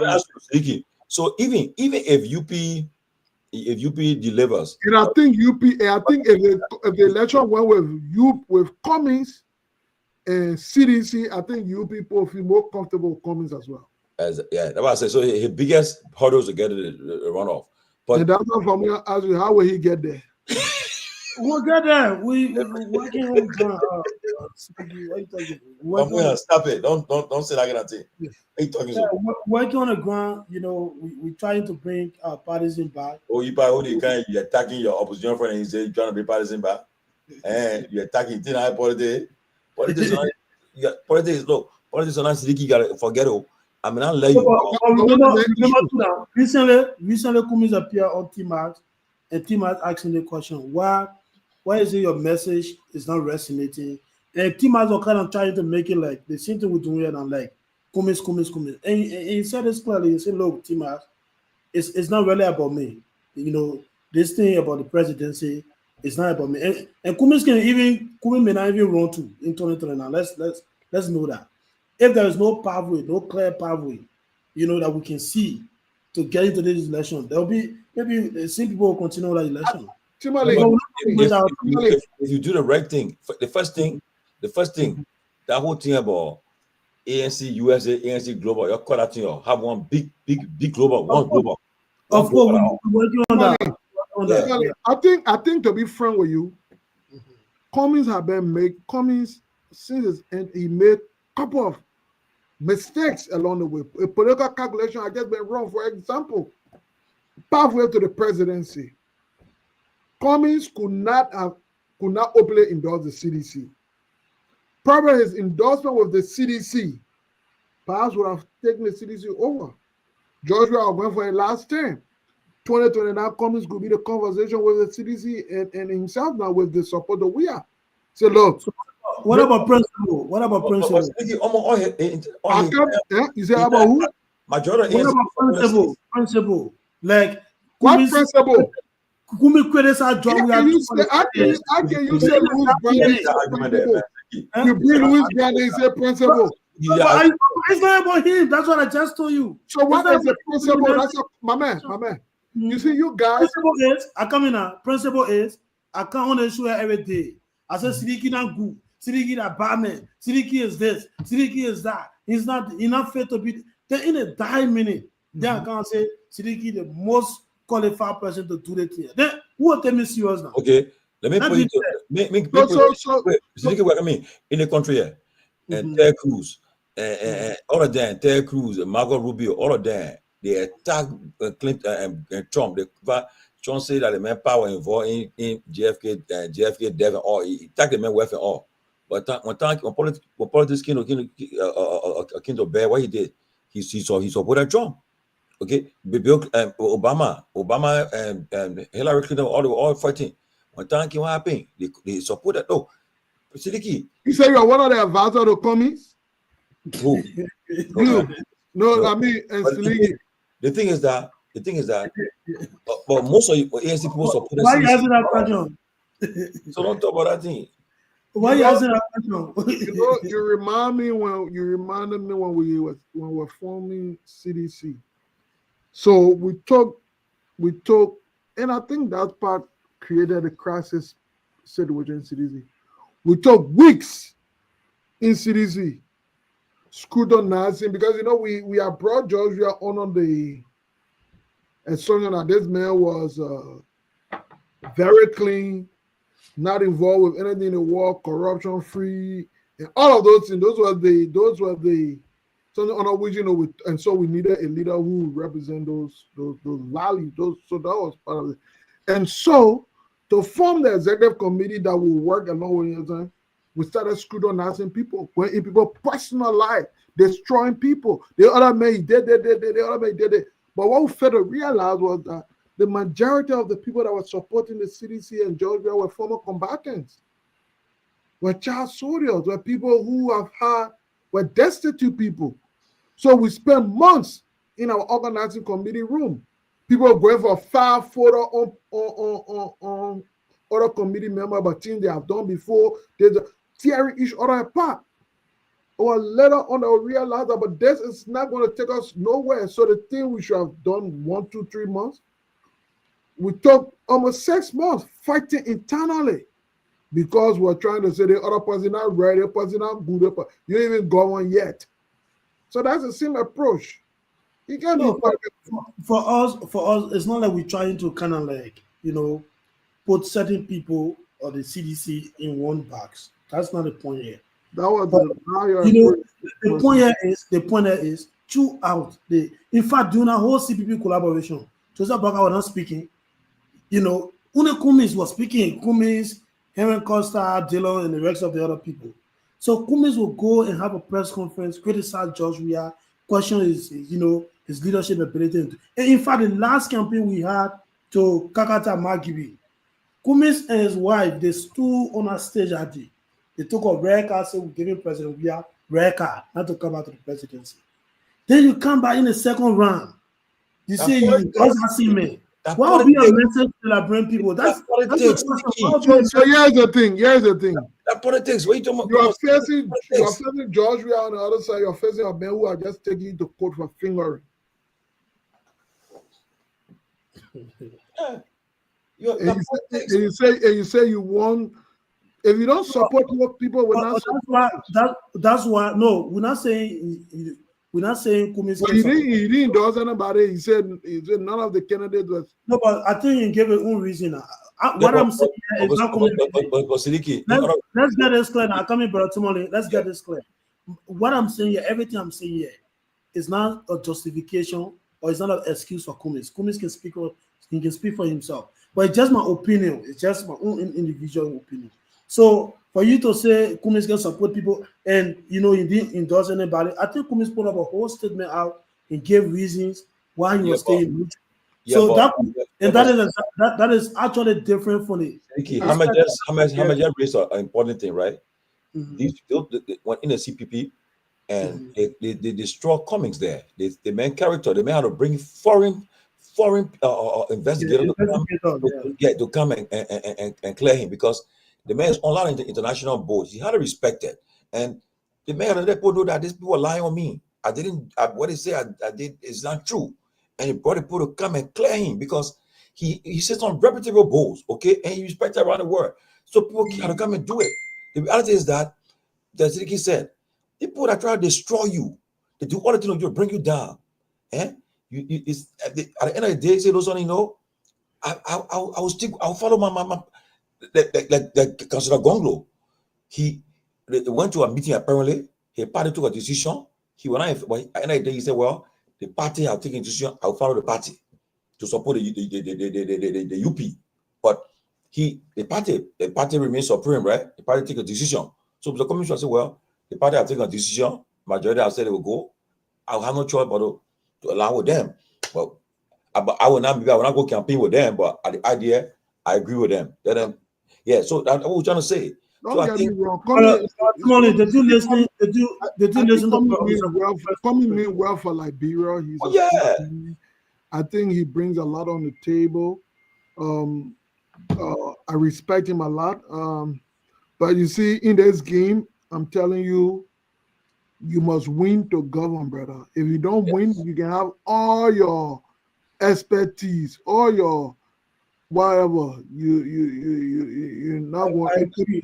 And Hey, because well, I agree, but Siliki, I agree with the guy. I be frank. I agree. You guys play a role in the street. It's not a lie. no, but we didn't. No. Cummings was not a target. No, but here's the truth. No, but here's the truth. Because I remember ANC decimated CDC. Do you know that? Do you know that ANC came out of CDC? Yeah, but Siliki, it was not an issue, man. Why not an issue? It's not an issue. No. Come here. Do you know? But listen now. So here's the agenda of ANC. The agenda of ANC formation was to replace the CDC. Yeah, but okay, Siliki, but so they came first on the first stage. So when I saw, the reason why CDC helped to destroy the man in 2023. You got destroyed, man. Of course, my man. There was nothing personal. No, my man. Because I can tell you the truth, right? You know what? I mean, they formed a party at the time to decimate the CDC. No. But it was our stage were passed. 2023. Our stage were passed. The time you're talking about Kumiso already around. The time you're talking about, don't be seeing that. When ANC was established, the men were almost all our countries were fishermen. My man, come on, man. ANC, come on, man. ANC, I don't come on now with that said. And ANC was not that strong. CDC was still strong. My man, who match CDC? That's what I'm saying. I agree. So ANC came not to find a space. ANC came to take CDC space. That was the way they played the politics. They did not come as a new kid on the block. ANC was forms of protest. ANC were forms of protest. They knew very well they couldn't be CDC. They know how to. They came. What ANC tried to do was to occupy. You see, the space big, create a space. Grow your space, grow your base. But the goal was decimate CDC. All my men for. Yeah, they met. You see, money in line. It's true. You see it. But I'm not saying I'm admitting to it. I'm saying it was not personal to Cummings. It was as a result of the politics. No, Ben. Don't play that game, man. When I know that won't happen, that didn't happen. I beg you, Sigi. Don't do that. It was not personal to Cummings. CDC, I remember. CDC never had officially CDC as a political party. Never attacked Cummings as a person. We're not calling him, but Sigi, I remember. Or tap CDC person told me before election. I say, won't go. Make sure that CPP do not exist. Which is political strategy. Because let's be frank, the president said, Georgie. The number one goal of CDC to first dismantle CPP because it will allow Baka and Cummings to be together. It will be a tough election for us. So we'll dismantle any. But you think that was a small fight? You had ANC. That was smart strategy. You had a United Party. Cummings was involved in supporting different protests. So how do you allow all of those parties to come on you, bro? I said so. CDC strategy was a political strategy, which is good. My goal is not to make you comfortable. And Cummings was the weakest of the links. So no, because guess what? They infiltrated the CPP. They manipulated people there, and they took them from there and they helped them to destroy the man. All they did. But guess what? End of the day, the man. UP destroyed the man more. The man got more. I agree on you, Siliki. I agree on you 100%. The city will tell the city to all. All they do tell ANC, they told the city, they told even worse. In fact, do you know that there are people in cities who believe that ANC was instrumental in causing sanction on the citizen government? That was, but guess what? Somebody said that to me. I tell them, say, stop it, man. So some people believe that because coming have people in Washington DC for his own benefit. They feed that. So one of my good friends today date he feed that when we talking, he said, my man, that come and put on sanction. I said he that powerful, right? He that powerful to tell America put on sanction. Yeah, main president. Yeah. You see? But the year can have back camera or interview, bro. We don't know who all can go there or not disclose it to the public. Siliki, come have a part of playing section like bro. He have a part of play. I think I'm not alluding to that though, but I'm saying that some people believe it. Some people believe that the man part of that some people believe that way. And you know, Sidiki don't have part like that. Brother, man. Let's see what happens. For me, I'm not one of those person that banking everything on 2029. So ANC try to recruit you not go for it. You not go there. I'm a man. Political consultant. Man, I think when I'm in my political party retirement stage now with the CDC. Yeah, CDC they make well. No, let's see. When I say political retirement stage, I mean leadership role. I've played leadership role in the CDC since its formation of 2005. I think the CDC have given birth to sufficient young men who are educated, who are indoctrinated enough, are able to take the mentor. So right now, what we're trying to do is to be able to step aside so they can take that forward, take the party forward. And I think when I do that, I don't think I want to go to serve in a political party and this.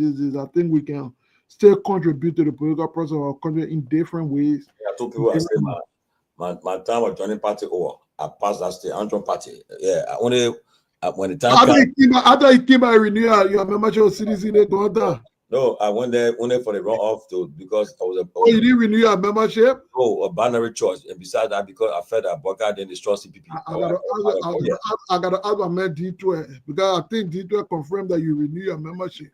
No, I came back at that moment to support Guar because I felt that it was alternative because Boca then destroyed the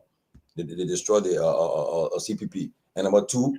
Whatever I predicted will happen, I see happening now. I knew that the result getting today will be the result. So maybe proud of you. But for me to be active to come back active, man. Seriously, I do a lot of stuff, man. I see a lot of transformation. But I know. But right now, no, for some of us, we think that the party when we were party leaders, like Jeff Koji was nowhere around. Today, Koji is a very powerful, effective leader. We think, along with most of his colleagues, we think they have grown sufficiently. You want to talk? You want to talk? Okay, hold on. Somebody want tape part. Nauda. You live. Go ahead. You live. He's talking about principle, right? You cannot tell Mr. Cumming what his values are. So you might get up, badmouth Judge Weah all day, or Boycott all day, and then when it comes down to it, you make a complete 360-degree switch and say something completely opposite. But you don't know what principle Cummings lived by. Personally, when he's in his lonesome by himself, what he thinks, none of us know that. So you can't say that he doesn't have any principles. Maybe those things, his values, are the reason why he didn't come out to endorse CDC or any party. Siggy. For you, it might be a mistake. But for him, maybe there are things that he does have value, he holds strong. Who? So you would do like Guar? You would dance with the devil to get what you want. Oh. But maybe Cummings is not that breed. You see, that's a wrong approach. I mean, you made the person are talking. The person have not taken part. I don't call. You made the person talk tonight. You really touch a book on nerve to know. But what did I say? I'm saying. I understand Mr. Cummings. I understand Mr. Cummings. I support Mr. Cummings. I understand him. But I understand. So he make a mistake. Let me tell you something. Cummings is not desperate to be president of Liberia. All of y'all need to understand that.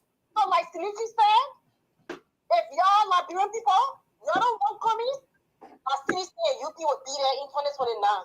Cummings will be okay. I'm gone. Well, what's the sister name again? Tomalin, what's the sister name? This is my uncle, Neil. Okay, but Tomalin, listen. You see, making political decisions, strategic political decisions, is not about desperation. So, yes, Cummings coming up to say to us, he wouldn't work with certain people. But then all of a sudden, we see Cummings building a team around Musa Ability, a team around Louis Brown. You cannot contradict We cannot contradict these things. When you said that, when the man said what was selling people. Oh, but that's what she said. She said the man have values. So the values me. Nobody was telling him that when you work with people, you compromise your value. He never said that. He never said that. I'm saying, I'm quoting her. She never said that the man was selling people. Said for coming not to have made a decision to have supported any of the SAR, to have done so would have suggest desperation. I said, no. Sometimes you create your pathway to the presidency. How come supported any of the sides? How you go with Bwaka? Probably Bwaka would have been a one-term president. He's the president, coming a vice president. He could likely stand to be the next president after Bwaka. How he endorsed the CDC, we are going for a second term, after which we are could potentially say, look, let's return the favor to coming. So I'm just saying the pathway to sometimes you must cultivate your pathway to the presidency. You can't just say it will happen automatically. You got to put in the work. You got to make decisions. I did not say that. I didn't say him supporting CDC or Unity Party meant he was desperate. I am saying Cummings is not desperate to be president of Liberia. If you don't want to support him because you think he's made mistakes, nobody's perfect. Then don't support him. The rest of the people will support CDC. The other group will support Unity Party. Both of them will end up in a runoff in 2029. And Liberia will move on without Alexander Cummings. I hear you talking about Cummings should run for senator. Do you know how old Mr. Cummings is? Which will create path for him. You can get me talking out there, I think. I don't think. You said run for senator in 2029. It will create path for him to be president. That's what you said, right? No. I didn't say that. No. I didn't say the senatorialty was a path for him. It would have been a means to also spread. You said Georgia took that path. But let's say, how old is Bwaka now before he became president? It doesn't matter. Bwaka is a different person. That's what I'm trying to say. You don't understand, Mr. Cummings. You don't know Mr. Cummings. You see, you think Mr. Cummings will be running for president when he's 80 years old? Come on, bro. Well, we thought that Bwaka would now be trying to go for the second term. People now talking about Bwaka. Is a different individual. Bwaka is not Alexander Cummings. All the one that may not work hard to get where he is today. Do you really believe in your mind? Know who Alexander Cummings is? At 80 years old, he's still running behind you. So who is Alexander Cummings now? Excuse me? Who is Alexander Cummings that he can't be senator? But to get a president, how you run senator again? Come on now. I thought you said he shouldn't be senator again. Which one? No, let me just state my thought. I asked Sidiki, I said, could Cummings ever consider running as senator for the most popular person? He doesn't feel like he can make an impact. I'm sorry? Sidiki, you tell me, educate me on how the Senate has changed Liberia. You didn't tell me what contribution Alexander Cummings will do when he goes to the Senate that's going to change that country. I got all night for you to explain it to me. Well, I think part of what has happened in our country is that great men, people of value, people of substance, people who can bring change have not sought the Senate as a path that they could make change. So everybody wants to be president. So I think as a result of that, we elect all kinds of people in the Senate. And so, and I mean the legislature in general, we elect people who should not be there. And as such, their output reflect who they are. So if the contrary was that we're getting people of value, people of certain people who stand for principle, and we're getting sufficient of them in the legislature, I would think they could have made impact. But unfortunately, the reason why we see the legislature as nothing to because at least in a general term, and don't get me wrong, there are some very good people in the Senate and in the legislature, but generally we have not elected our best. Yeah, yes. So it doesn't look. But Sidiki, she makes a very salient point. The fact of the matter is that in the legislature, it's all about numbers. And to effect a change, the impact Cummings want to make is that he can't do it for being a senator because he will not have the votes. First of all, the kind of a thing he'll propose there, you'll put forward. The guys they will kick it, they will kick against it. He had the numbers for it. So, but as president, as president, you can make more better impact quickly than to be a senator, because why? You have some latitude, and you have some power as president to do certain things, right? But as a city senator, they will first say, "Man, the first one will say, America got money. We're gonna beat the oil. We'll kick." So he will not make that impact. Tomalin.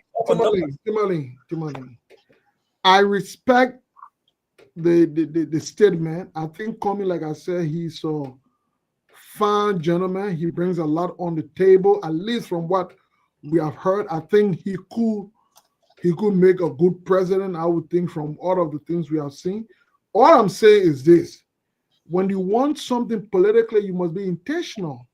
Yes. Leave all that there about you desperate when you do that. No, you must be calculative in your actions. That's what I'm saying. I agree. I'm saying Cummings is not setting for 6 years to go back 2029. He could have made use of that 6 years either as a vice president or have supported a cause, something he could have piggybacked on 6 years from now. I'm saying you have to calculate. When he's in this game, he's in a game. I don't know what you want to call it, desperation, but I think when you look at the problem in Liberia, you must be desperate to want to change it. Liberian people, he's nobody. He's not in a game. He's been an outsider from the day he came into Liberian politics. No. How come he be an outsider when you're chairman of the board for Kakata School there in Wamanasali? Come on, man, that's nonsense. Chairman of what board? I mean, you can just be talking about him as in a serious way. Oh, but what you call outsider then? He's been treated like an outsider. Oh, he's been treated? Always make the comments and say the mayor is an elite. He's not one of us. You don't hear the things people can say about him? Maybe that is politics. Wakami would not have been the first person. It happened to Vani Sharma. Politics? Akami, it happened to Vani Sharma. It happened to Councillor Bronsky, the late Councillor Bronsky. Nobody's talking about Vani Sharma here. Oh. But happened to Vani Sharma is the president today? But he became senator, and at least in a week where he was able to do what he was able to do. Yeah. Oh, okay. What impact did he make as a senator? That you can really sit out here and boast to me and the Liberian people and say, when Barney Sherman was a senator, he made this impact into their Liberia benefits. Kehleboe is about numbers game. When you get the numbers in the Senate, the House, you can make an impact there. You only Liberian people be person say, yeah, that man spoke well, he cared, but besides that, it won't go nowhere. Because your vote will not, you can't put on the table, it won't support it. So as a president, you make an impact because you have an agenda. Okay, you calling the shots there. But so I think that's the reason why. Let me give the lady a free advice. Let me give her a free. Exactly. Let me give you a free advice for Cummings. Okay. Cummings must be okay, but I mean I don't know. Okay, but listen, Cummings must be desperate. Cummings must demonstrate to the Liberian people that he has something to. Coming now, listen. He must be intentional. He must be clear. He must demonstrate that he wants to lead a country because he has something to offer. He must make it clear. He must make it clear that among all the Liberians speaking, you guys even use desperate. You guys even use desperate as something negative. But sometimes to be desperate now a bad thing. But you guys say he was desperate and you use that as something negative. Henry Costa ran a campaign against him and told the Liberian people that Cummings was desperate in a negative way.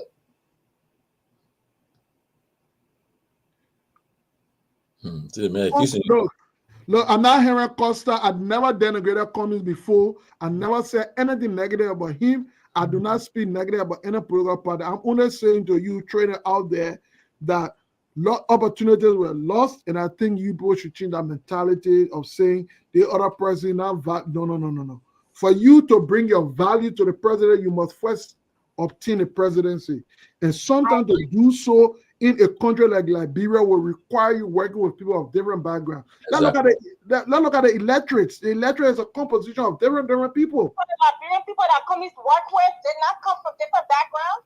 No, but all the people that supported Cummings came from America. No, but listen, I went to Liberia on the ground. I saw something different. But I believe the 1% give for America. Okay. The 1% that you gave him, the 1% that you, CDC, UP, or whoever, you gave him, because that election was fraudulent. You and I both know that, but you can go ahead and be in the Lululand and say something different. All of us know that, but we are Liberians. We are so lazy. We never get to the bottom of anything. Anything that see us, you accept. You sit down there, the people rigging election, but because it's to your taste and it's in your favor, you sit down, you don't say anything. So now that Cummings John to support, let's now that we have a situation here in the country is going through. We don't have any situation in Liberia. Liberia is being run right by Joseph Walker. We agree. So you're not trying to agree to? We agree. We agree. We agree. Oh, Liberia has been rescued. There's no situation in Liberia. What are you talking about? You see, because when the people voted for Joseph Boakai, they didn't vote him to run the country the way he's running. So we can't get angry because they voted him. No, we have an opportunity to change it 6 years from now. So that is why, for example, Cummings. Last one of us knew. If Boakai had won, we all knew where the country was going. Well, the majority of those who voted didn't think that way. The majority of those who voted didn't think that way, and we respect the decision. But we have an opportunity to change it. What can you do now? What can we do now, as we move towards that time to ensure that we change it? Those should be the conversation, and I will, yeah, that should be the conversation. So I'm not bashing Cummings. I'm not saying anything against Cummings. All I'm saying is that probably the conversation would have been different if Cummings was the one serving as vice president. Maybe he would have got a Boakai a little differently. If Cummings to be vice president, if Cummings had endorsed George Weah, probably by this time the conversation will be looking. So Weah, I think I gave you the opportunity. Liberia did not elect you. Gave me the chance now to go, support me to let me go. And okay, but it didn't happen. It did not happen. So why you keep going back to that? So what Cummings plans now? Is he going to run 2029? I have no idea. You have to go ask him. Oh, okay. But you can say that we got problem in the country, we're facing problem. Then you're going back to what. So let me ask you: if you had a choice to advise Cummings, you encourage him to run? Me? Yes. You want to know the truth? Yes. I would tell him to run far away from Liberia. How y'all can give up on your country like that? The kind of advice you give Cummings that made the man lose the election, that he's better or bigger than the country. Why should you run far? Listen to me. I don't make decisions for Alexander Cummings. He's a grown man. You guys need to understand that Cummings is not a baby. Cummings makes his own decisions. But how will you your supporter this man? Then you saying that if you're advising you're telling not to run far from the presidency? Let me explain, because it would be a waste of his time. I mean, can you predict? Let me finish talking now. Okay, go ahead. Want me to answer the question? Yeah, go ahead. It would be a waste of his time. I've been supporting Mr. Cummings since 2015. I have seen what has happened to Cummings since then. Okay? Cummings is not a politician. We all know that. As Siddiqui rightly stated, he not made mistake. Cummings is not perfect, but he's not forgiving for his mistake. I think it would be a waste of time, because the same players that kicked against him in 2017, in 2023, the same players will gang up against him again. It's an uphill battle for him. But let me finish now. Yeah, go ahead. It's not contingent upon me and my views, but if I were Cummings, I said I was ready to be president of Liberia, and I experienced the things that he experienced in Liberia. Honest to God, I will retire with my family and go far away and just leave Liberia where it is. Because honestly, Mr. Cummings is a good man, but a lot of Liberians, the thing that irks me, I hear a lot of people say the man was the best.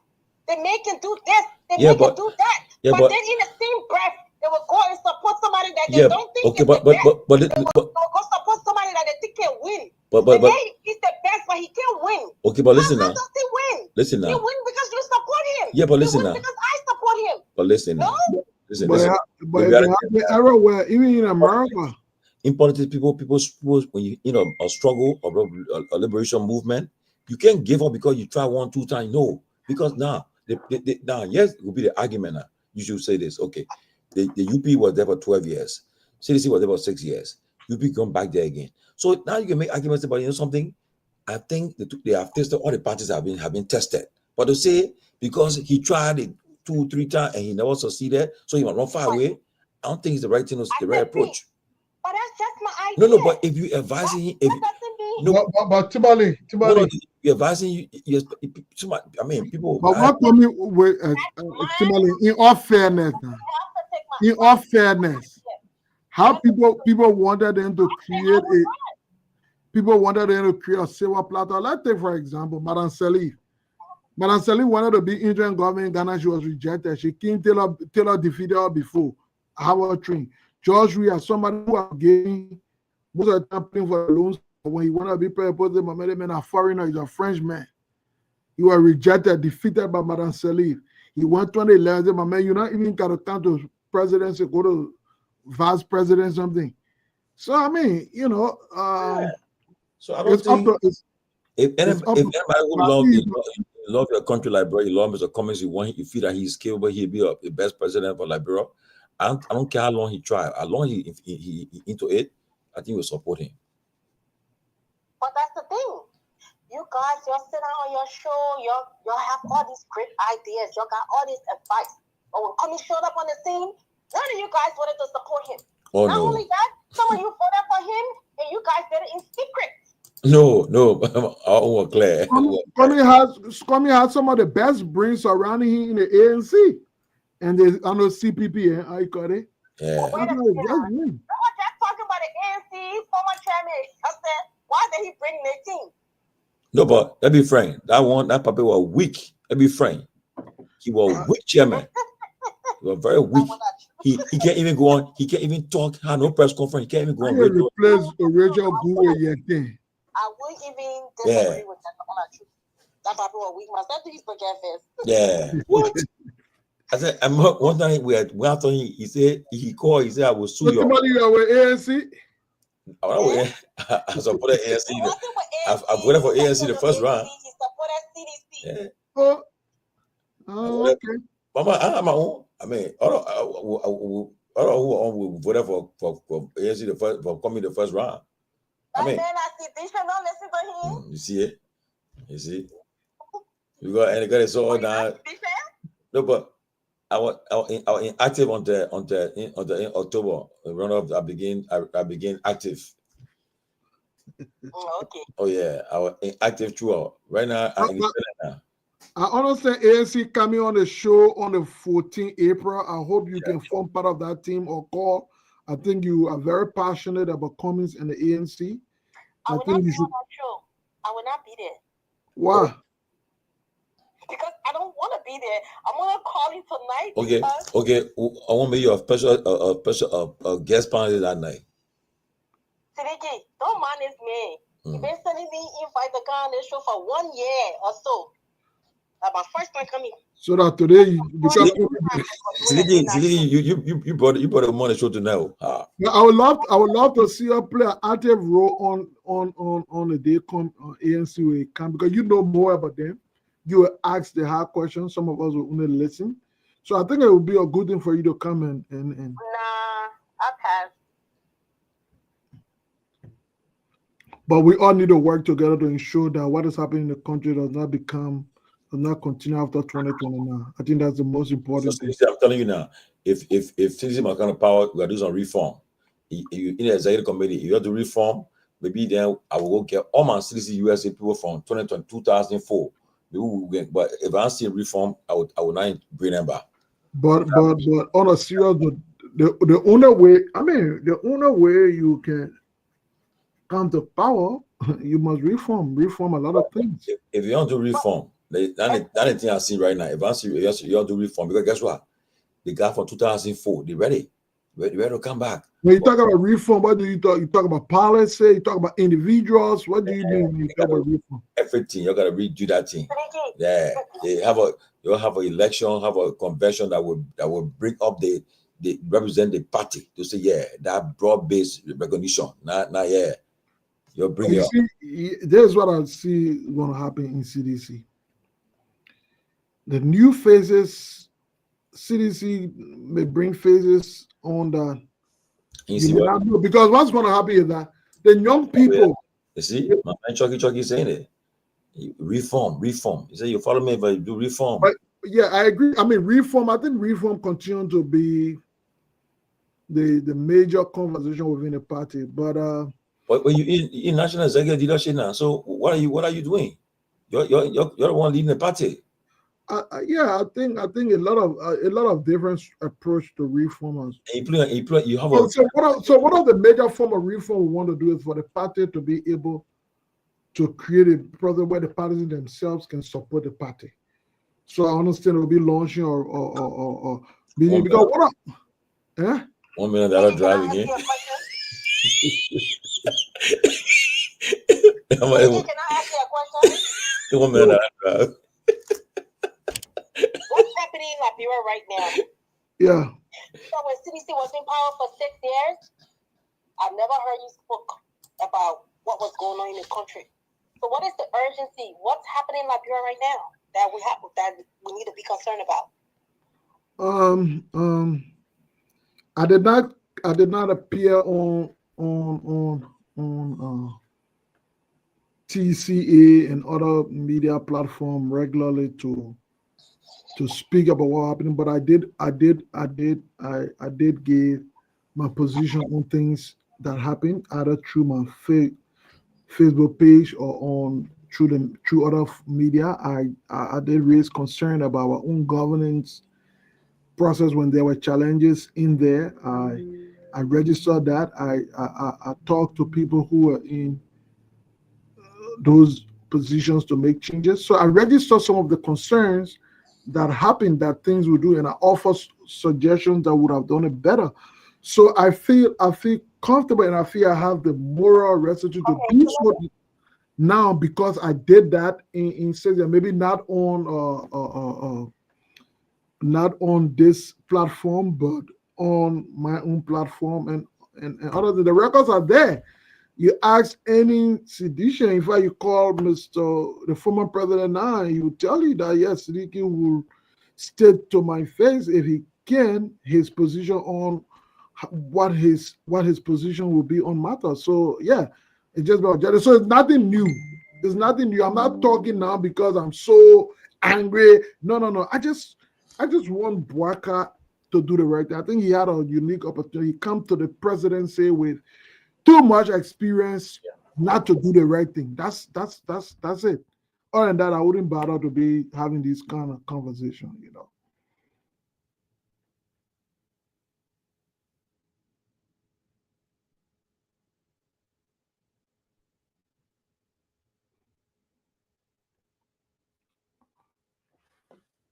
Yeah, so you there? Are you there?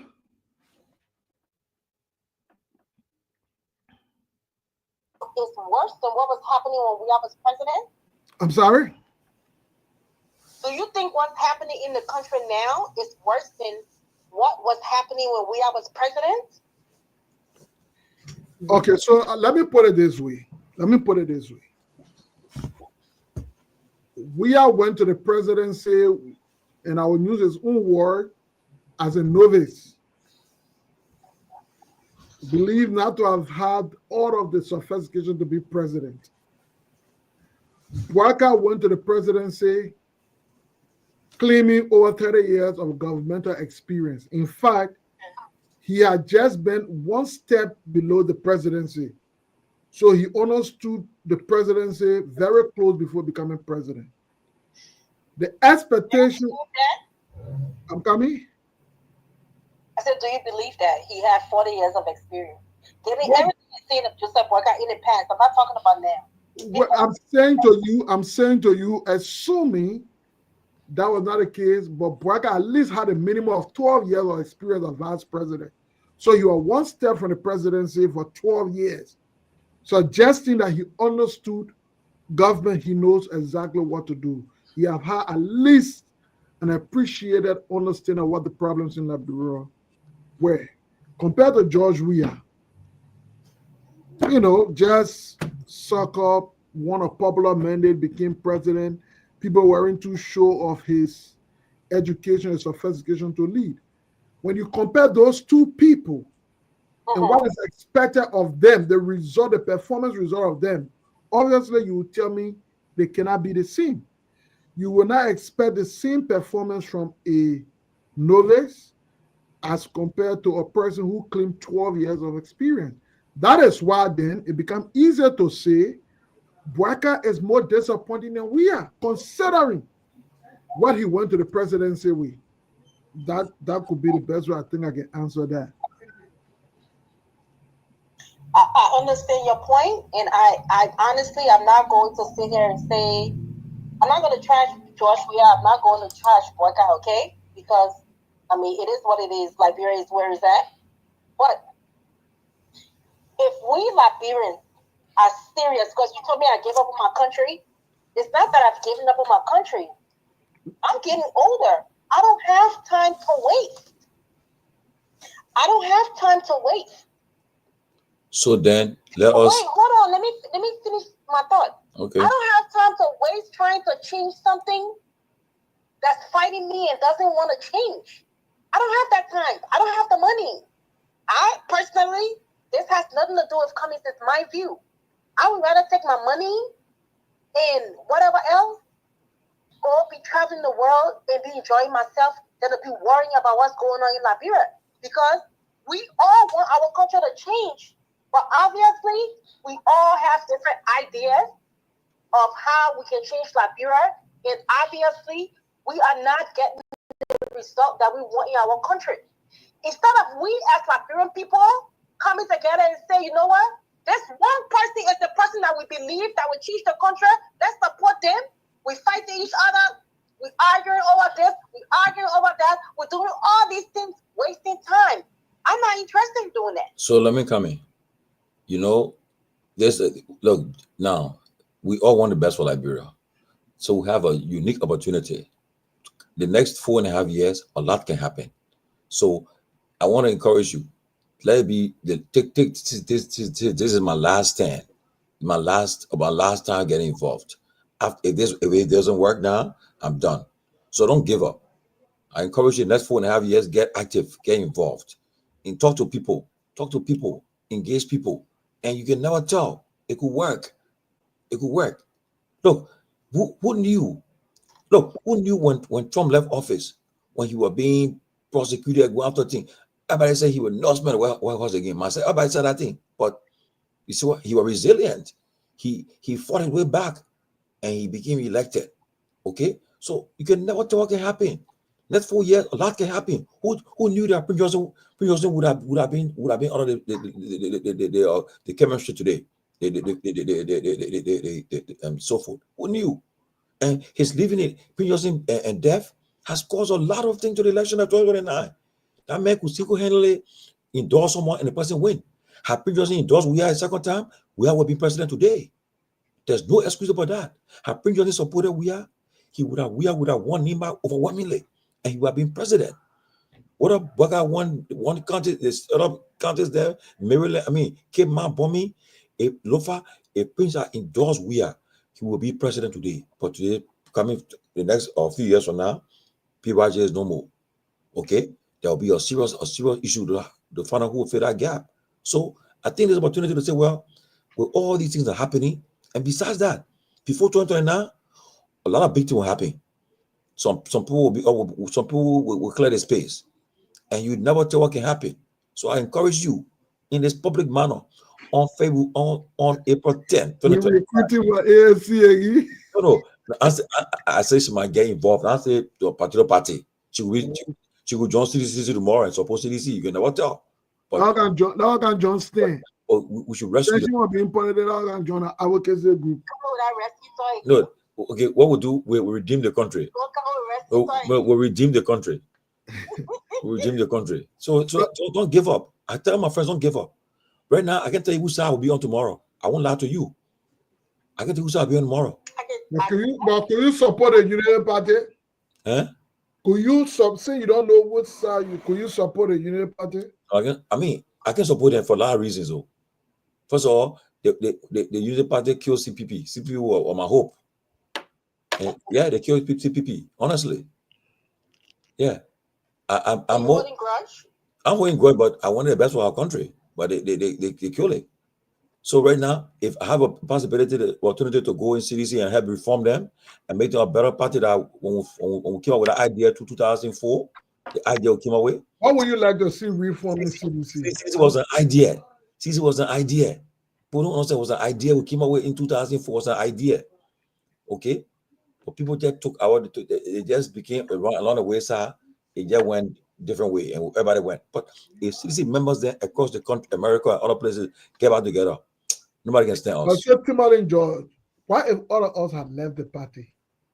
No, but the thing is that you guys who are being pushing for the reform too. But Tomalin, first of all, listen.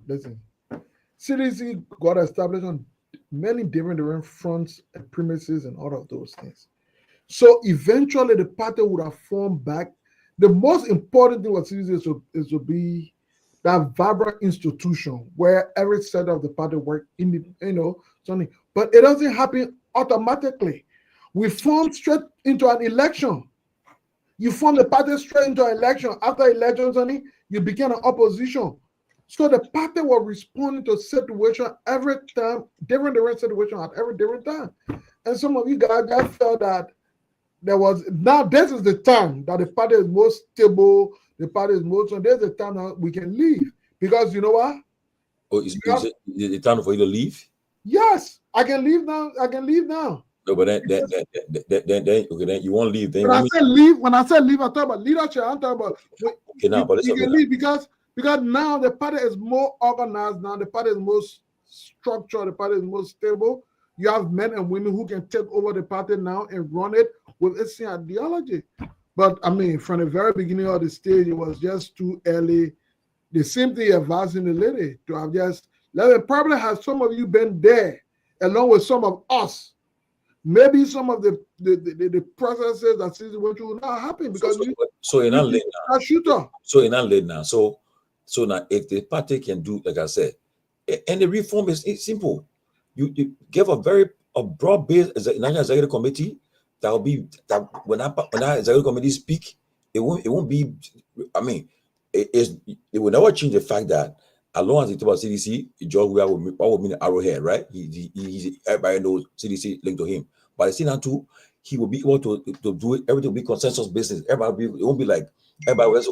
When we say they want the final, it will be like a consensus. It will be the decision we make on consensus level. When we say okay, but Tomalin, when you guys left the party, that's what created room for it to be like that because prior to that time, it might have been creeping in, but it wasn't like that. Because here's the thing. There was the party and there were people who were friends of George Weah. The friends of Weah always wanted to have control. So when you guys left, you created room for them to fill in. And eventually it became the way it became. Other than that, if people like you, myself, and many like me have stayed in the party, of course, it would never have gone to a point where it was that. You must have had a lot of battle behind the scene. It took you years, 21 year old now. The party 21 year old took you years to come to that realization that what you talking. Because what time when I remember. So they cannot forget now. But for in the 21 year, I have not changed. Yeah, but in the 21 years, I've been a victim, but I've not changed. But I remember in 21 years, don't forget, you and I we came a time we were even roommates. And we also have these battles. You know that one, Sidiki? Of course. I remember when I'm telling you something, you say, hey, you were there pushing it. I said, Sidiki. And when I thank you, I said, there. Because Sidiki, I saw it from a distance. Tomalin, I don't regret it. Yeah. I don't regret every independent position I took with ensuring and pushing for the institutionalization of the party. I don't regret it. Maybe, but let me tell you something. for CDC to continue to survive, maybe post Guar era, it has no alternative but to be institutionalized. It will have to. If I can see if they we are wash your hands and say he retire, I don't see it because I don't see it. You don't see CDC stay as a party? CDC will not be the party, the one vibrant party. I'm telling you. No, I think CDC, but listen now. CDC have grown. Okay, let's recognize the fact that Guar has. So where is it? All the CDC chairmen, and where are they today? All the CDC chairmen, some of them in United Party. Okay, well, all CDC chairmen. Let me find out. All the chairmen of CDC, none of them have left and stayed there. Why? That's all. But that's the hard. No, the people. Yeah. When you want to leave CDC, now you must be chairman. The late Gerald named Gu, and Saki, and where the other guy in Pennsylvania, where is that? How many man? What the guy named man? You know the guy? My man, let me be frank with you. After CDC will be stronger. I'm telling you the truth. That party has gone over 20 years. That party have been able to build its own identity. It's beyond an individual. While it is true, Guar has significant influence there, but the party has gone beyond Guar. CDC now has been able to build grassroots. My man, do you know? I come in. Do you know, for example, that CDC leadership structure, minimum leadership structure in Mozambique, about 25,000? You think that Guar made it there? Of course. I said the leadership structure in Monserrado County. There's people go to work and call a title. My title is at this Azuna chairman Azuna Day. You think that Guar made it to do that? Over a period of time, yes, we are like I said. Through his presence, his influence. You cannot erase Guar influence. Yeah. There are a lot of people who are fan of Guar and so they join the party to support him. But over 20 years, the party has been able to establish itself as a self-political party in the country that goes beyond the influence of a person. It was indicated we are only ran on the party ticket, I think, twice. The other time, Torgbean ran. When we started CDC was a religion. It was a religion. I'm telling you. But you don't think it still remains that way? CDC was a religion. I'm telling you. But that's why I kept the party together today. Because of that, other than that, listen. Do you know? You got it. That has CDC and you got a Guar chance. But that Guar chance, I don't even let her pay attention to that. Who told you? It's important. Yeah, go ahead. Listen. I'm sorry. I don't want to spoil your CDC talk. It's been really great. Ricky, we've met before, but I will not tell the story here. See, I guess you have met before. I know that woman already. Myself, not tell the story yet. Oh, really? I got a story. Yeah. I know her now. But we met in Liberia before, and me and you got into an argument. I know her now. Oh. Share with Osman. I guess more. What about share? Share small. What argument? Was it social or political? It was social. Okay, let's leave it.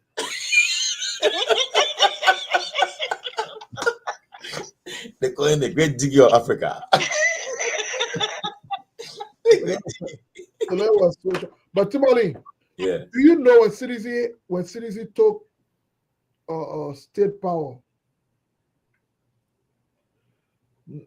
not more than 6 states or so, not more than 50% of CDC membership was elevated out of poverty. Do you know that? Oh yes, I agree with that. Okay, but they still remain to the party. So why do you think keeping them there? No, because how can it be Georgia? Georgia was president. Georgia did not help them get out of poverty. He did not change their life as their hope, but they still removed the party. No, it was true. Because they still love the people. Just love him. It was Guar. I mean, Tiki, Guar. People just love him. Tiki, don't forget now. Guar, he brought people he made people today get them jobs. I agree. But you said when Guar leaves the city, when Guar is out of the CDC after his era, probably I'm sure he's going to run 2029. You say after that U.S. CDC is finished. I'm saying no. Yeah, but if the party, if there's no reform, the party will be finished. I'll be frank with you. You know, reform. No, If the party with me as it is, trust me, man. I'll be frank.